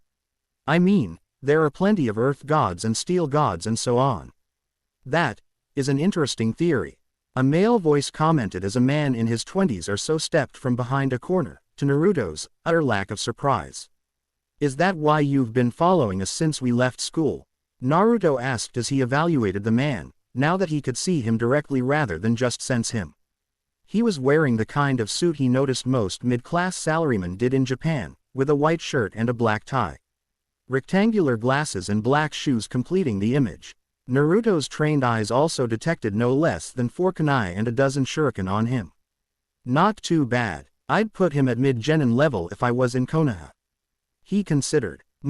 It seems that the tales of the prowess of Campione are not to be underestimated," the man praised. "My name is Tuma Amakasu.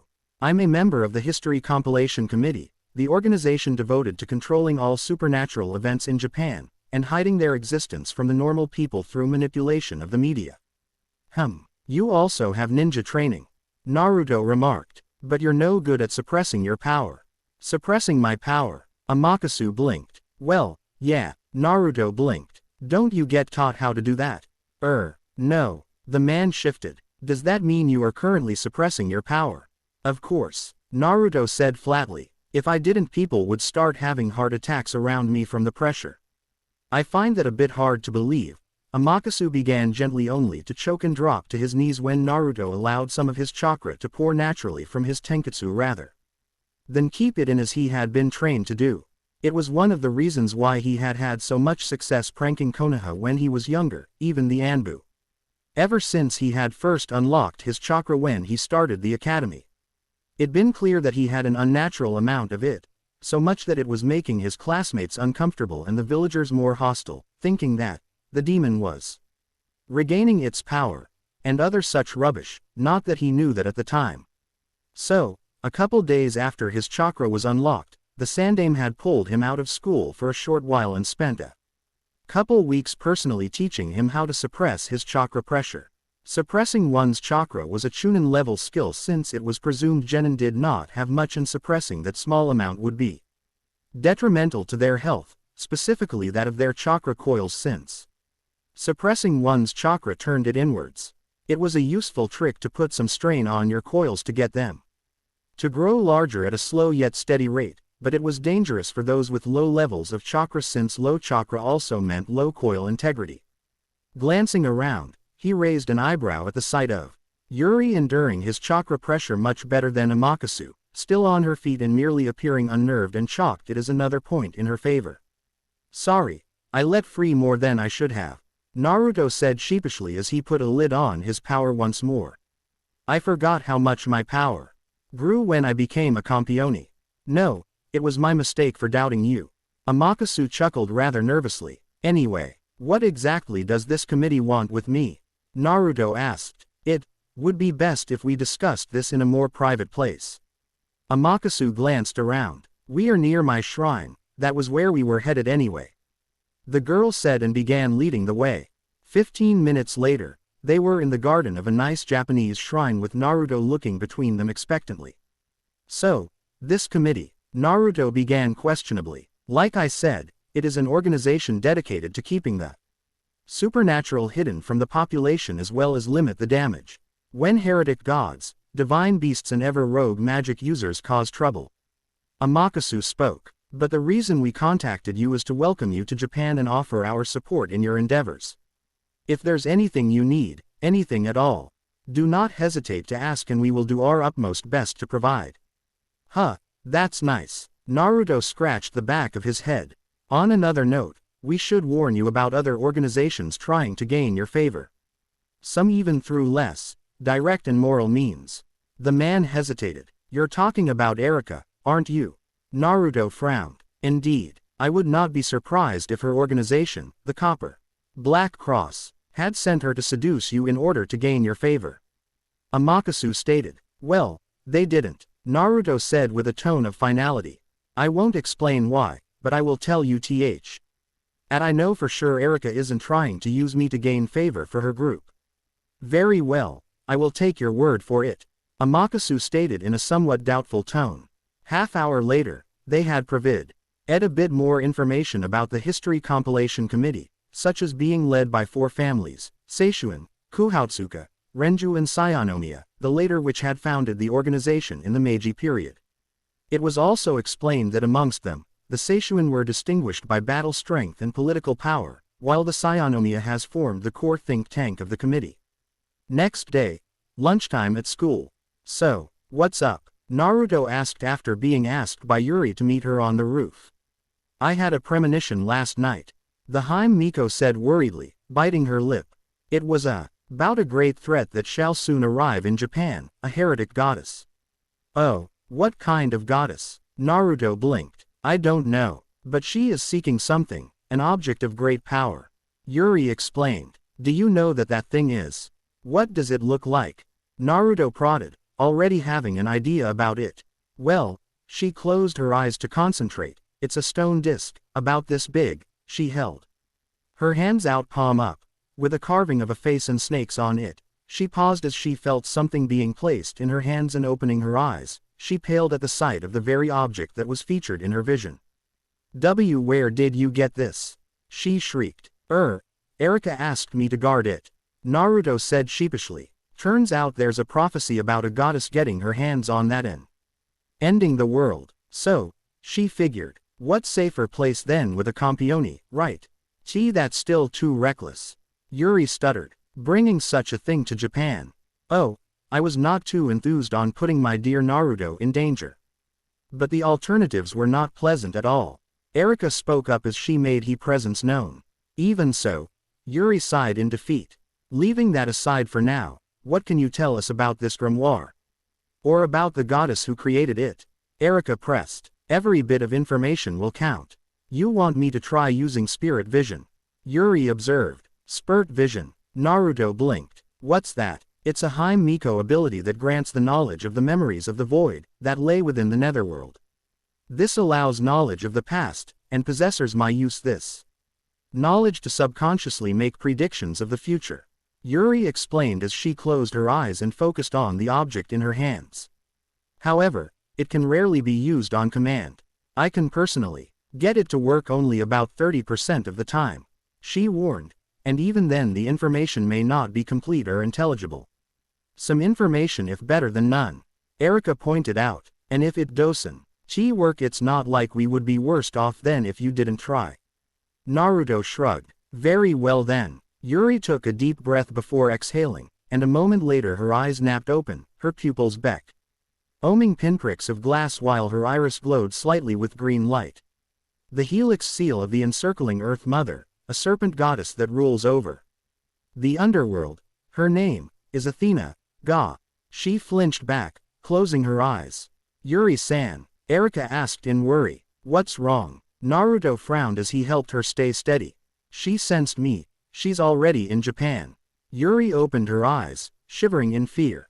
She sensed me seeking her out using the Gorgonean. She knows where it is. Damn it. Naruto scowled. Do you know where she is? She was on top of a bridge, that way. Yuri nodded, pointing in a particular direction. Naruto-san, I have an idea if you are willing to hear me out. Naruto looked at her, seeing her staring in determination at the Gorgonean. If you can hold the goddess off for some time, I believe I can seal the presence of this grimoire. That way, the heretic goddess will no longer be able to find it. That's a good idea. Erika perked up. With its presence sealed, we could simply bury it somewhere and nobody will be the wiser. Sounds good to me. Naruto nodded, knowing for personal experience just how effective seals could be.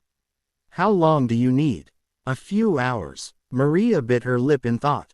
I'll buy you as much time as you need. The whiskered blonde promised. But, if I screw up and she manages to get past me, use this. He handed a tri-bladed kunai with a sealing tag on the handle. You want me to fight a goddess?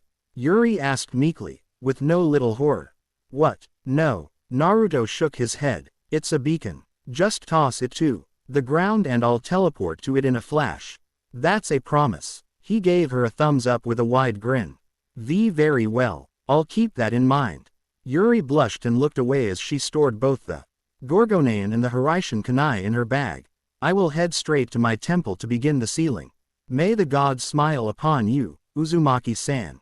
Just call me Naruto. The seventh Campione called his shoulder as he and Erika ran towards the edge of the building and leapt off, using magic and chakra respectively to jump onto a nearby roof, and then continued to roof hop like that in the direction Yuri had pointed.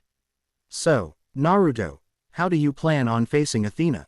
Erika inquired as they landed on a larger building and took a short break so she could catch her breath, half-hour later. Well, what can you tell me about her? Naruto scratched the back of his head. I read on the internet a bit about the more well-known gods, just the highlights you know, but it said there that Athena was an enemy of snakes. The Gorgons I think they were called, so how come a snake grimoire holds some of her power? It is due to us human distorting the myths over time. In truth, Athena and Medusa the Gorgon are one and the same. Now let me fill you in on the whole story. Erika smiled as she cupped his cheek and leaned in for a kiss. I have found you, godslayer. A calm voice, young yet filled with power, was heard, and a flock of owls appeared before merging into a silver-haired girl in her early teens with cold violet eyes dressed in a school uniform with a knit cap on her head. So you are the heretic goddess that followed us to Japan from Italy. Naruto tilted his head in disbelief, despite being able to feel her power. Let us first make assay. One carries the divine title, of Athena. Thou wouldst do well to remember it. She spoke clearly, narrowing her eyes at him. Campione of the East, reveal thy name. Before our contest of supremacy for the relic of the serpent, one requires to know the name of one's opponent. She requested. Do we really have to fight? Naruto frowned, suddenly not all that enthused about fighting, and likely killing, a very cute younger girl. Thou have taken the Gorgonean from its ancient metropolis. Those conjurers set you up to it, didn't they? Whoever takes the serpent away from oneself qualifies as one's enemy. Our fight is inevitable, Athena explained. eyes flickering at Erika when she said conjurers, likely meaning mages, though obviously considering her far beneath proper notice. One graciously awaits thy nomenclature. She repeated her request. Naruto Uzumaki. The seventh Campione answered, momentarily considering introducing Erika as well, but then remembering something Kurama told him about names having power of their own. Naruto Uzumaki. One believes it means maelstrom of the whirlpool. A strong name. This Athena shall remember it well. The goddess spoke. Naruto decided it was not the right time to tell her his name means fishcake. Plus, though her interpretation sounded a lot cooler. And if it please thee, Naruto Uzumaki, one shall ask of thou, where does the Gorgonean now lie? Athena asked softly, with a hint of danger in her tone. Yeah, think I'm gonna pass on telling you that? Naruto grinned cheekily. Can't have the world sunk into darkness, you know. I see. Part of one now yearns to clash arms. Confirms thee to be a foe, thirsts to slake the battle lust. But another part of one, the goddess of wisdom, wishes to make this warning. Her cold eyes seemed to light up in amusement, and Naruto felt a shiver go down his spine. That look reminded him way too much of Anko. Thou truly art a distinctively different Campione. The strength thou seized from one's compatriots ought to be paltry. Yet one's wisdom tell one that thou art an exceedingly dangerous foe, and one might suffer surprisingly deep wounds, just as a trap causes one to feel menaced. She mused thoughtfully. So, one will ask you a question. How thou doth reply shall determine our relation henceforth. One is Athena, the goddess of both martial and intellectual pursuits. Thou may surrender or take up the challenge. Tell one, what is thine? Reply, well, if you don't give up on getting the Gorgonean, then there's only one option. Naruto pointed out, thou speaketh the truth. Battle between gods and Campione can only bring both to grief. There can be no real result. However, there is yet another way to settle this matter. Athena remarked as suddenly her eyes began to glow and Naruto found himself unable to move.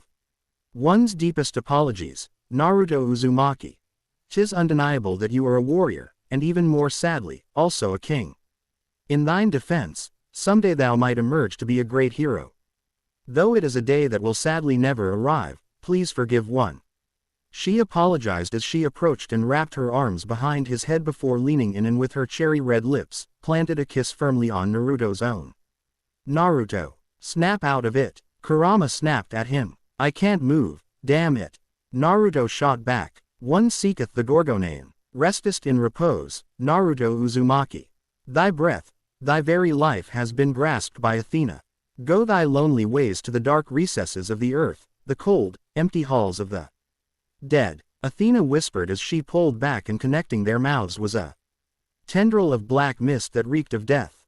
Tree of life that feeds on the blood of war, one-eyed god from which beasts are born, grant unto me your divine fruit.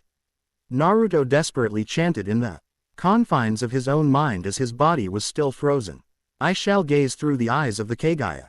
He finished, causing his eyes to turn milky white with bulging veins becoming the Byakugan, while his forehead a vertical slit opened to reveal the crimson Rinne Sharingan. Focusing on her glowing eyes first, he felt that Sharingan copy her authority, the serpent's evil eyes which she was using to paralyze and potentially petrify him with.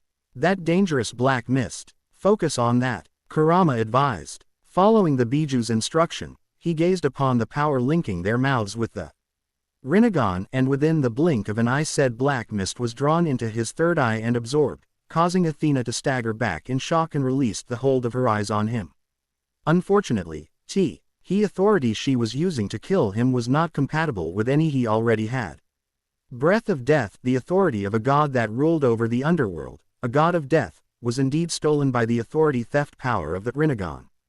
However, due to the incompatibility instantly sealed not only the Kagaya incarnation but the full tales of the Shinju authority. The only good thing about it was that it would keep the breath of death away from Athena's use for 24 hours regardless, and even make it his own should the goddess die within that time. Even in your last moments, you bare your fangs. Athena remarked, approval shining in her eyes. She's also a goddess of war. Kurama informed him. Good for her. Naruto mentally groaned. Still, even with thine determination, without the will to take arms all comes to naught. Determination without force is useless on the battlefield. Athena's tone of voice displayed the entertainment she found from Naruto's struggles even as he collapsed to his knees. Too late. The breath of death has already affected me too much. Naruto realized. In that case, focusing on his Persian warlord authority, the sigil of the Ram Incarnation appeared in his mind's eye before shining brightly and engulfing him, waiting for the him to reach the point where it fully activated. Eli, Eli, lama sabachthani. My God, why hast thou forsaken me? Erika called out. Though each bone of my body is shattered, my heartache melts like a lit candle. You shall bury me in the dust of dead earth. Wild dogs surround me, evil company hems me in. You go, Erika, Naruto mentally cheered. You do realize your vixen doesn't stand a chance against the serpent goddess, right? Kurama drawled. Don't jinx her. O Lord my savior, I beseech you aid me. Snatch me away from the weapons of the enemy, snatch me from the jaws of the lion, snatch me from the horns of the bull. Erika kept chanting as she rushed in, her blade flashing, facing an agile, evading Athena. Thus I do declare the name of God, that the world may now offer service, offer praise to the eternal. With that, the Italian beauty took a guarding position before the collapsed blonde. Goddess Athena, as a subordinate of Naruto Uzumaki, the knight Erika blandly humbly beseeches. If it pleases you, depart. Immediately. If thou suffers not to heed my pleadings, I shall defend mine lord with mine blade. Erika declared. Having heard her declaration, the goddess turned and acknowledged the girl for the first time. Oh, as a stepdaughter of Prometheus, as a follower of Hermes, thou art willing to die for your master? Athena inquired. If necessary, to perish in a glorious manner for one's lord, the knight feels only pleasurable satisfaction. In choosing as enemy the most ancient of goddesses, Athena, and understanding such as this is only natural, she spoke. Inwardly however, why is Naruto always making life hard for me? She mentally moaned, glancing back at her friend and sworn lord. Her expression tightened and her resolve solidified. O lion of steel, thou art the mind and body of sorrow and fury. Thou art the harbinger of grief to gods and spirits. One who will bathe in the blood of your foes appear before me, the spear of Longinus. She uttered, channeling the Golgotha spell she had already invoked into her blade, transforming it into a spear that could pierce even gods. Naruto sensed the power in that spear and recognized what it could do. And if a novice like him could, the most certainly so could a goddess of wisdom like Athena. As such, he realized he needed to interfere before Erika got killed protecting him. Amaterasu, he whispered, and instantly Athena's left arm was lit in pitch-black flames. While both girls stared in shock at the appearance of the black flames, Naruto used what was left of his mobility to lunge forwards on his belly and grab Erika's ankle. Wah! Erika blinked in shock before they both disappeared in an orange flash. A tactical retreat, Athena remarked before focusing her attention on the flames burning her arm. They were hot as the authorities of sun gods, yet held not an ounce of divinity. Thus they could only be of mortal magic. Strange. One shall investigate this after mine power hast been restored. He decided before attempting to extinguish the flames with her power, only to watch in shock as it only fed the flames, making them reach her shoulder. Taking a moment to recollect herself, she conjured a mass of water above herself and dropped it onto the flames, only for it to evaporate on contact. The flames remaining, cursed flames of some sort.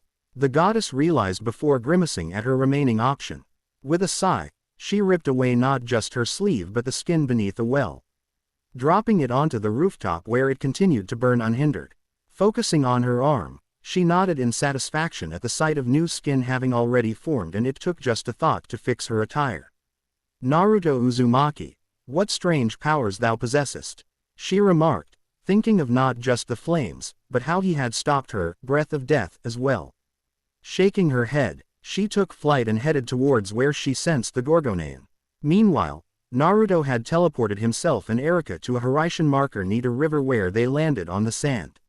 Naruto, are you okay? Speak to me, Erika shouted in worry as she shook his shoulders.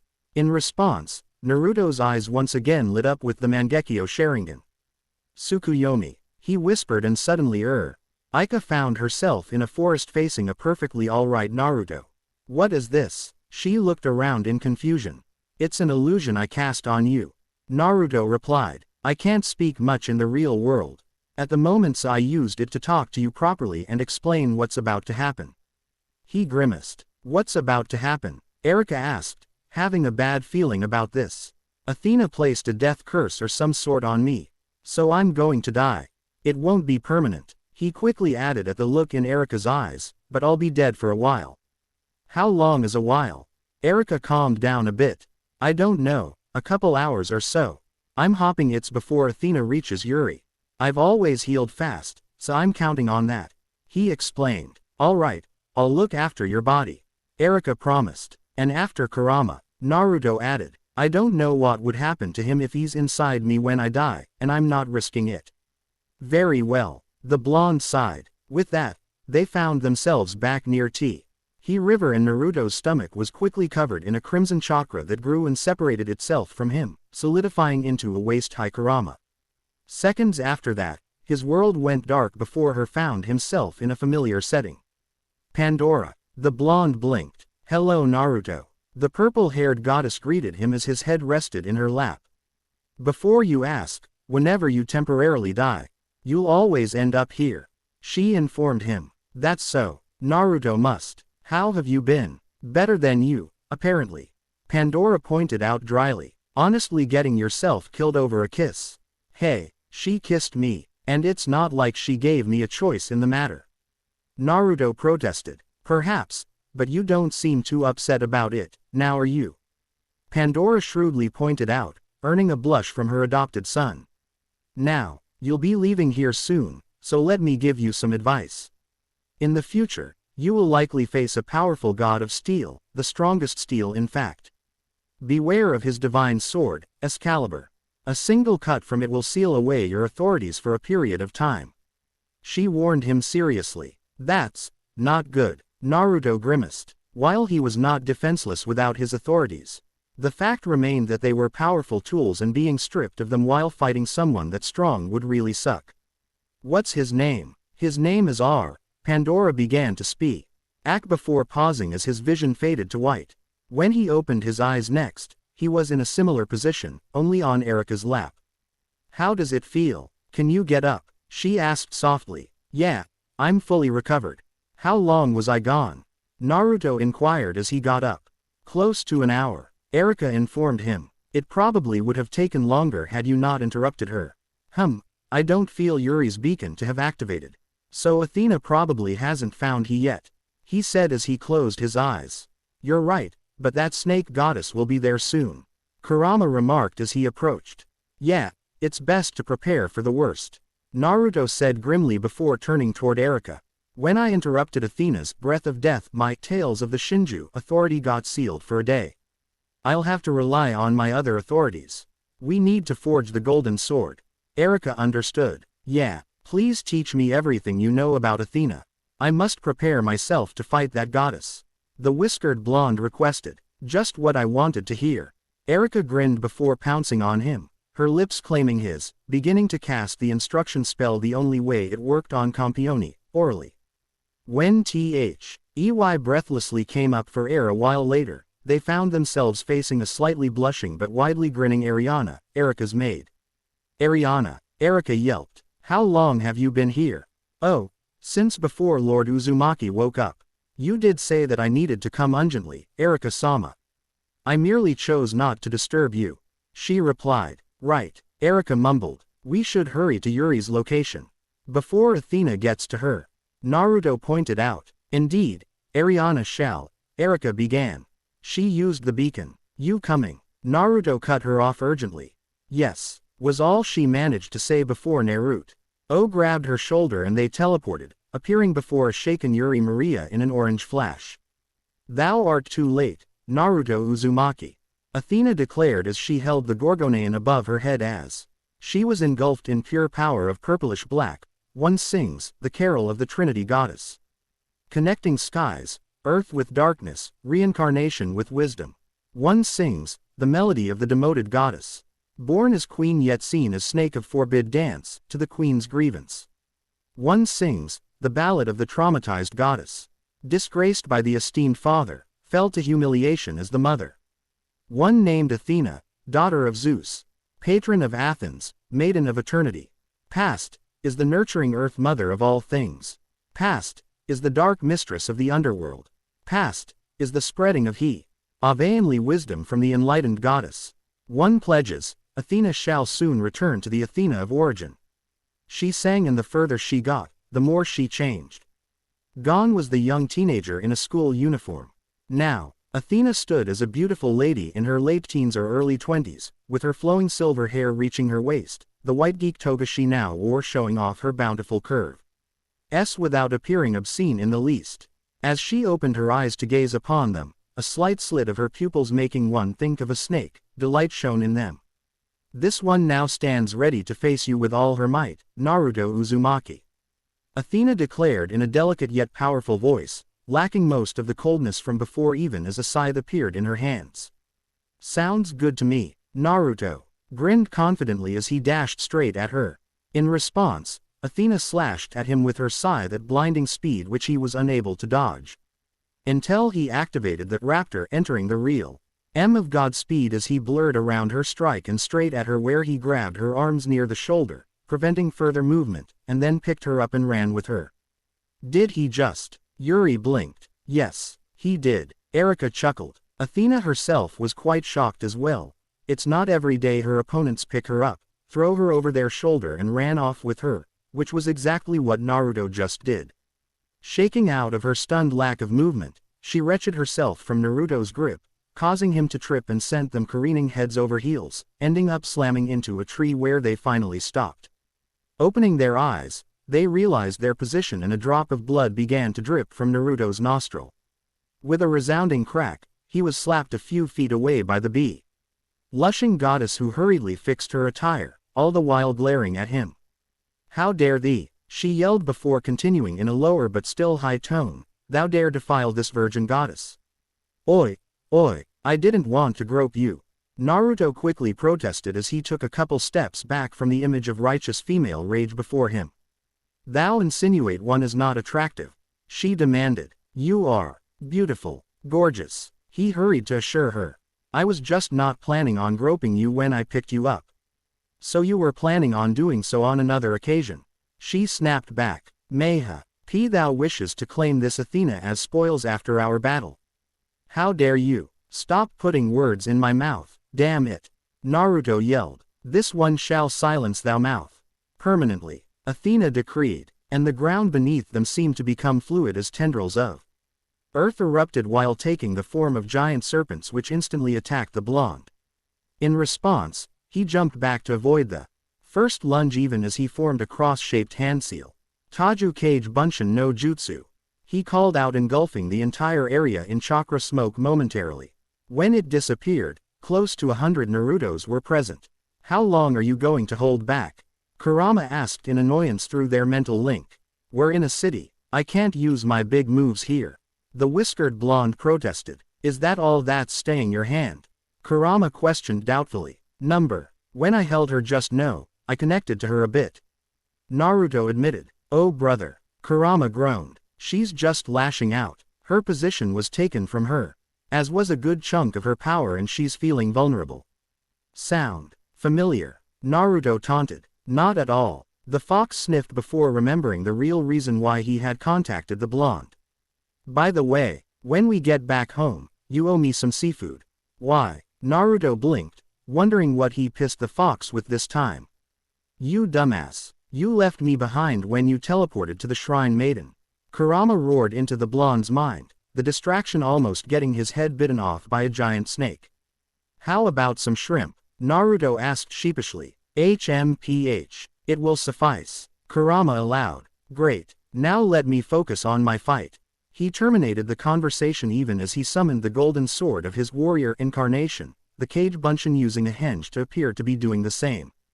Heed the power of my words, let justice reveal itself, under the strength and eloquence of this incantation, for strength is ever victorious, for strength is the answer to all things.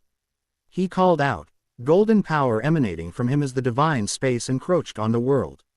That sword, the cursed gold that may violate one's divinity. Athena instantly recognized it. You are a goddess who has always had a strong ties to snakes. Both Athena and Medusa are snake goddesses, both sharing the same origin, and both bearing the avatar of the frightening snake, and the ancient Mother Earth. The goddess who controls the bounty of the earth was not always so compassionate. When winter came, she took the life born of spring, withering crops, and causing natural disasters on a whim. Naruto managed to chant before a Kage Bunshin had to bail him out with a kawarimi. She was also the goddess of life and death. God of death, Athena, also manifests herself as the owl, crossing between night and the underworld, ruled over death and darkness. Serpent of Mother Earth, bird of the god of death, and womanly wisdom. I understand now that this trinity is the oldest form of your divinity. Another Kage Bunshin saved his skin as the giant serpents became more violent and vicious as their creator's mood began to drop. Cease your rambling and fight. Athena snapped at him. You were once the queen, the winged serpent. You're not the daughter of Zeus, you never were. You were the queen of the gods. That was your rightful place, wasn't it? At this Hena unleashed her petrifying gaze upon him once more and he barely held onto the sword as he was switched with a clone. Damn, at this rate I'll either lose control over the sword or become a garden decoration. I need to distract her attention, he decided as he removed his left hand from the hilt of the golden sword. One who supports the heavens and the spreads throughout earth. Those who bestow grace and victory. Show me the proper path, for I am noble. He incanted, causing clouds to form through which lightning began to flash before striking down at the silver-haired beauty. A fine attempt, but one is not without protection. Athena smiled as her scythe shifted into a shield bearing the face of a woman with snakes for hair, which stopped the lighting without issue. That was fine wit, Naruto. He only needed the goat incarnation to take some of her attention off him. As the goddess of life and death, and the great goddess of wisdom. But then came the rebellion against the queen. All of the male gods revolted. And together, they overthrew the queen. Then ultimately Zeus became king of the gods. Myth was rewritten, and the old queen, Athena, became the king's daughter. And Medusa was reduced to a monster. His Kage Bunshin now had to resort to switching with him while in midair as not only were the giant snakes attacking them, but the ground below as well, randomly forming spears to impale them. Thus, the Queen of Wisdom, the winged serpent, lost her snake form, becoming merely a beautiful goddess. A beautiful, but tragically empty vessel. And the snake, your true form as Mother Earth, was eventually mentioned in tales as a different creature. The winged serpent, in other words, the dragon. The evil dragon the hero defeats in myth is actually none other than the degraded form of the defeated goddess of Mother Earth. The next switch brought him on top of one of the massive snakes and he was forced to use a portion of the sword's power to kill it in the handful that followed as he was out of clones. Your own tragic story, a fallen queen, and that, Athena, is who you are. Enough, Athena boomed. One shall not be humiliated further by one's past betrayals. Amenetejikara. Naruto called out as soon as his eyes flared with the power of the Rinnegan, teleporting right before Athena, taking her by surprise as he swung the blade at her chest, mashing into and breaking through her divinity. No, Athena screamed in panic as she flinched away, choosing to allow a lightning strike to hit her as she returned the Aegis shield to its prior scythe form and slashed at Naruto, blocking the golden sword with the shaft while the blade cut into his shoulder, making him flinch and lose control over the goat authority. That's it. Show this Athena thou power and skill. Not just thou cunning, Naruto. Uzumaki. Athena declared, exhilaration filling her voice as they fought head-on. And Naruto was losing. While he had more strength, Athena had incredible skill and experience. And only the still active Rinnegan bearing 6 tomo each allowed him to keep up with her. Time to shift the scales. Naruto decided as he surprised her be suddenly drop. Ping the golden sword rather than continuing to attack. Shinra Tensai. He roared, smashing her away with a wave. Up gravity and through a couple dozen trees before she managed to arrest her involuntary flight. But he used that time productively. For victory, hasten forth before me. O immortal son, I beseech thee to grant radiance to the stallion. O stallion that moveth godlike with wondrous grace, bringest forth the halo of thy master. He incanted and suddenly a sun was born in the night sky before descending upon Athena in the form of a great stallion of fire. Aegis. Athena uttered as she reformed her shield, blocking that white stallion and keeping it at bay. A good attempt to scatter one's darkness, but it is futile if it does not hit. She called out to her opponent before RNING to look at him at the sound of a bell-like screech to see Naruto holding a large greenish sphere of swirling energy bound in a ring of rotation white blades, before the orb was tainted black as Athena's own breath of death as it poured from Naruto's hand. A second later, the orb was slamming into her, causing her to lose hold of the Aegis, allowing that white stallion to hit as well, the Woe attacks merging into a massive black dome of deadly burning cutting wind that engulfed her and the area she was in. As it began to die out, Erika and Yuri arrived near Naruto, who was watching the dome intently. Soon enough, the dome faded, allowing the charred black from of Athena to drop from where the winds had suspended her into the newly formed crater. "Looks like it's over," Erika remarked, as she followed Naruto down into the crater, with Yuri right behind her. As they arrived, Athena's charred form shattered, revealing her previous younger form alive and healthy, and completely naked. "Come and take your prize, Naruto Uzumaki," Athena sighed as she slowly got to her feet. "Strike me down and gain your new authority." "Nah, I don't feel like it." The whiskered blonde looked away with a blush on his face. "I don't want your authority. Just stop causing trouble and we'll call it even, alright? How did you survive that anyway? I was sure that last one finished you off." "The immortality of the snake," Erika answered for the defeated goddess. "It grants great healing powers and limited resurrection." "That is so," Athena nodded. "Very well, Naruto Uzumaki, I shall accept mine defeat gracefully. However, I shall sharpen my fangs and return. Next time, it shall be my body standing above yours," she warned him before noticing he had turned beet red and blushing herself as she realized how her statement could be taken, so she made herself scarce, disappearing in a flock of owls. "Naruto-san," Yuri spoke politely, but her tone, for some reason, it filled him with dread. What did Athena mean by that? Why was she blushing? "Why are you blushing?" In response to the narrowed eyes of the girls, Naruto could only laugh nervously. Devil King of the Dead. June 20th, Tokyo. Erika Blandelli was a woman of conviction. She did not shy away from her duties, she did not avoid hard work, usually, and she did not make decisions against her morals which she knew she would end up regretting. As such, she could confidently say that she was a woman with no regrets. In fact, she had done so numerous times in the past. That being said, as she picked herself up from the grown pan, ting and sweating heavily as well as covered in dirt, she had to admit that she was beginning to regret asking Naruto to train her seriously so that she would not lose her edge while watching him usually take out heretic gods on his own. Another reason was to show him that she could handle herself against strong opponents to soothe his worries. He might not have said it, but she could tell that since fighting Athena he had been treating her more carefully, as if she was made of glass and if he held her too tightly she might break. She understood, somewhat, that he was scared of losing her so soon after forming a bond with her. Naruto treasured his bonds, partly because he had had so few of them growing up, and partly because his emotions tended to be more intense than for other people. She knew this well, ever since he had used ninju to connect their hearts back in Italy. So she put in her best effort when sparring with him, and when she came up short she pushed further to improve herself. To fill the gaps in her sword style, to convince him she was not a defenseless girl like Yuri Maria, that she was a great knight, the Diavolo Rosso even. Sadly, while he did acknowledge her ability to defend herself, he also showed her exactly how she compared to even just a Chunin from the elemental nations by placing seals on himself to limit not only his movements but also the chakra he could call on, to what he roughly estimated a Chunin to be capable of, judging from what he knew of the Rookie 9.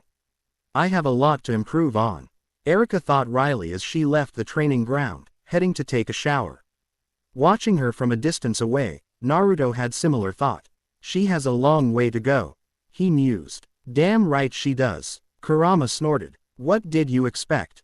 She may be impressive by the standards around here, but she's barely on par with a samurai from back home. It's only that Golgotha spell that gives her an advantage, and it takes her forever to set it up.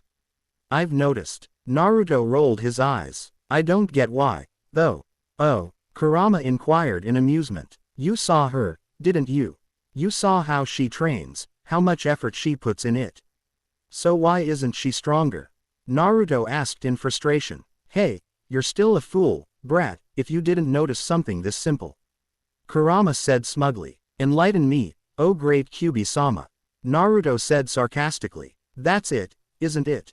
She doesn't have yang chakra. Naruto thought grimly. Well, it's more that she can't use it rather than not having any. Kurama corrected. With her level of physical conditioning, she should have around Jonin levels of yang chakra. However, unlike the people of the elemental nations, the humans here lack chakra coils. Sure, they have some other circulatory systems. For their yin chakra or mana as they call it, but it's not made to support yang chakra as well.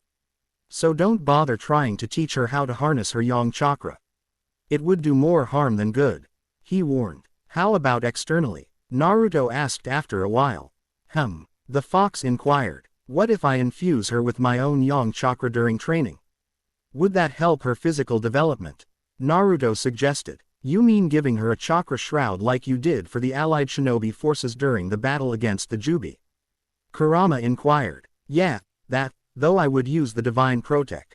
Chion of the demon fox, that's part of the Kyubi incarnation from my Shinju authority, since it's fashioned to work the same way, probably even better than I did it before. Naruto shot back. That has potential. Kurama admitted. It would not help he use her own yang chakra, but being enhanced by that authority repeatedly would after a while leave her with some permanent benefits from it. Plus, NY training she does while using it would be far more effective.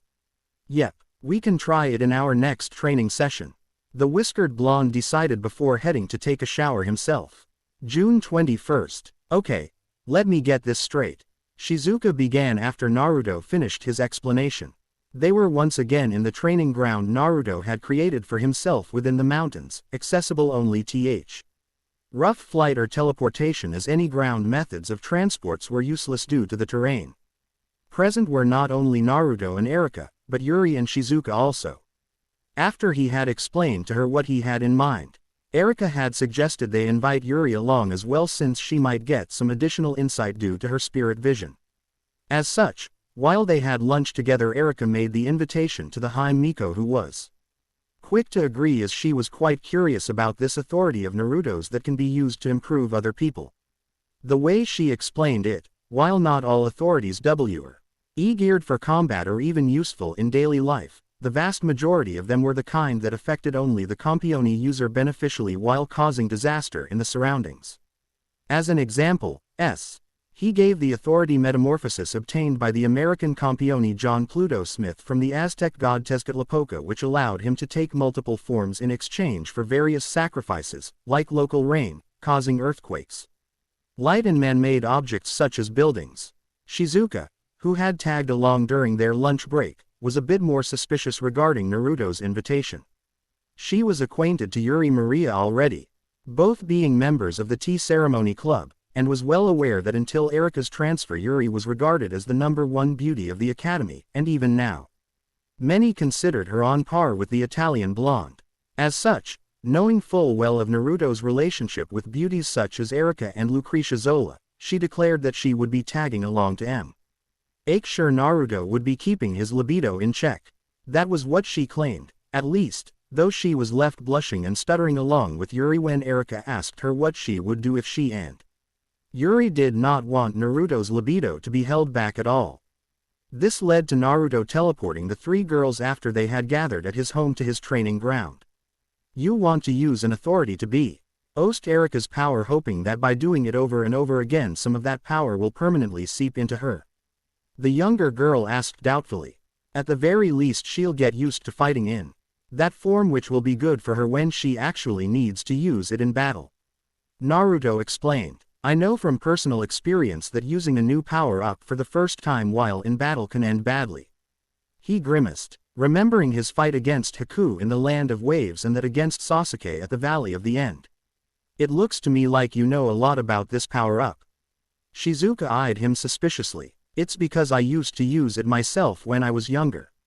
Naruto admitted. Back before I had it as an authority, I could use the chakra cloak by borrowing some of Kurama's chakra. It had 3 stages, actually. But I'm not sure how many are usable with it as an authority. 3 stages, Erika asked curiously. The chakra cloak, the blood shroud and the chakra mode. Naruto enumerated, deciding that a tailed beast transformation, be it partial or complete, will be impossible for her. The one I'm expecting the divine protection of the demon fox to be like is the chakra cloak. You'll basically be covered in a layer of translucent red chakra that will also seep into your body to a degree, increasing your speed, strength, durability, reserves and grant you a strong regenerative power. I see, Erika mused thoughtfully. What about the other 2? Shizuka asked. The blood shroud sounds ominous. Yuri commented. Yeah, well, Naruto grimaced. The blood shroud I've the user a more intense layer of red chakra, enough that it burns away their skin upon activation, causing some of their blood to mix with the chakra, turning it a dark red. The boosts are several times greater than for the chakra cloak though, so it's worth it. And the regeneration lasts a bit after the blood shroud fades, making sure the user's skin is regenerated. If overused, it can eat away at the user's lifespan though. A double-edged sword, then. Erika nodded in understanding. And the last one, the chakra mode, is where the red chakra is purified and mixed with your own infusion. Your entire body and increasing all your abilities exponentially. It's like this, Naruto explained before being engulfed in golden flame-like chakra with black markings. It feels warm. Erika blew, shed slightly as she touched Naruto's chest while Yuri and Shizuka were poking his arms curiously. Anyway, let's start, shall we? Naruto suggested as he dismissed his power-up. Yes, let's, Erika agreed. Tree of life that feeds on the blood of war, one-eyed god from which beasts are born, grant unto me your divine fruit. Naruto chanted. I shroud my companions in the power of the Kyubi. He finished as he placed a hand on Erika's shoulder. From his hand a bubbling layer of red chakra quickly spread all over her body until she was within a transparent red clock shaped like a fox, ears and tail included. This feels pretty amazing, Erika admitted as she flexed her hand before giving Naruto a grin. Let's see what I can do with this, shall we? Let's. Naruto grinned widely. What followed under Yuri and Shizuka's odd gazes was not a fight between humans. It was more akin to one between campioni or gods. Every time they made contact by either blocking or parrying blows, shockwaves erupted from the point of contact. Every attack that impacted the ground or the surrounding boulders left behind craters. Every attack that met its mark cracked bones or severed flesh only for the wounds to heal in seconds. Minutes at most. More importantly though, Erika could feel it. The longer time passed, the stronger she became. Turning her attention inwards had revealed that in great part, it was due to her body adapting to the foreign energy, allowing a more efficient use of it. However, it was also thanks to her body improving itself to handle the energy better while healing her wound. Using the regenerative powers of the chakra cloak. Eventually, though, the chakra cloak faded away after becoming thinner and thinner as its energy was being used up one way or another. Yui, rewrite about it devoting the last of its energy to healing. Erika mused as she cautiously stretched the leg that had been slashed open not 1 minute before. So, how did I do? She eyed her audience curiously. I've never seen another human so strong. Yuri admitted. The one that comes closest is Ina-san when using her divine possession, and even she would fall short, if only because calling you upon more divine power would risk her losing control. She thought privately. What am I then? Naruto asked with a pout. A campione. You're no longer just human anymore, remember? Shizuka pointed out dryly. Not that you were completely human even before that. You are, after all, distantly descended from the goddess you killed. Erika added. Well, I suppose that's true. Naruto admitted. Say, can you use it again? Erika inquired. Yes, but I don't recommend it. Naruto frowned. It will place a greater strain on your body. Not on me, on Yuri. The Italian blonde corrected. Me. The Haim Miko exclaimed. Yep, Erika confirmed. I noticed that all my spells were stronger. But since things like spirit vision are more like hereditary traits than spells, I'm wondering if it will also improve. Especially since the source of this authority is a goddess with powerful eye powers. She explained. I suppose it can't hurt to try. Yuri admitted shyly. If it's alright with Naruto-san. She added. Sure. Naruto instantly agreed. Actually, I'm almost certain that you'll get a boost to your spirit vision. Why's that? Shizuka demanded. Well, quite a few of Kagaya's descent ants inherited a degraded form of her powerful eyes. Naruto explained. And using her power along with those eyes has awesome results. He said, thinking of Obito and Madara. That makes sense. Shizuka agreed. Divine eyes should work better with divine energy since they're more compatible like that. Let's do this. Naruto approached Yuri and placed a hand on her shoulder. Tree of life that feeds on the blood of war. One-eyed god from which beasts are born, grant unto me your divine fruit. I shroud my companions in the power of the Kyuubi. He called out in like before the chakra cloak spread over the Hime Miko. Just like it did with Erika. How do you feel? Erika inquired as Naruto stepped back. A bit overwhelmed. Yuri admitted softly as she kept her eyes closed, her face scrunched in concentration. I feel just like when I'm about to use my spirit vision, but not quite there yet. She commented. Maybe if I push it a bit. Don't strain yourself, Yuri. You just started using it. It'll take a while for you to get a hang on it. Naruto advised. How long did it take you to master it? Erika eyed her fellow blonde. I never did, Naruto admitted sheepishly. Since I had the Kyuubi, I could go up to 9 tails with it. Unlike you though, my power source and I were not on such good terms at the time. Kurama tried to take over and possess me every time, and I tended to say control over myself at 4 tails and slip into using the blood shroud as a berserker. It was only after I became friends with Kurama that I became able to use both the chakra cloak and the blood shroud without problems. But since I have my Biju chakra mode now, I only use it since it's better in all ways. Is there any chance of us losing control by using the blood shroud? Erika asked intently. It shouldn't be. After all, I'm not filling your head with violent thoughts and instincts like Kurama was doing to me. I'm just giving you some of my chakra, essentially. Naruto shrugged. He had barely finished speaking when a surge of power erupted from Yuri, knocking them all off their feet and a short distance away from her. When they turned their attention to her, they froze at the sight of a dark crimson humanoid fox with 3 tails weaving behind her. Yuri, Naruto asked cautiously as he slowly approached her. Are you okay? Why yes, came the nervous reply. It hurt at first, but now it only itches all over. She admitted. She stiffened with a gasp, her previously white eyes turning the same shade of dulled mirror-like green they became when she was using her spirit vision. A few seconds later, she collapsed as the blood shroud faded, her skin being regrown within moments. Yuri, Naruto was instantly at her side. Are you hurt? He's coming. Yuri whispered in terror. He's coming after me. Did you get a vision then? Erika asked warily as she kneeled at her side. Why yes. He wants to use me again. Yuri whimpered. Who? Shizuka demanded, wanting to know who had reduced her senpai to such a state.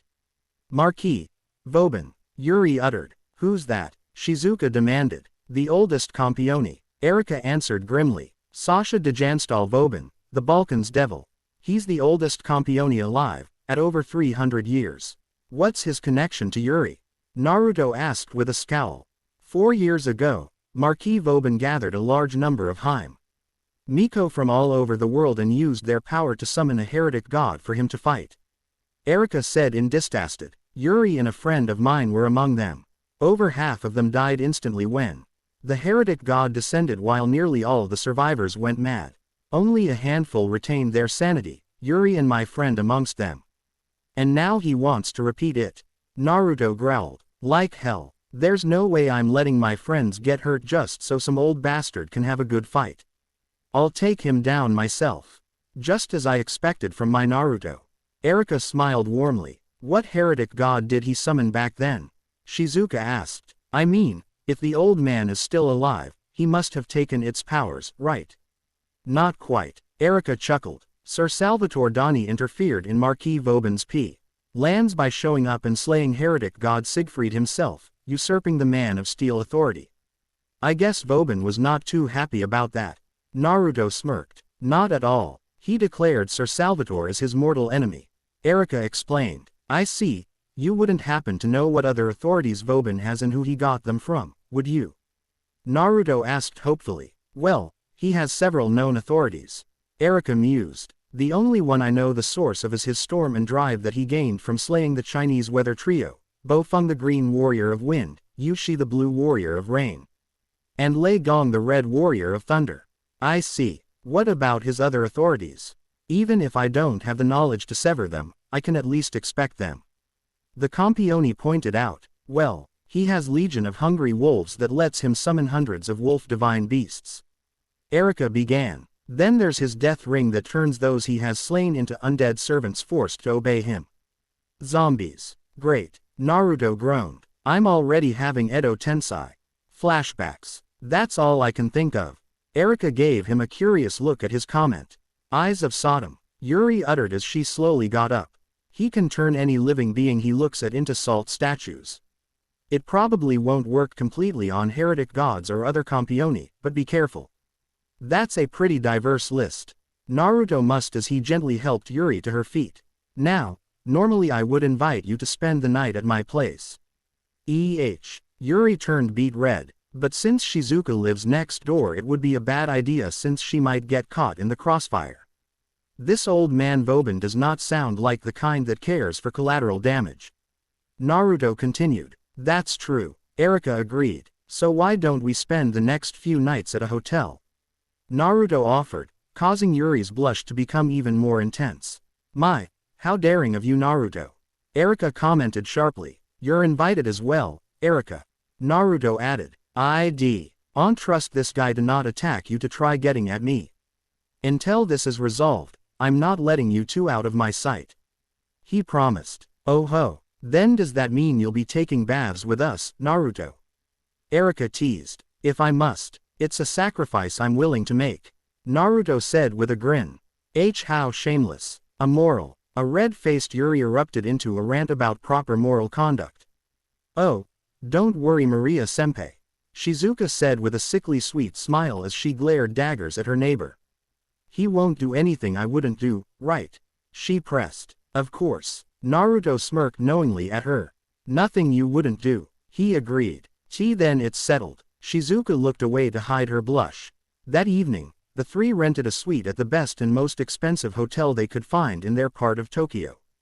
It was while the two girls were taking a bath together, which Naruto declined to join, telling them that as much as he liked teasing them, he won't bathe with girls he's actually interested in unless they've been dating for a certain period of time, earning a nod of understanding from Erika, who had expected as much while Yuri went bright red as she realized he had all but OU.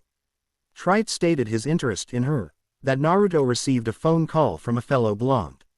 Hey, Doni, how's it going? Naruto answered the call. Oh, I'm doing quite well, my friend. A little peaceful for my tastes. But I'm sure I'll get a good fight soon. Salvador Doni replied. How about you? Anything interesting happened lately? A few things, Naruto admitted. I fought the heretic goddess Athena a while back. Oh ho. That's a powerful Earth Mother goddess.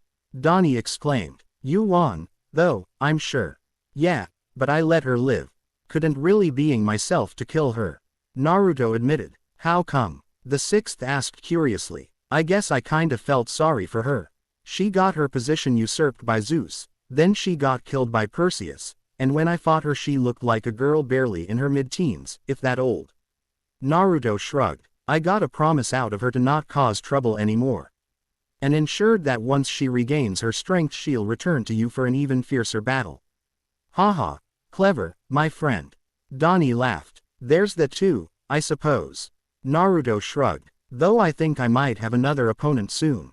You wouldn't be talking about old Voban, would you? Doni asked knowingly. 'Cause that's why I'm calling you.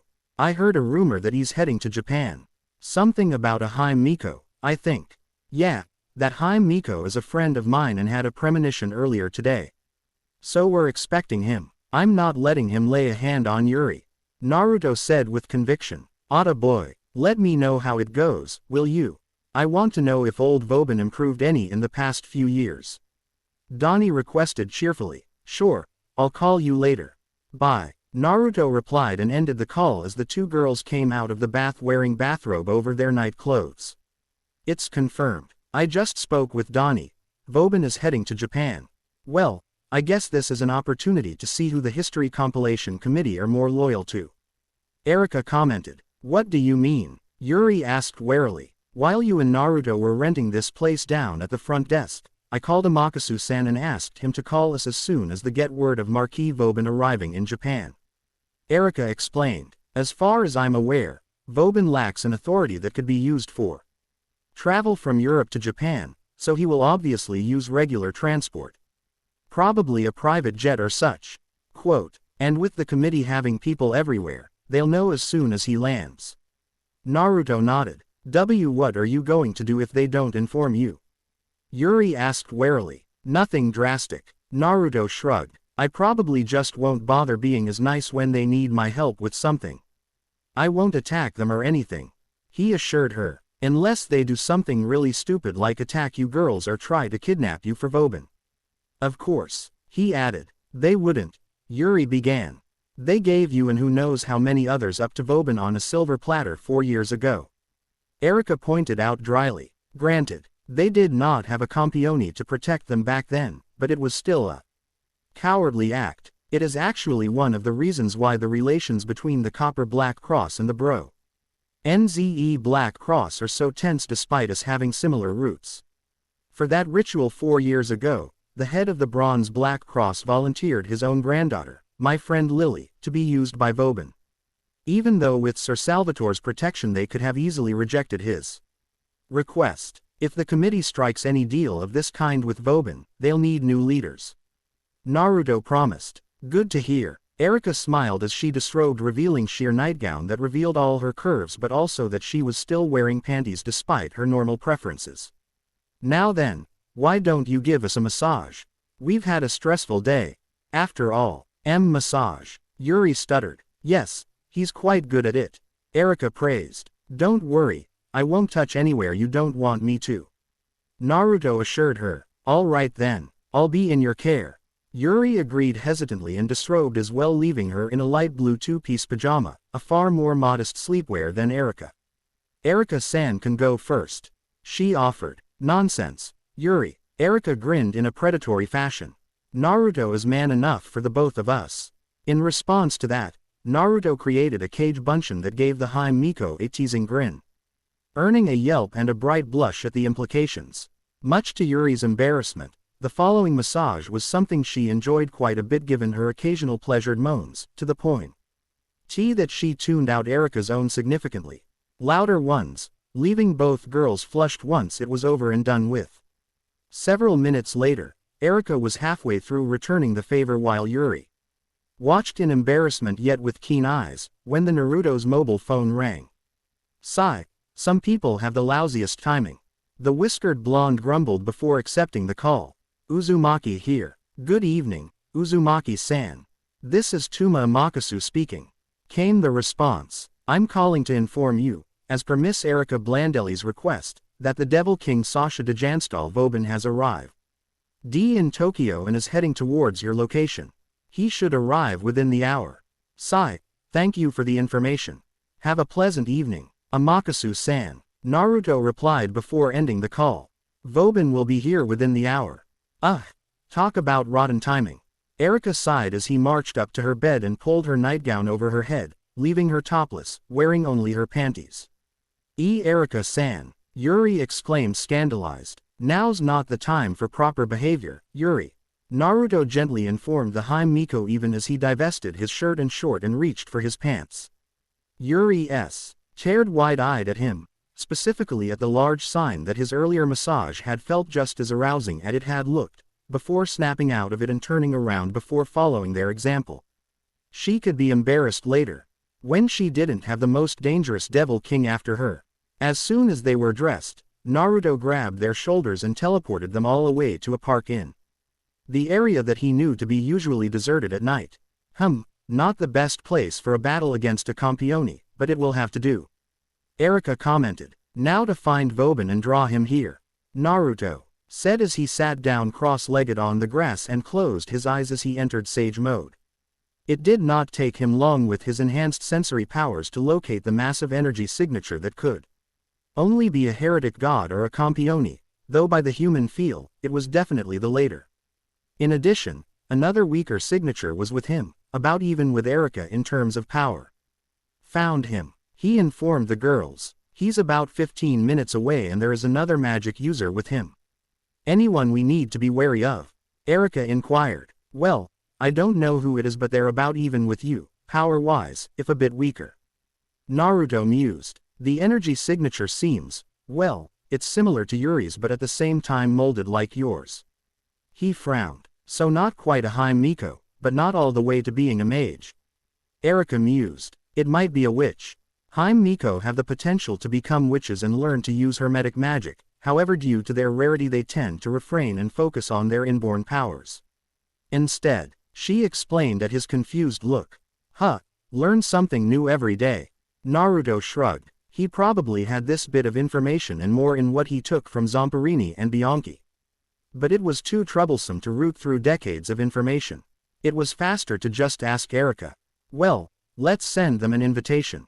He smirked as he flared his power to the point that the ground beneath him began to shake slightly and the girls breathed heavily, before once more putting a leash on his power. Yeah, that got their attention. He nodded in satisfaction.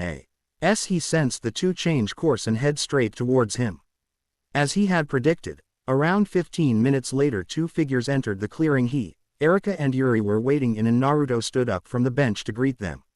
The younger of the two, the one who Erika pronounced as a possible witch, was a beautiful, slender girl with a fairy-like appearance. She had blue eyes and long silver hair held in a ponytail that reached her lower back. She was garbed in what he recognized as a knight attire of the bronze black cross and bore a serious expression. And, apparently, she also happened to be the friend of Erika that had been forced to participate in the ritual to summon heretic Siegfried 4 years ago, given her whisper off, Lily, in recognition. The older one was a beast in human skin. That was how Naruto perceived him though his emphatic powers. Beyond the facade of a dignified man in his later years and in extremely good health, with silver hair and brown eyes, was an apex predator that had been starving for a good hunt for quite a while now and was now salivating at the thought of worthy prey. So, you are the 7th king. The old man remarked with interest as a greeting. Yep, Naruto Uzumaki Namikaze is my name. And I assume you're my senior, Sasha de Janstal Voban. The whiskered blonde shot back casually. Indeed, it's good to see that you are so well informed. Voban smirked. Definitely better than the 6th. I think Doni is just an idiot rather than ignorant. Naruto snorted. This is Erika Blandelli, Diavolo Rosso of the Copper Black Cross and I'm Sue. You remember Yuri Maria from 4 years ago. Who is your lovely companion? Liliana Kronchar, Great Knight of the Bronze Black Cross. The silver-haired girl introduced herself with a respectful bow. Charmed. Naruto gave her a warm smile which earned a blush before turning his attention to Voban. His expression became one of annoyance. So, I hear you want Yuri here to use her as a sacrifice to summon a heretic god.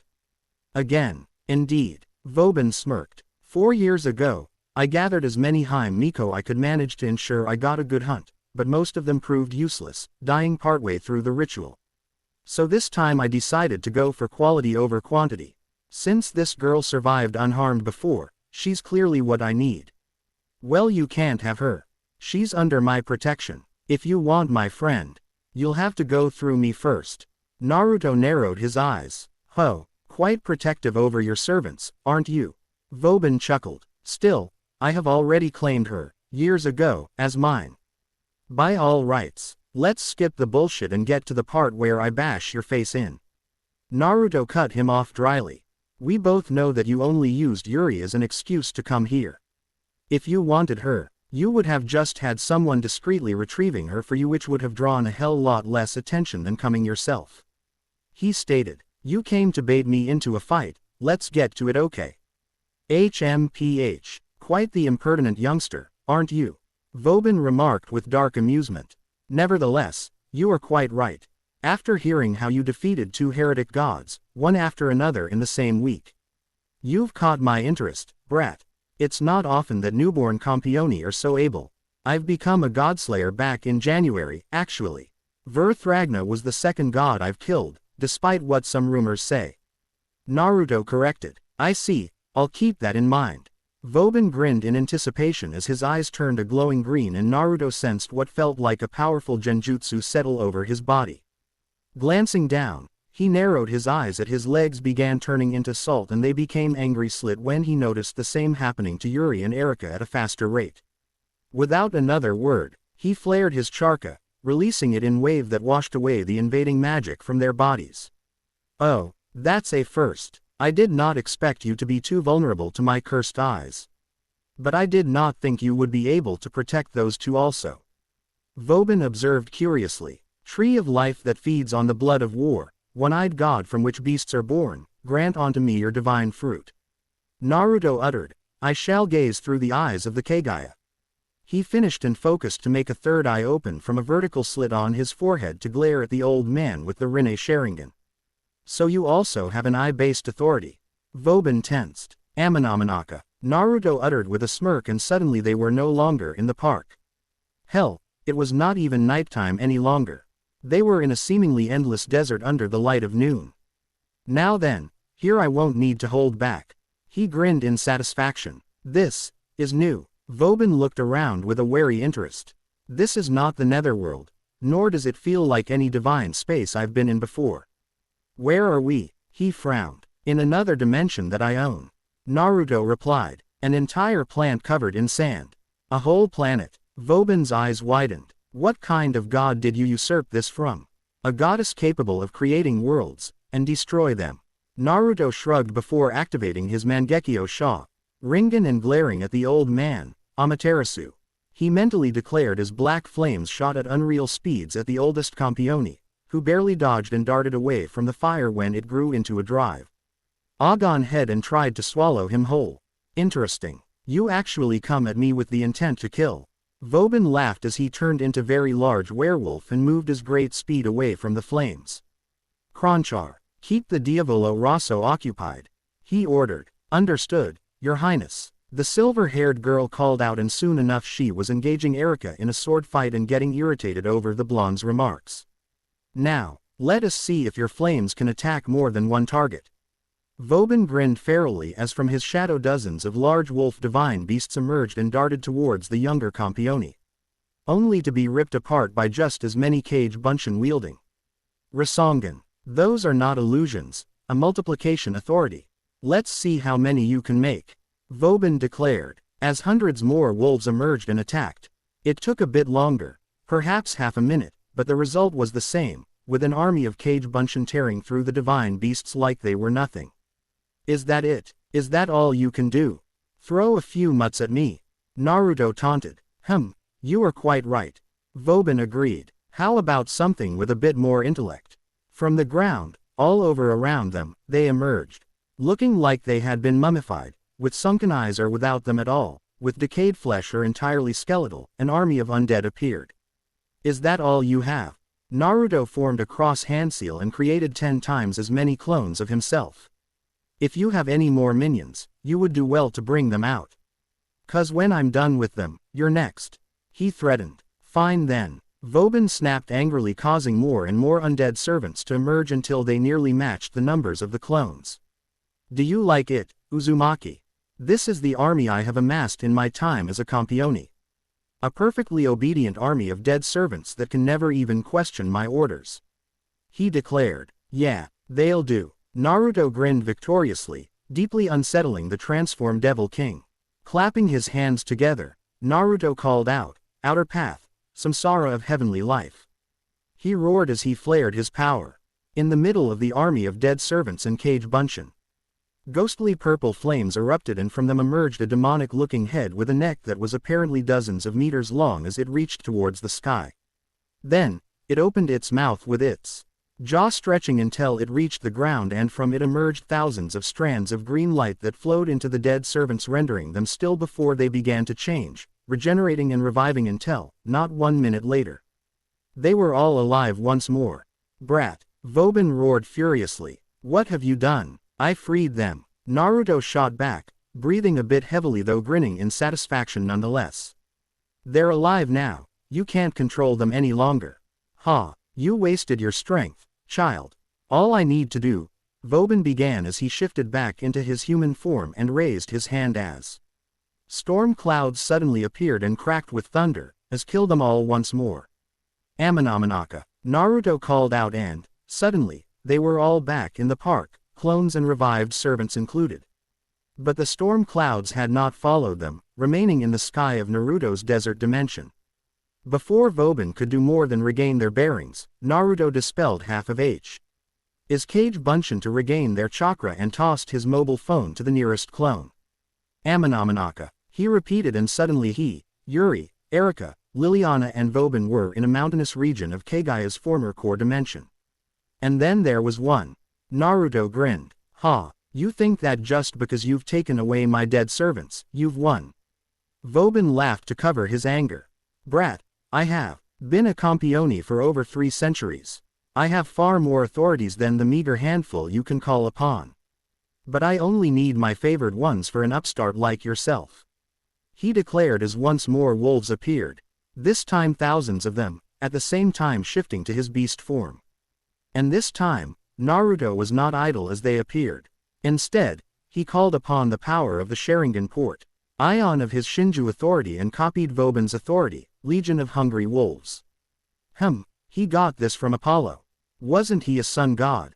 Weird, the blonde mused even as he gathered a massive amount of chakra in his fist before unleashing it all with one punch as he invoked another part of his Shinju authority. 80 gods vacuum fists, he called out, and all but instantly the army of wolves were reduced to nothingness as the fists of what seemed like giants made of energy punched them to oblivion.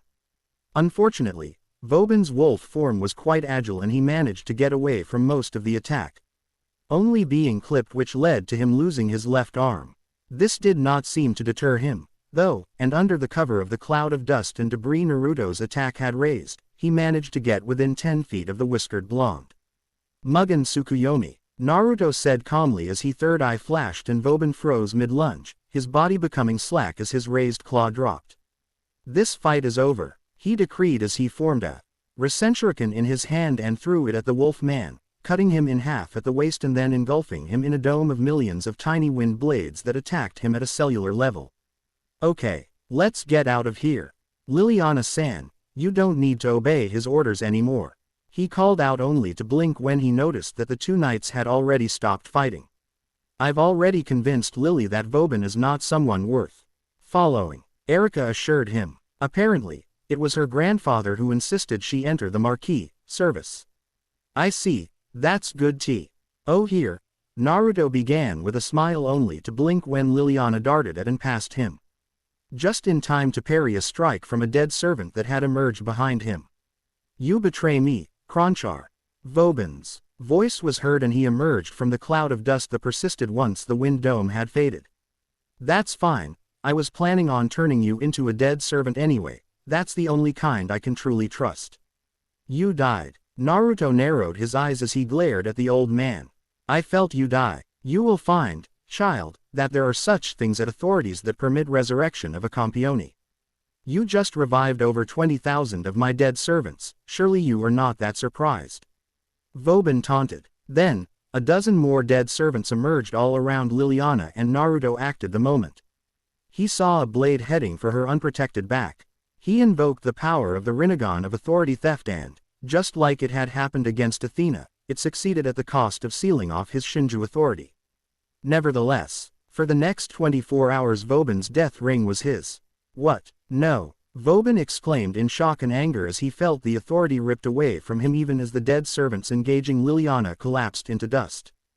Didn't anyone tell you that if you don't play nice with your toys, they'll be taken from you? Naruto taunted mischievously. Prometheus is not then only one capable of authority theft. You will pay for this, dearly. Voban snarled as he raised his hand towards the sky. Rather than the storm clouds from before, a rain of crimson fire descended upon them. Naruto did not hesitate. Within an instant 3 cage bunchen had been formed and in the next they had grabbed the girls and used the Hiraishin to get them to the other side of the planet. As for himself, he activated the Kamui and watched with a bored expression as the flames phased through him and reduced the already arid region to a scorched wasteland. Is that it? Naruto called out. 'Cause my gr. And MA could make hotter fire just by glaring at me when I called her old. With a snarl, Voban extinguished the flames and took his werewolf form before charging at him at incredible speed. He did not even make it halfway to the whiskered blonde when suddenly he could no longer feel his legs and found himself falling on his face. Turning to look, his blood went cold when he saw that his lower body had been ripped away from him just above the hips. Not like before where he had just been cut in half, but ripped away. You know, Voban, I don't enjoy killing, Naruto commented as he walked towards his downed enemy. In fact, I've been called a fool countless times for being too nice to my enemies, trying to redeem them and give them second chances. Let me guess, you want me to surrender and atone for my sins? Voban laughed. No, I want you to die and atone for your sins in death.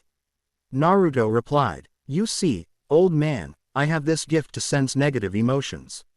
And that is all I've been getting from you. There is nothing left in you to redeem, merely a rabid dog. So if you can't be redeemed, you can be punished. He decided as he unsealed a kunai.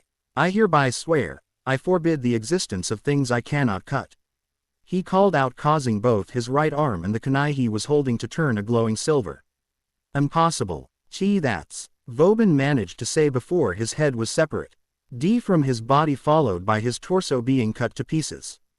As the life of the oldest Campione ended, Naruto felt a shudder running through his body, and after focusing his attention on it, he realized what it was. Dead Ring had become his.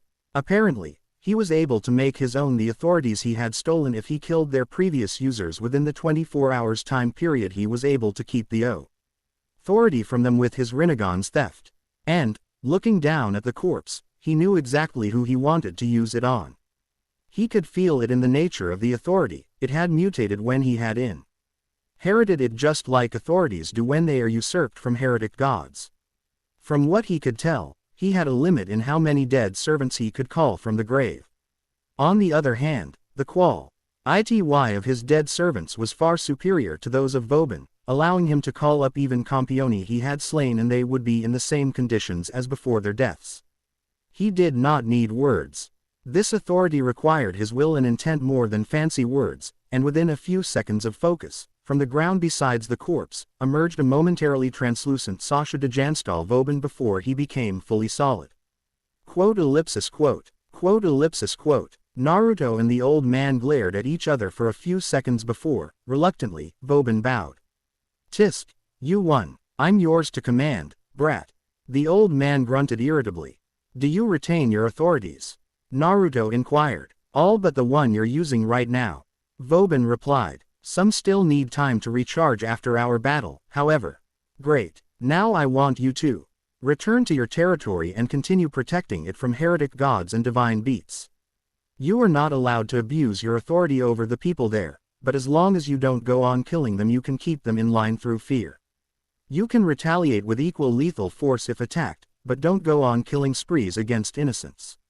If you disobey me, I'll know and I'll make you do the most humiliating tasks I can think of, and I have a very rich imagination. Naruto gave him his best prankster smile, earning a twitch from the old man. Fine, as long as I can still get to fight heretic gods I can, accept this. Voban agreed reluctantly, not that he had much of a choice in the matter. If it came down to it, Naruto could simply completely overpower his will and render him a perfectly obedient if somewhat mindless servant. Good to hear. Naruto grinned as he reached out and placed a Hiraishin marker on the back of the old man's neck before placing a hand on his head and used human path of the Rinnegan to take him memories, including Voban's home.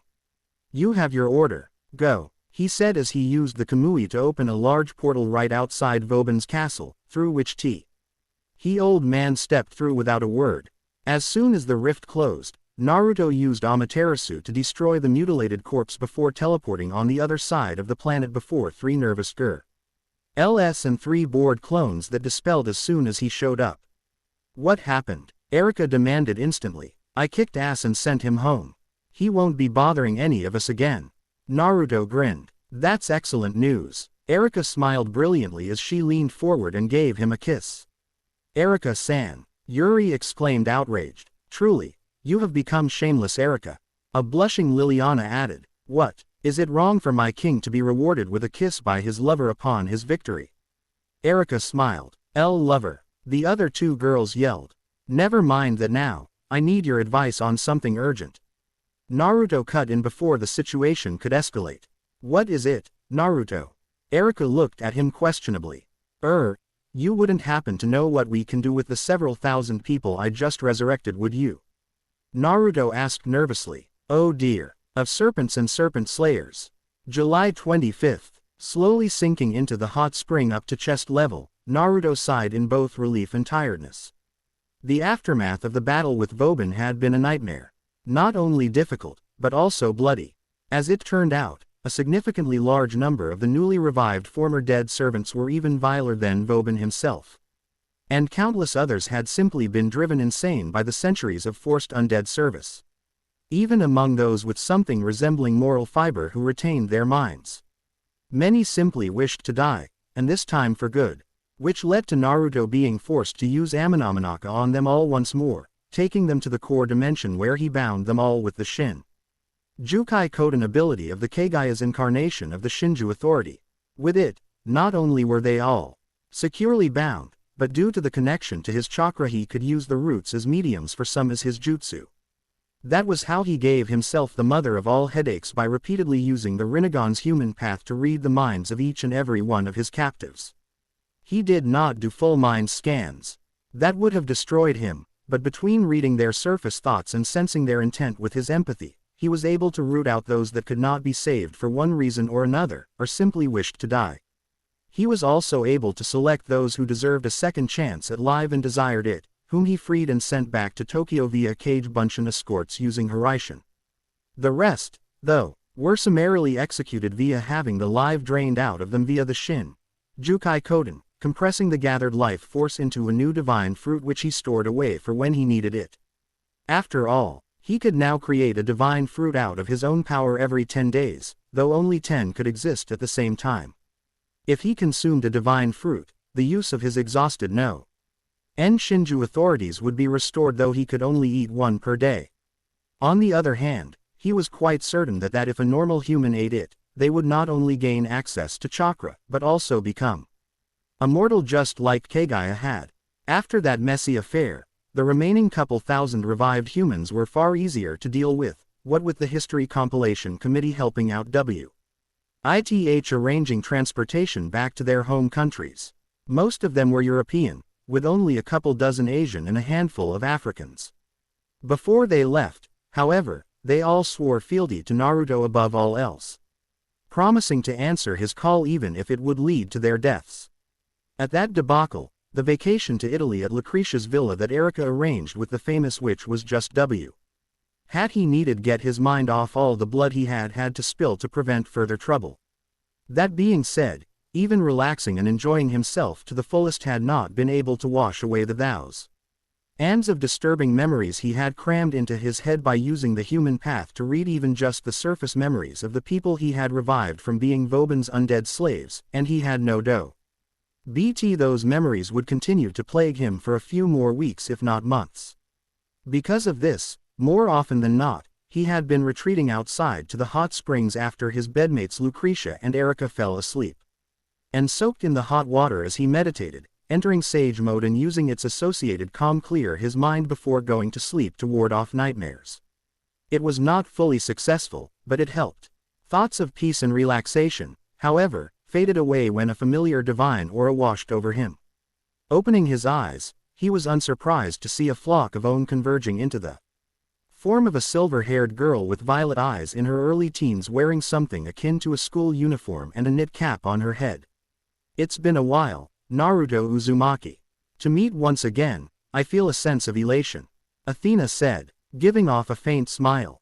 Seeing her appearing as a cute girl, Naruto once again wondered how she could be a goddess of earth, darkness, war and death. Yeah, it's been a while. Naruto agreed. What brings you to this place? What a foolish question. You were the one who plunged right into my territory.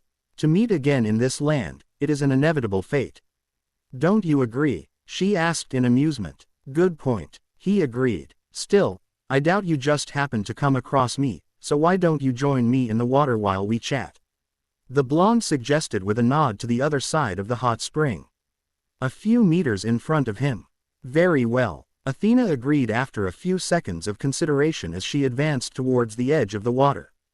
Naruto turned his HEAD to the side to give her some privacy while she undressed and got into the water, only to blink at a familiar sound and glance back.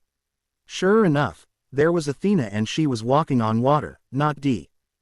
Similar to how Ninja did so using chakra, and rather than head to where he had indicated so that she may have a measure of privacy. She was advancing towards him. Wisely, he kept his mouth firmly shut until she was towering over him, causing him to look directly at her crotch. He looked upwards, before slowing sinking into the water and settling on his left where, after a few moments of consideration, she leaned against him. So, what have you been up to since we last saw each other? Naruto spoke up. I have been seeking out other grimoire holding the power of Earth Mother goddesses like myself. She replied, earning a blink from the blonde. The conclusion of our battle, it left me rather weakened, more than before I absorbed the Gorgonean. She frowned in irritation. Sorry about that. Naruto apologized as he placed his left arm around her as if to give her a slight hug, causing her to momentarily stiffen before relaxing once more. But you were causing a lot of trouble and likely a lot of damage would have followed. What the hell were you planning, anyway? I doubt you suddenly decided to restore your power after being around as a heretic god for a while already. A few centuries, to be precise. Athena agreed with a sigh. As you familiar with my legend, you know how I used to lead the pantheon I am part of, only to be overthrown by the rebellion of the male gods. Zeus, in particular. She hissed the name. And, he inquired, now using both his hands to gently massage her shoulders in an attempt to calm he down before she drew the attention of the girls in the villa, or blew something up. I wanted revenge. Athena closed her eyes as she appreciated his ministrations. I have foreseen that Zeus shall soon descend as a heretic god somewhere in the world, and I wished to regain my full strength to face him.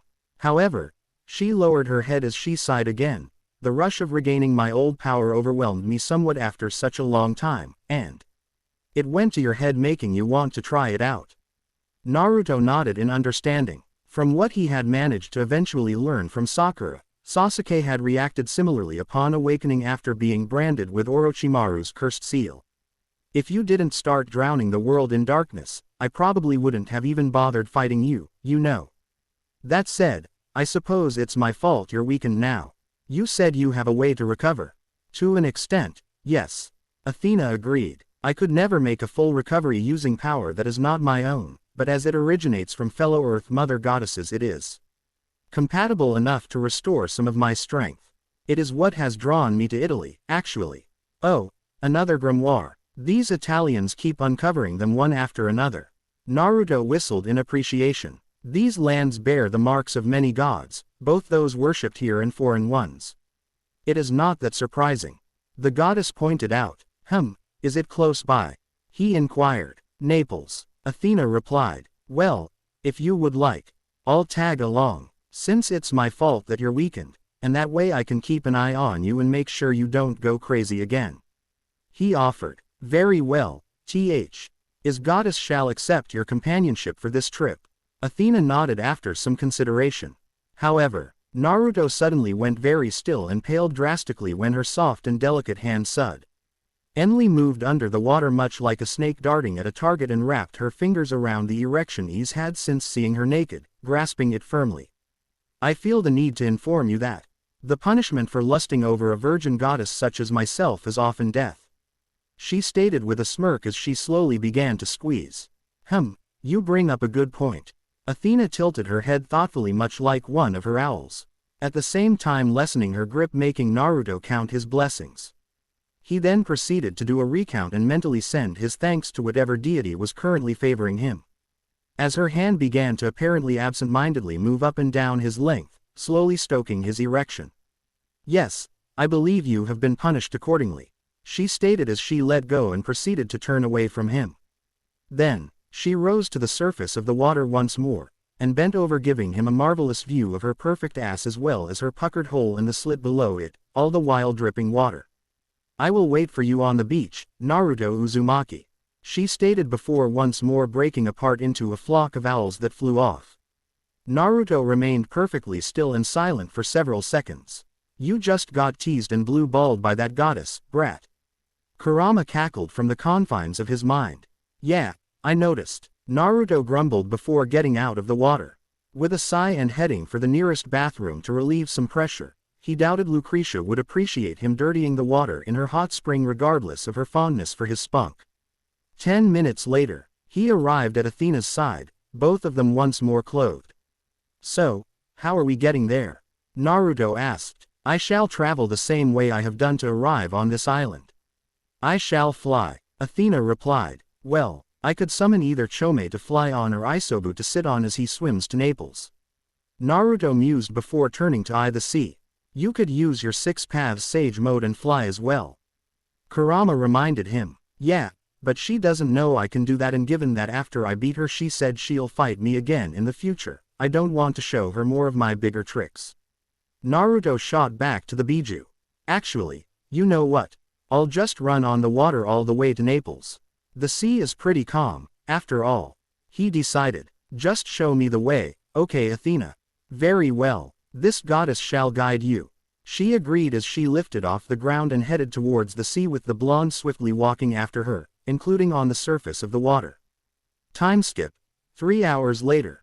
All in all, Naruto had rather enjoyed his nocturnal stroll across the sea to the Italian mainland. Unlike the crowded and polluted cities that he had grudgingly become accustomed to since coming into this world, the sea was quiet, as clean in nature could be, and without the millions of artificial lights in the vicinity he could actually see the stars in the night sky. Of course, the trip was not undertaken in total silence. While at the beginning he took the opportunity to appreciate the scenery, after some time he became bored with it, so he drew the silent Athena into conversation once more, taking the opportunity to tell her about his confrontation and victory over Marquee Voban. Of course, just like with everyone else, he neglected to tell her that he had killed and revived Voban as his undead minion. He may never be a genius like Sasuke or Kakashi, but even he could easily predict how not just the other Campioni but also the various magic associations would react: fear, panic, and lots of violence. After all, it was one thing to have a few thousand mages as underlings, something most Campioni had in one form or the other, either directly or indirectly. And another thing entirely to have a Campioni at your beck and call, potentially even more in the future, making the other Campioni feel threatened. Eventually, they found themselves on the stray ETS of Naples, heading towards the entrance of the underground refuge of witches within which Athena had discovered the Horion to be held in when the ground shook as an explosion took place. The hell? Naruto wondered as he regained his balance. I believe the source of the disturbance is, or rather was, our destination, Athena remarked as she flew on top of a building to get a better look. Did the grimoire blow up or something? Naruto asked as he landed next to her. Unlikely. The Horion has existed for millennia, it would not cause such a disturbance on its own. Athena shook her head before narrowing her eyes at the emerald star that had erupted from the ground and stopped in the sky. There, it began to change, becoming physical, and eventually a green dragon stood in its place. It seems like someone had carelessly stimulated the essence of the land. Athena frowned slightly. Is it a god? Naruto activated his Rinnegan to get a better look at it. No, it's probably something like a divine beast, although its origins should have connections to a god, she corrected. They stood there watching as dragon roared at something on the ground before flaring its power. In response, the sea by the harbor reacted and proceeded to strike at something below the dragon before washing it away from the mainland. Was that Doni? Naruto asked incredulously. Your older sibling, the godslayer of this land. Athena took her eyes from the dragon for a moment to gaze at the sea. Yes, if what I have heard of him is accurate, he would indeed be foolish enough to cause this. So, what now? Naruto inquired. We kill the dragon. I would prefer it not come to that. The goddess frowned. Not only would it make our trip a waste of time, but the dragon represents the life force of this land. Should it die, calamity shall fall upon the region. Damn, there goes the easy option. Naruto grumbled. Maybe we conceal it, he suggested. No need. Just as the grimoire, it has slept within. I can absorb it within myself. she assured him. Suddenly, a light like a flash of lightning, from nowhere, as if aiming for the dragon, swooped down somewhere in its general vicinity. I have a really bad feeling about this. Naruto narrowed his eyes. Indeed, we have just witnessed the descent of a troublesome god. Fufu, things are just starting to get interesting. Athena chuckled. The dragon roared in anger and defiance, shaking all of Naples, before descending towards the newcomer heretic god. Seconds later, the dragon roared again, only this time as was more like a wail of pain, followed by another. We need to hurry, Athena declared as she flew off. I'll distract the god, you absorb the dragon. Naruto offered as he roof-hopped after her.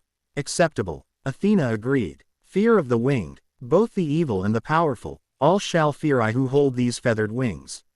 My wings will bring you curse and just desserts. He uttered the sacred spell words for the raptor and blurred into motion. Soon enough slamming into the white-clad heretic god and pushing him away a few dozen feet before backing away, preventing him from dealing the killing blow to the wounded dragon. Sorry about that, Naruto sheepishly apologized to his fellow blonde. But I can't let you kill that dragon. Naruto Uzumaki, why are you here in such a place? A familiar voice spoke up and, glancing in that direction, he immediately recognized her. Oh, hey Liliana, he greeted. Fancy seeing you here. Likewise, she seemed rather strained. I don't suppose you know how Doni caused this mess, do you? I saw him being washed away earlier. The whiskered blonde inquired. When we showed him the Horion, he decided it was too big to carry around like you did with the Gorgonean and used his authority to cut it into smaller pieces. Liliana sighed. That sounds just like him. Naruto remarked dully. You have quite the nerve, young godslayer. Ignoring this here like this. He heretic god commented with some irritation. Oh, I'm not ignoring you. Naruto countered. I'm merely distracting you to buy her enough time. The god turned back towards the dragon at a FL. Ash of green light, and sure enough Athena was there, and within moments she had absorbed it. I see. So you are Athena's ally, then. Naruto Uzumaki. Did you, by any chance, bring that goddess to Naples? Liliana asked incredulously. Actually, when I heard that she planned on absorbing the Horion, I decided to tag along in case she got high on power like she did in Tokyo. Naruto shrugged before turning his attention to the male god. My name is Naruto Uzumaki. Who are you? I am the serpent-slaying hero, Perseus. The heretic god introduced himself. Perseus, the guy that beheaded Medusa. Naruto blinked. Indeed, it seems you've heard of me. Perseus smiled in satisfaction. How did that work, anyway? Naruto tilted his head. I mean, being sent by Athena to kill Medusa, who is actually still her. You could have asked me that question, Naruto Uzumaki. Athena commented as she floated at his side. Yeah, but that makes you sound pretty suicidal, and I don't want another kiss of death from you. Naruto pointed out sheepishly. The answer is quite simple, young godslayer. Perseus spoke up. At that time, Athena and Medusa had descended as separate heretic gods. And Athena wanted her other half dead. Naruto pointed out. That still sounds suicidal, no matter how you look at it. I had Perseus seal her power into my aegis, which I reabsorbed upon its return. Athena explained. Of course, there was a portion I could not take back at that time, which is how the Gorgonean came into being. Ah, Naruto nodded, finally understanding, before turning his attention back to the blonde heretic god. So, I don't suppose you'd be willing to end things here since you don't have a dragon to kill anymore, would you? Oh, but I do have my favored prey standing right next to you. Perseus smirked. Right, dragon is just another word for snake around here. Naruto grumbled as Athena drew her scythe. He remained silent for the next few minutes as the two heretic gods clashed. Both with their weapons as well as their other powers, with Athena bringing forth massive serpents of sand which Perseus neutralized with his serpent-killing words of power. When he had to use the till active raptor's speed to save Liliana from a building collapsing on her head, he decided that enough was enough. Gently placing the blushing girl back on her feet, he blurred to appear between the two heretic gods. Shinra Tensei, he snapped, blasting them away with a wave of gravity. That's enough. If you want to keep fighting, do it somewhere else. There are people who will still need this town to live in after you're done. Very well, Athena said with a slight smirk. Shall we retreat this time round, hero of steel? I have just remembered that I had planned to train this boy well. Come again? Naruto asked, not liking the sound of that. Naruto Uzumaki, if you would like for the city to not get involved, then you will have to fight for it, as a king, to protect your own friends. This is indeed good training that the inexperienced you have to undertake. Athena stated, Fufu. To be able to exchange blows with both the godslayer and the Queen of Serpents, this is getting more and more exciting. Perseus grinned. This is still payback for earlier, isn't it? Naruto hung his head. Perhaps. Athena's lip twitched. Troublesome. Naruto sighed. Fine, I'll play along. But not here. You wanna fight me? Then catch up with me, he declared before disappearing with Godspeed. Sure enough, the others were following him, with Liliana hopping from place to place using her magic. Athena as a flock of owls and Perseus as a beam of light, making him the closest one to Naruto and even beginning to catch up. Reaching an abandoned-looking area, he decided it was good enough and stopped on a large warehouse. With Perseus doing the same. Not exactly the scene I was hoping for, but it will do. Perseus decided. Now, let us do battle, Godslayer, he declared as he materialized a scythe in his hand. Feeling the steel in it, Naruto decided it was compatible with his own power. Tree of life that feeds on the blood of war, one-eyed god from which beasts are born, grant unto me your divine fruit. I shall gaze through the eyes of the Kagaya, he uttered, opening the Rinne Sharingan on his forehead. Focusing it on the scythe, he tried using the Sharingan ability. ND was pleased when it was copied, only to break out in a cold sweat when the capabilities of the harp were revealed to him. Immortality ceiling. Stops wounds from healing faster than normal. Did EY make this shit up just to mess with me? He wondered incredulously. HMPH, what an unsightly eye. From an earth divinity, no doubt. Perseus scoffed. Yeah, I suppose using an earth authority would be a bad idea right now. Naruto reluctantly agreed. So let's heat things up a notch. He grinned. Glorious Lord of the Sun, Mithra be praised. To conquer all enemies, pray bestow upon my Stranges. Self thousands of light and thousands of swords. He chanted, and a sun appeared in the night sky before descending towards a smiling Perseus, who did not seem worried in the least.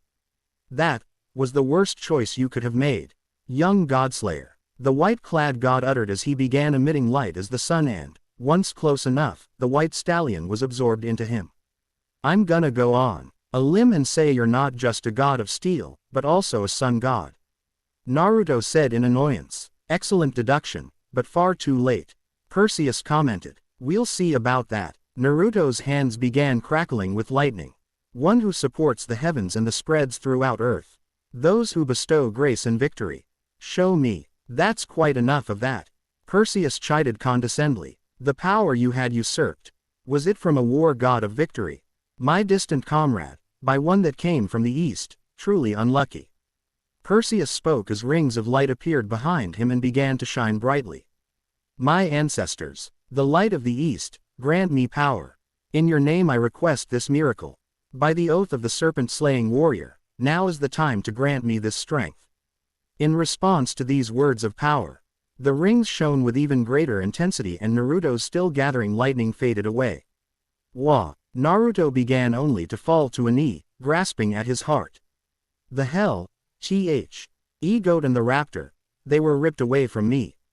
He realized after a quick introspection.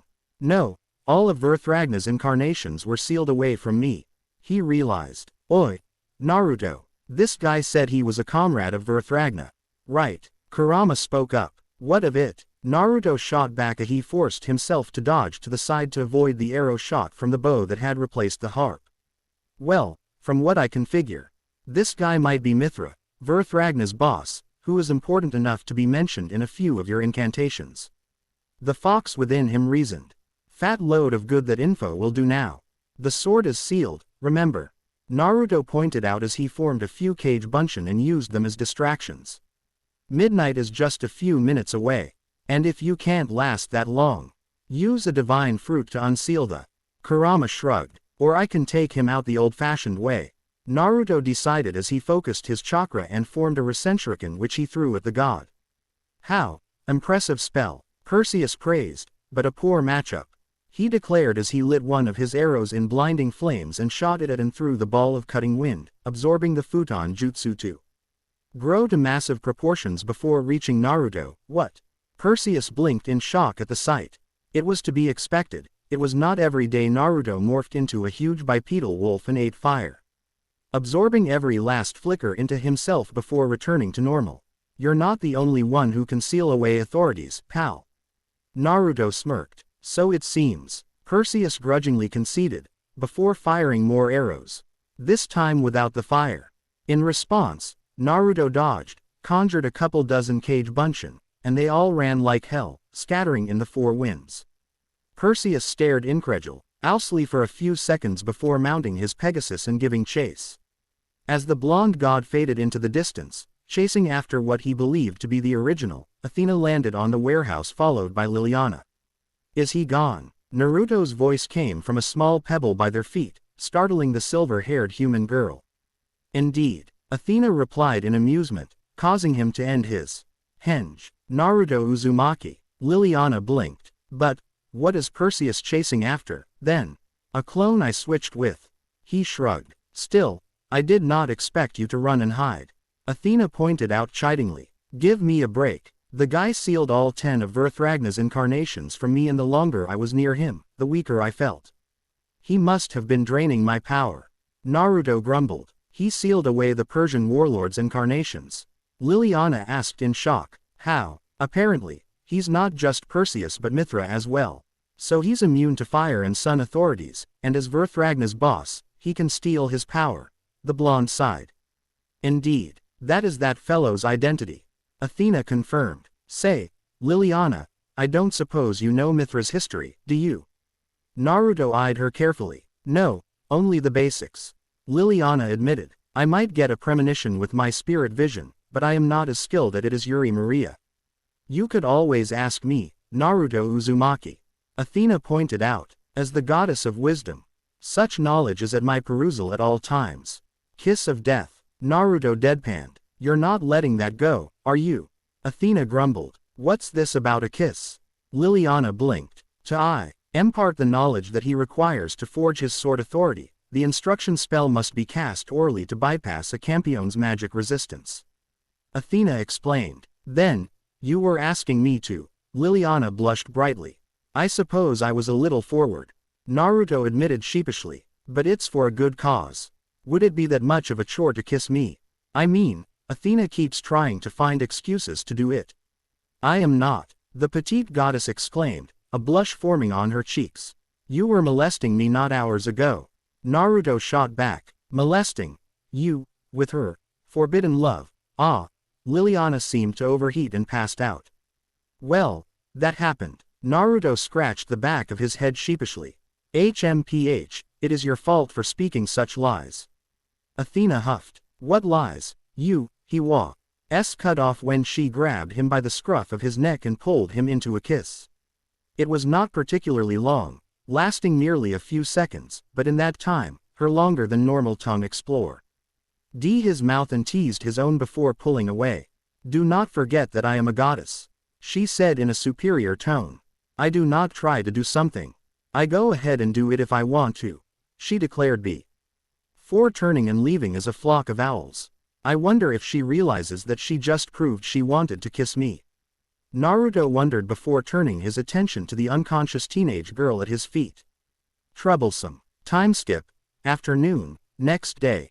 It had not been too difficult to locate the few magi in the area, and they turned out to be Liliana's comrades, so he ended up a guest at her current place of residence. Then, the following morning, he proceeded to blindside her once more by asking her out on a date, leading to another fainting episode. Eventually, he managed to explain his reasoning. That he would earn that kiss from her. She tried to reason with him, rather half-heartedly at that she still lacked the knowledge he needed, only for him to use the divine protection of T. He demon fox on her and sending her straight into a spirit vision that gave her just what they lacked. And now, you know, I admit I was rather hesitant about this, but honestly enjoyed myself. Lilia, Na said as the two of them leaned over the railing of the castle to watch the setting sun. You were more nervous than hesitant. Naruto shot back with chuckled. Just because you can pretend you did not want to jump me. That does not make it any less true. How? Liliana blushed. I'm an empath, he revealed. It's pretty hard to hide your real emotions around me. Plus, the way you're acting reminds me of a friend from back home, especially the fainting when your imagination overheats your brain. His lips quirked when he thought of Hinata. Ah, I see. Liliana lowered her gaze in embarrassment. I'll be frank with you, Liliana. I like you and I would like to see if we could work together as boyfriend and girlfriend, perhaps more, but I'm not a one-woman guy. I'm already dating Erika and Yuri. They already know this about me and are willing to accept other girls becoming involved with me as long as they approve of them, and given that you're Erika's best friend and on friendly terms with Yuri, I doubt they would disagree. He explained. I would like that. Liliana said shyly before leaning in and giving him a kiss that was soon deepened into a full make-out session. Eventually, they came up for air and Liliana giggled. You know, we never did get around to giving you that information on Perseus Mithra. She remarked in amusement. Naruto blinked. Oh, I totally forgot about that. He admitted. Let's fix that. She pulled him in for another kiss. It was soon after that Athena arrived and found them still making out in the balcony. It seems you're enjoying yourself, Naruto Uzumaki. The goddess commented coldly. Athena, how have you? Are you okay? The cheerfulness bleed out of his voice and he flickered at the petite goddess's side. You're wounded, he exclaimed as he eyed the red-stained bandages wrapped around her waist. Indeed, I have had an encounter with Perseus. I made a mistake, Athena admitted. What happened? Naruto frowned as he began channeling his chakra into her wound, to no effect. This wound, he used harp, didn't he? Yes, I have forgotten that during daytime solar deities receive a boost of power from the sun. He took advantage of that and managed to land a blow on me. She stated with a frown. Nevertheless, I have arranged a duel between you and he. You must kill him, Naruto Uzumaki, or I shall do it myself. Given that he managed to wound you with harp, I'd say he has the advantage. Naruto pointed out, not wanting to outright say she could lose. He is not the only one who can draw on external sources of power. Athena smirked. The mountain will provide all the advantage I need. When you say mountain, you're talking about Vesuvius. The volcano, Liliana asked, looking rather pale. That is correct, Athena confirmed. Naruto groaned. It was just like the heretic goddess to risk the destruction of Napoli to get back at Perseus. Fine, I'll deal with him. Naruto agreed. Where is this duel taking place? At Egg Castle, at sunset. Athena replied before taking to the air once more. Naruto stood there in shock for few seconds before erupting. That means here and now. Godslayer, I have found you. Fine, get over here. I have some aggression to relieve myself of. Naruto growled. Before Perseus could reply, he found himself blasted away by the same techniques used to break him and Athena apart the night before. This time, however, the whiskered blonde was in pursuit, and before the Pegasus riding god knew it, he was socked in the face with enough strength to throw him off his mount into the plaza. Bello, thankfully already empty due to his divine presence warding off the regular mortals. You seem ready to fight, unlike the night before, Perseus remarked with narrowed eyes as he straightened himself. You caught me off guard by draining my strength. But as long as I don't use Verthragna's authority, you can't do that again, can you, Mithra? Naruto taunted. How? So you figured it out? The god smiled. Or was it someone else? Liliana told me all there is to know about you, and it just gave me another reason to kill you. Naruto narrowed his eyes. I hate rapists. Whatever do you mean? I am no. Perseus defended himself. Bullshit. I know what you did to Tiamat. Naruto snapped. Killing her is one thing, enslaving her like that and violating her is another matter entirely. It seems we will have to agree to disagree. Perseus conceded before dashing at Naruto in a blur of speed, harp in hand and poised to strike, only for it to be stopped by another harp. What? Taking advantage of his moment of distraction, Naruto grabbed the arm holding the scythe with his free hand and used his own harp to sever Perseus's right arm at the elbow. Then, as the bleeding heretic god backed away, he raised his right foot, enhanced it with chakra and brought it down on the side of the scythe's blade, forming a crater even as the blade shattered.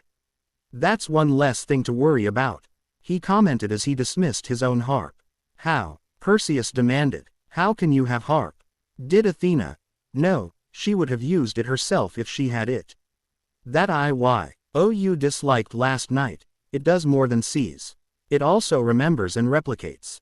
Naruto smirked. I see, so that's how it is. Perseus mused. No matter, he commented as flames erupted from his stump and cauterized the wound. Then, his bow manifested in his free hand once more, followed by arrows that were drawn and fired on their own. Dodging, Naruto began zigzagging between the arrows as he approached Perseus. But eventually he was hit by one in the chest. Hey, I bought enough time anyway. Naruto smirked before dispelling. What? When? Perseus looked around wildly. Right after I dismissed harp. Came he response from above, and looking that way Perseus was momentarily stunned by the whiskered blonde's appearance as he seemed clad in golden flames and radiating inner light. But it was what he held that made him most wary, the golden sword. With it in hand, if it was prepared right, Naruto would be able to sever his influence on Verthragna's authorities before it took effect. And, as Perseus feared, the sword was forged, perfectly, given that, when Naruto appeared within his guard and impaled him with it, he felt all his authorities tied to his Mithra identity being severed. Given that he still had strength left from his Perseus identity and that the wound dealt was mystical rather than physical in nature, he was able to gain some distance from the godslayer and glare at him. How did you get so fast? That was not the raptor. Perseus scowled. Wouldn't you like to know? Naruto grinned as the golden sword faded away. Yes, I would. Perhaps I can persuade you to answer. Perseus turned to the side and gave a charming smile to Liliana, who was observing from a distance. Help me teach this godslayer a lesson, young maiden. He commanded. Yes, Perseus. Lily. Anna spoke blankly as her sword took its bow from and she fired a volley of azure-tipped arrows at Naruto. What the hell? Naruto exclaimed as he dodged. She's being controlled by Perseus. Probably. Tied to that legend about how he turned Tiamat into Andromeda. Kurama commented. You're not getting away with this. Naruto growled. Tree of life that feeds on the blood of war, one-eyed god from which beasts are born. Grant unto me your divine fruit. I shall gaze through the eyes of the Kagaya.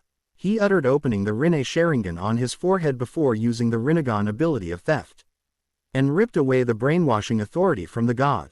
As it was an authority of steel, it had no side effects for Naruto. Liliana, are you okay? Why yes. Thank you for the save. The silver hair D-girl called out as she scowled at Perseus before begging to fire upon him with her arrows. It seems you can do more than just copy authorities. Perseus remarked as he dodged the knight's arrows WITHES, and then began to move at much higher speed as Naruto engaged him in close combat, a chakra-enhanced kunai in each hand. You have no idea what I'm capable of. Naruto exclaimed as he used the Rinne Sharingan once more, this time tapping into the Sharingan ability of copy to make his own whatever Perseus was using to keep up to such ease with his Biju chakra mode. As he had expected, Chi was an authority of steel called Serpent-Slaying Hero, which essentially granted the benefits of Verthragna's bull, camel and raptor without any side effects or specific requirements, the boost bind. G twice as strong when against a snake or dragon. With a smirk, he activated it, taking Perseus by surprise and dealing several wounds to him, rendering his other arm useless as well.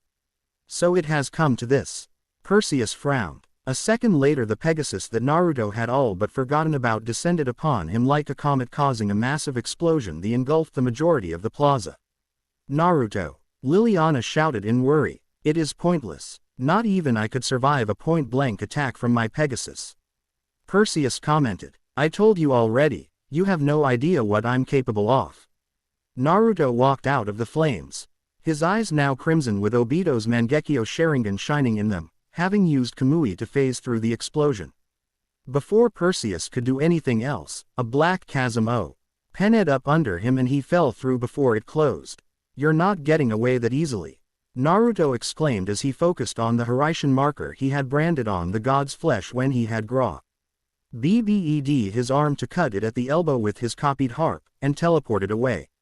When he reappeared, It was just in time to see Perseus die screaming, the glowing golden sand his body shattered into being absorbed by the crimson runes carved on the obsidian bellow. What the hell? Naruto blinked as he looked around, and after a few moments he realized he was most likely in the netherworld. You were not supposed to be here. Young girl with long red and blue hair said in shock before shaking her head. No matter, the ritual is already complete, she declared joyously as the power from the runes flowed into her, and under Naruto's wide eyes she first grew up into an exquisite mature, a naked one at that, since her dress had been ripped by the sudden growth spurt, before she grew further. While morphing into a humongous dragon colored in a mix of shades of blue, reminding him of the waves on the sea. He had no more time to admire the admittedly impressive sight as it snapped its head towards him, unleashing a stream of golden and purple flames, causing him to dodge like hell. Realizing that he had another fight on his hands, he began tapping into his bigger authorities and powers. This time, he did not have to worry about collateral damage from fighting in a populated city.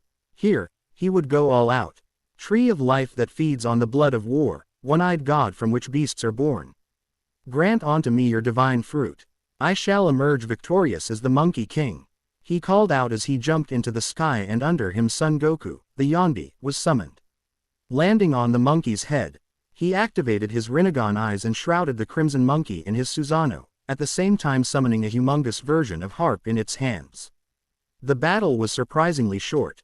From the looks of it, for all its aggression, the dragon was not at full strength, and with Naruto channeling his recently obtained serpent-slaying hero through his Susanoo, there was no contest. The scaled beast soon laying bleeding from the stumps. Its wings and front appendages had been reduced to another such wound on its back.